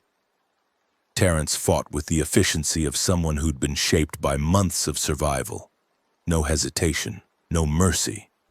Just practical violence applied to a practical problem. When it was over, 7 bodies lay in his garage and his hands were red. He called security, reported the break-in. The responding officers took one look at the scene and didn't ask many questions. Self-defense was unambiguous when the other side brought a battering ram. But Terrence knew that he'd crossed another line, added another weight to a conscience that was already buckling. These weren't infected. They weren't mindless predators. They were desperate people who'd made bad choices because all their choices were bad, and he'd killed them anyway. The uprising was suppressed within 3 days. The military and security forces used overwhelming force to restore order, and the refugee population learned that resistance meant death. Hundreds were killed.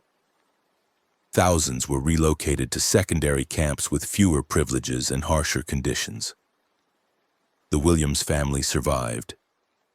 Terrence's work at the manufacturing facility was deemed critical, which provided some protection. But the safe zone wasn't safe anymore. It was a pressure cooker of resentment and fear, held together by force and the shared terror of what waited outside the walls. In October, Terrence made a decision. "We're leaving," he told Shanice and Malik. "Leaving for where?" Shanice asked. "West. I've heard there are communities in Montana and Wyoming. More isolated, less population density, better chance of staying clear of the infection. That's 1,000 miles, through infected territory with winter coming." "I know. But staying here means becoming part of this." Terrence gestured at the safe zone beyond their windows, at the guards and barriers and barely suppressed violence. "I didn't survive Detroit just to die in a police state." They left a week later, taking the Ford Transit van and as many supplies as they could carry. Headed west on I-94 through a landscape that was empty of life but full of death. The journey took 2 months. 2 months of navigating around infected hordes, avoiding other refugees who might be hostile, scavenging supplies from abandoned towns. 2 months of close calls and narrow escapes and the constant low-grade terror that had become normal. They reached Montana in early December, driving through snow that fell like ash from the nuclear fires that had ended civilization. Found a community near Kalispell. 50 people living in a valley protected by mountains, farming and hunting and trying to build something sustainable. The community was wary of newcomers, but Terrence's skills bought them entry.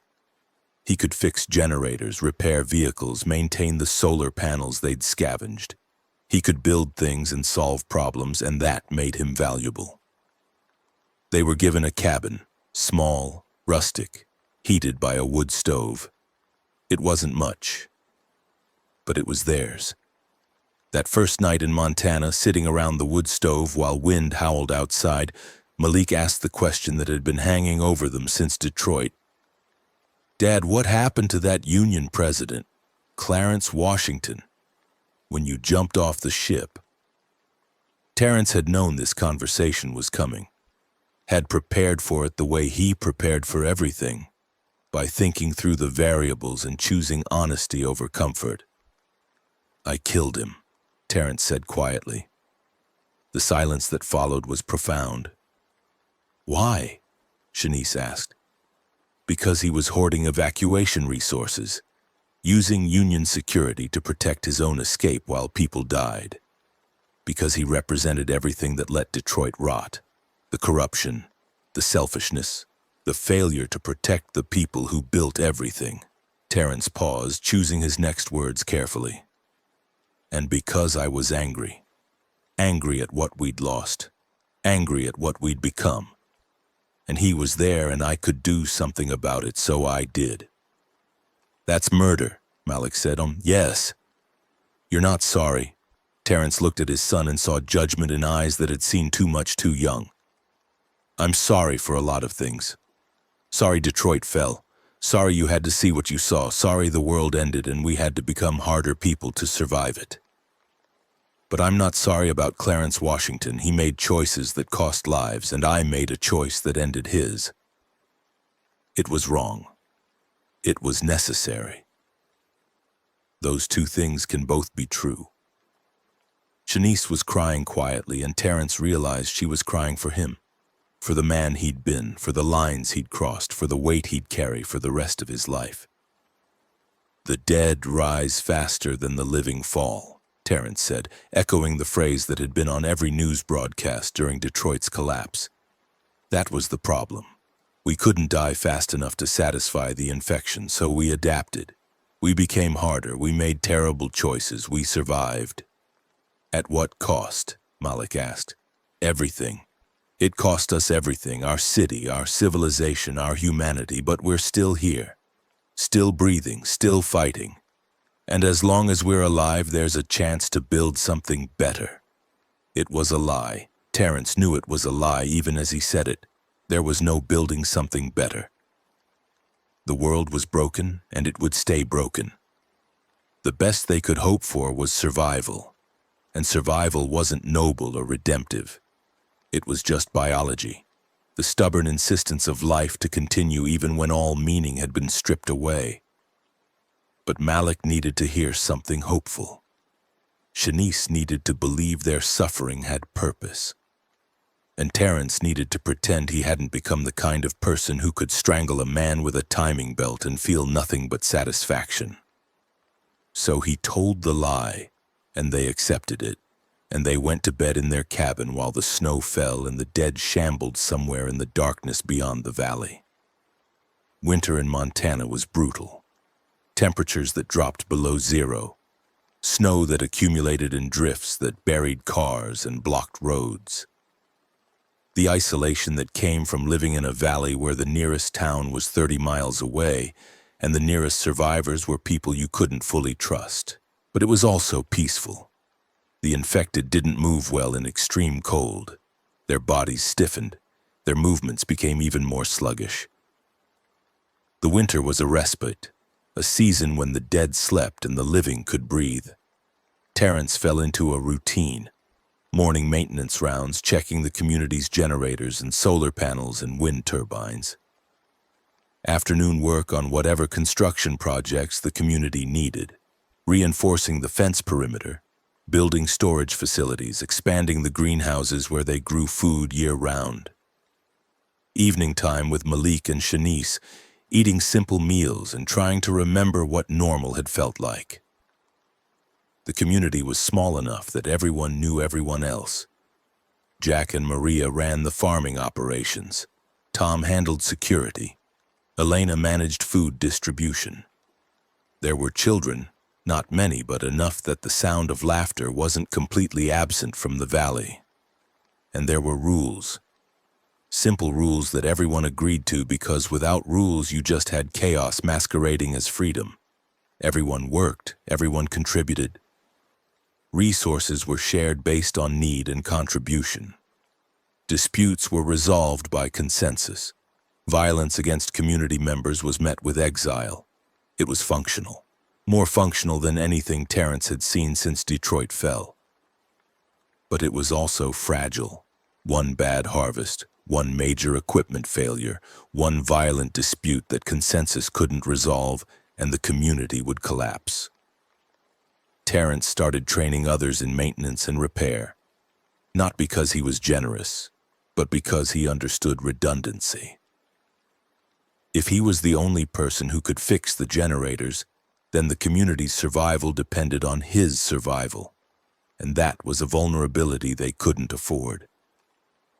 Malik took to the training with the same intensity he'd shown in his automotive classes at Cass Tech. The boy had his father's hands, steady, precise, good at understanding how systems fit together. By spring, he could diagnose and repair most of the community's equipment. "You're better at this than I was at your age," Terrence told him one afternoon while they were working on a solar panel array that had been damaged by ice accumulation. "You didn't have the same teachers," Malik replied. "I learned from someone who spent 23 years building trucks." It was the first time since Detroit that Terrence felt something like pride. Not in himself. He'd long ago stopped feeling proud of his choices, but in his son. Malik had taken the horror and trauma and loss and used it to become capable. Not hard exactly, but resilient.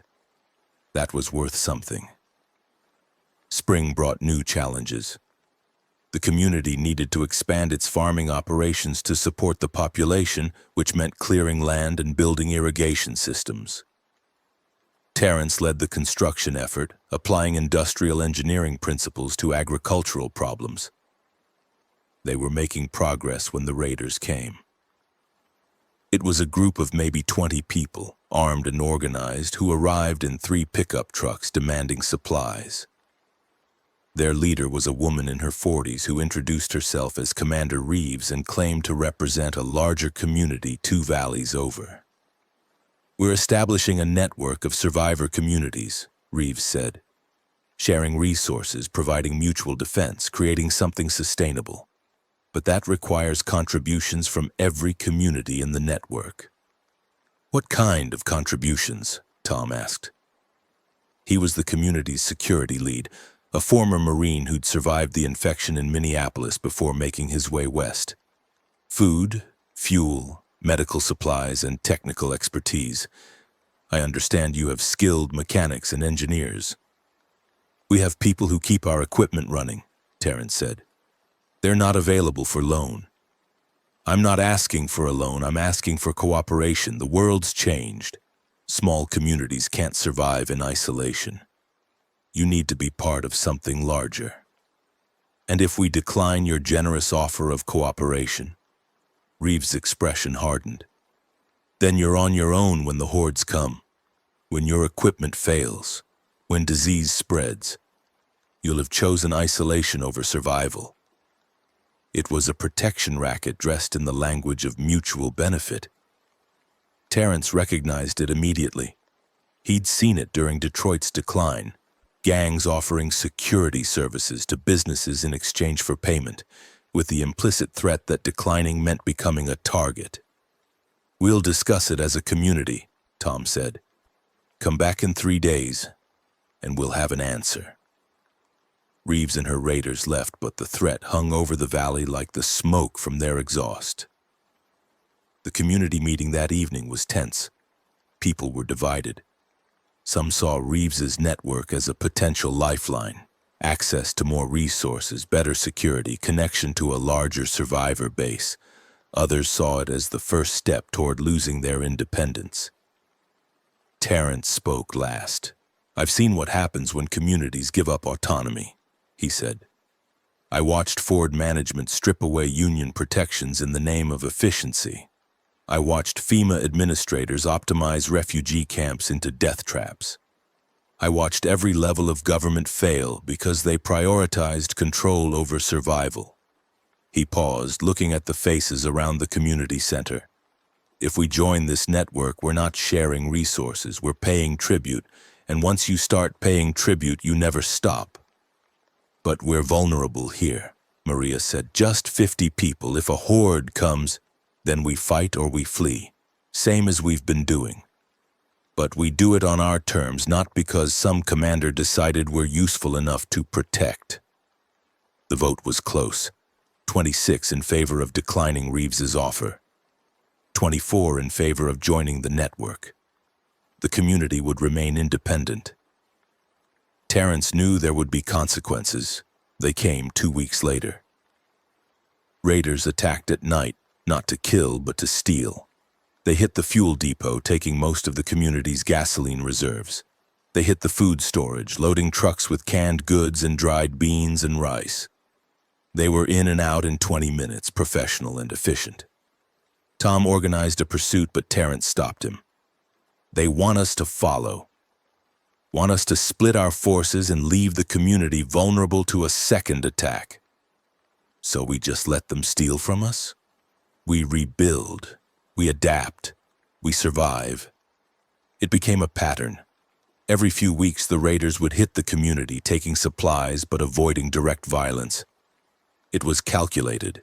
They were bleeding the valley dry without provoking a defensive response that might cost them casualties. The community began to fracture. Some people wanted to fight back. Others wanted to negotiate with Reeves, accepting the network's terms to stop the raids. A few left entirely, heading for other survivor communities or trying to make it on their own. Terrence watched it all with the detachment of someone who'd seen this story before. Every community had a breaking point. The question was whether they'd fall apart before reaching it or find a way to hold together. The answer came in July. A horde descended on the valley. Not the scattered groups they dealt with before, but thousands of infected driven by some unknowable stimulus. They came from the east, shambling through the mountain passes in numbers that made resistance impossible. The community evacuated, 38 people in whatever vehicles they could get running, fleeing west toward the Idaho border. They left everything behind. The farms, the greenhouses, the solar panels Terrence had maintained through 2 winters. All of it abandoned to the dead. Terrence drove the Ford Transit van with Shanice and Malik and 4 others crammed inside. Behind them, the valley burned. Tom had set charges on the fuel depot before leaving, denying the raiders the resources they'd been stealing. The explosion created a fireball visible for miles. They drove through the night and into the next day, following mountain roads that wound through wilderness. The infected followed, slower but relentless, spreading through the valleys like a tide that would eventually cover everything. Near Coeur d'Alene, they encountered another community. This one larger, more established, with walls and guards and the kind of organization that came from planning rather than desperation. The community called itself New Hope, which struck Terrence as either optimistic or delusional. They were accepted as refugees, processed through screening protocols, assigned housing in a section of the community reserved for newcomers.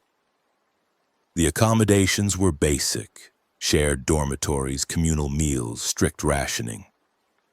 But it was shelter, and shelter was becoming increasingly rare. Terrence found work in New Hope's manufacturing sector. They produced ammunition here, reloading spent brass with salvaged powder and primers, creating bullets for the rifles and pistols that kept the infected at bay. It was dangerous work. One mistaken powder measurement could cause an explosion, but it was also critical. Malik enrolled in New Hope's school system. Shanice found work in the community gardens. They were settling in, building another routine, trying to pretend that this place might last longer than the others. But Terrence knew better, knew that every community was temporary, that the infection would eventually find them, that survival meant constant movement and adaptation.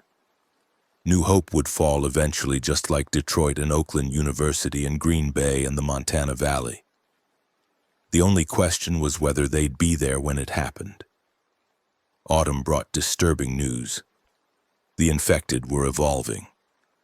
Reports came from other survivor communities of dead that moved faster, attacked with more coordination, showed signs of rudimentary intelligence. The CDC, what remained of it, had theories about viral mutation, about the infection adapting to overcome human defensive strategies. Terrence didn't care about theories. He cared about practical implications.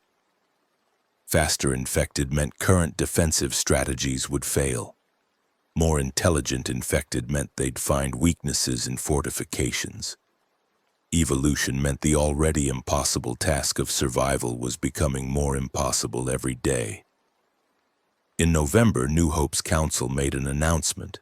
They were building a ship, a massive vessel designed to house the entire community and allow them to live permanently at sea, away from the infection. It was ambitious, maybe insane, but no more insane than anything else they'd tried. Terrence was assigned to the construction crew.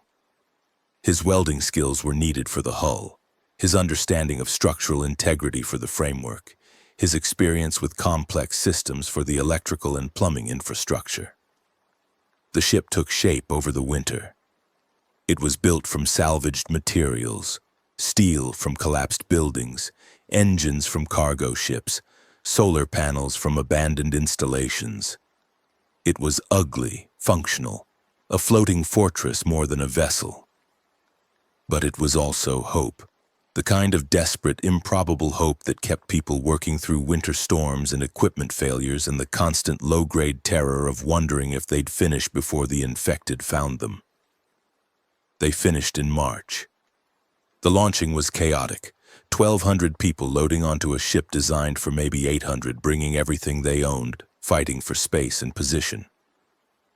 Terrence, Shanice, and Malik secured a small cabin below deck, 10 by 12 feet, shared with another family, but it was theirs.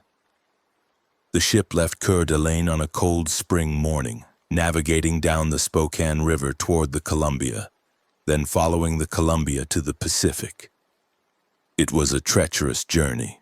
The rivers weren't designed for a vessel this size, and they had to navigate carefully to avoid running aground. But they made it. The Pacific Ocean stretched before them, gray and vast and empty of the infected. They turned south, following the coast toward warmer waters and the possibility of isolated islands where they might establish something permanent.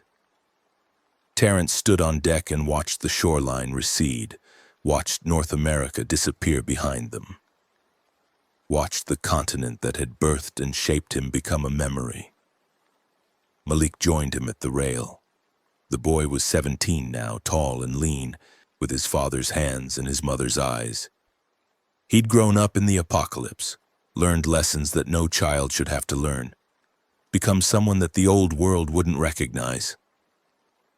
"Do you think we'll ever go back?" Malik asked. "No," Terrence said. "There's nothing to go back to. All those cities, all those people, just gone. Not gone, changed. The dead rose faster than the living fell, and they're still rising. The world belongs to them now.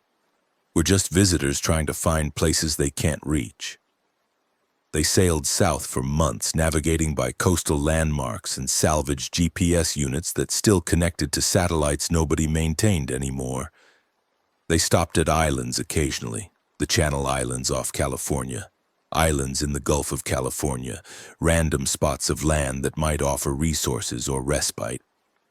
Some islands were clear, others were overrun with infected who'd somehow made it across the water. They learned to scout carefully, to test each landing site before committing the ship's population to disembarkation. In July, they found what they were looking for.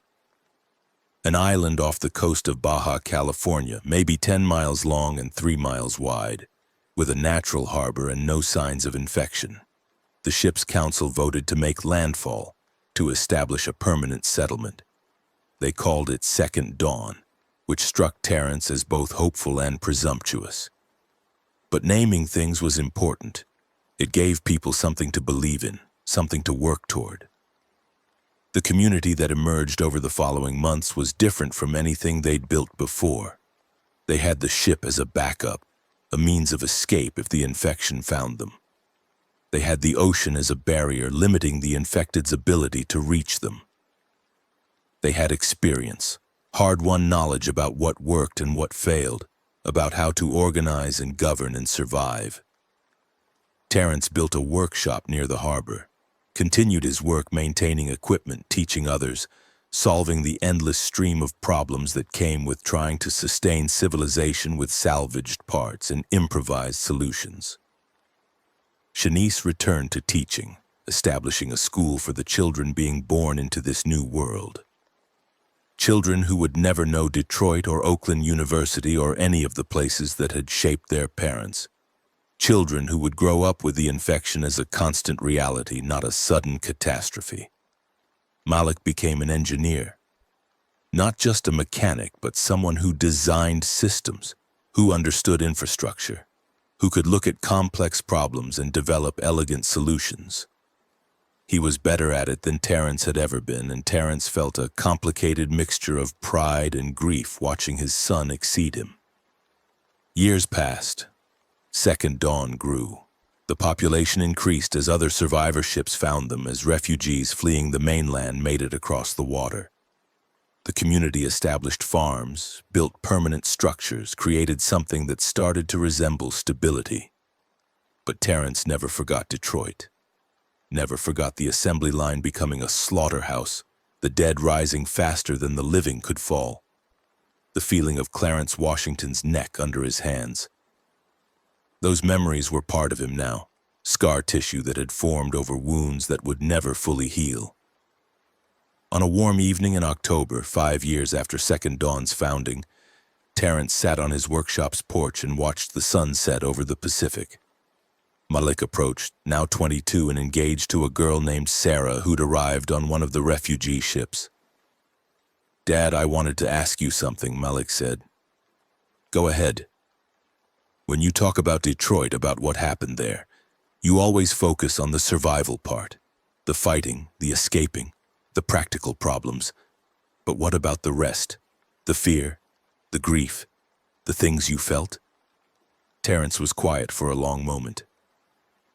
"I don't talk about those things because they don't help anyone. Fear is a distraction, grief is a luxury. The only thing that matters is what you do, not what you feel about it." "That's not healthy." "Probably not, but healthy is another luxury we couldn't afford. We can afford it now. We have stability here, safety. You don't have to carry that weight alone anymore." Terence looked at his son and saw the same idealism that had been there in the Green Bay safe zone, before the uprising, before the killing. Malik had held on to something precious. The belief that people could heal, that trauma could be processed, that the past could be reconciled. Terence had lost that belief somewhere between the Rouge complex and this island. Lost it along with his innocence, his faith in institutions, his conviction that doing the right thing mattered more than survival. "I killed a man," Terence said quietly. "Not infected, a living man. I strangled him with a timing belt while Detroit burned. And I'd do it again. That's what I carry. Not grief over what I lost, but the knowledge of what I became. You did what you had to do. That's what everyone says. It's what the camp guards said when they shot refugees. It's what Director Mills said when she cut resources. It's what Commander Reeves said when she sent raiders to steal our supplies. Everyone's just doing what they have to do, and somehow that justifies everything.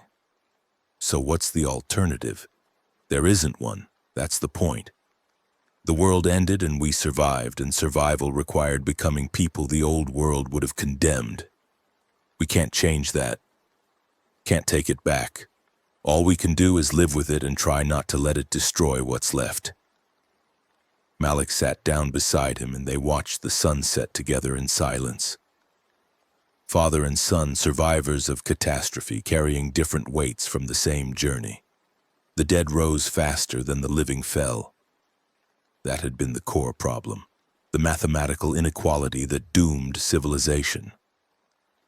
For every person who died fighting the infection, 2 more turned. For every defensive perimeter established, 10 more points of failure emerged.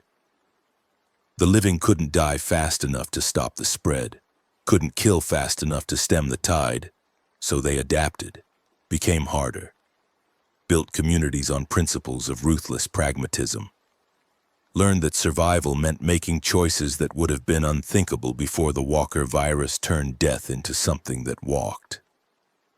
Terrence stood up, joints aching with the kind of wear that came from decades of hard labor and harder living.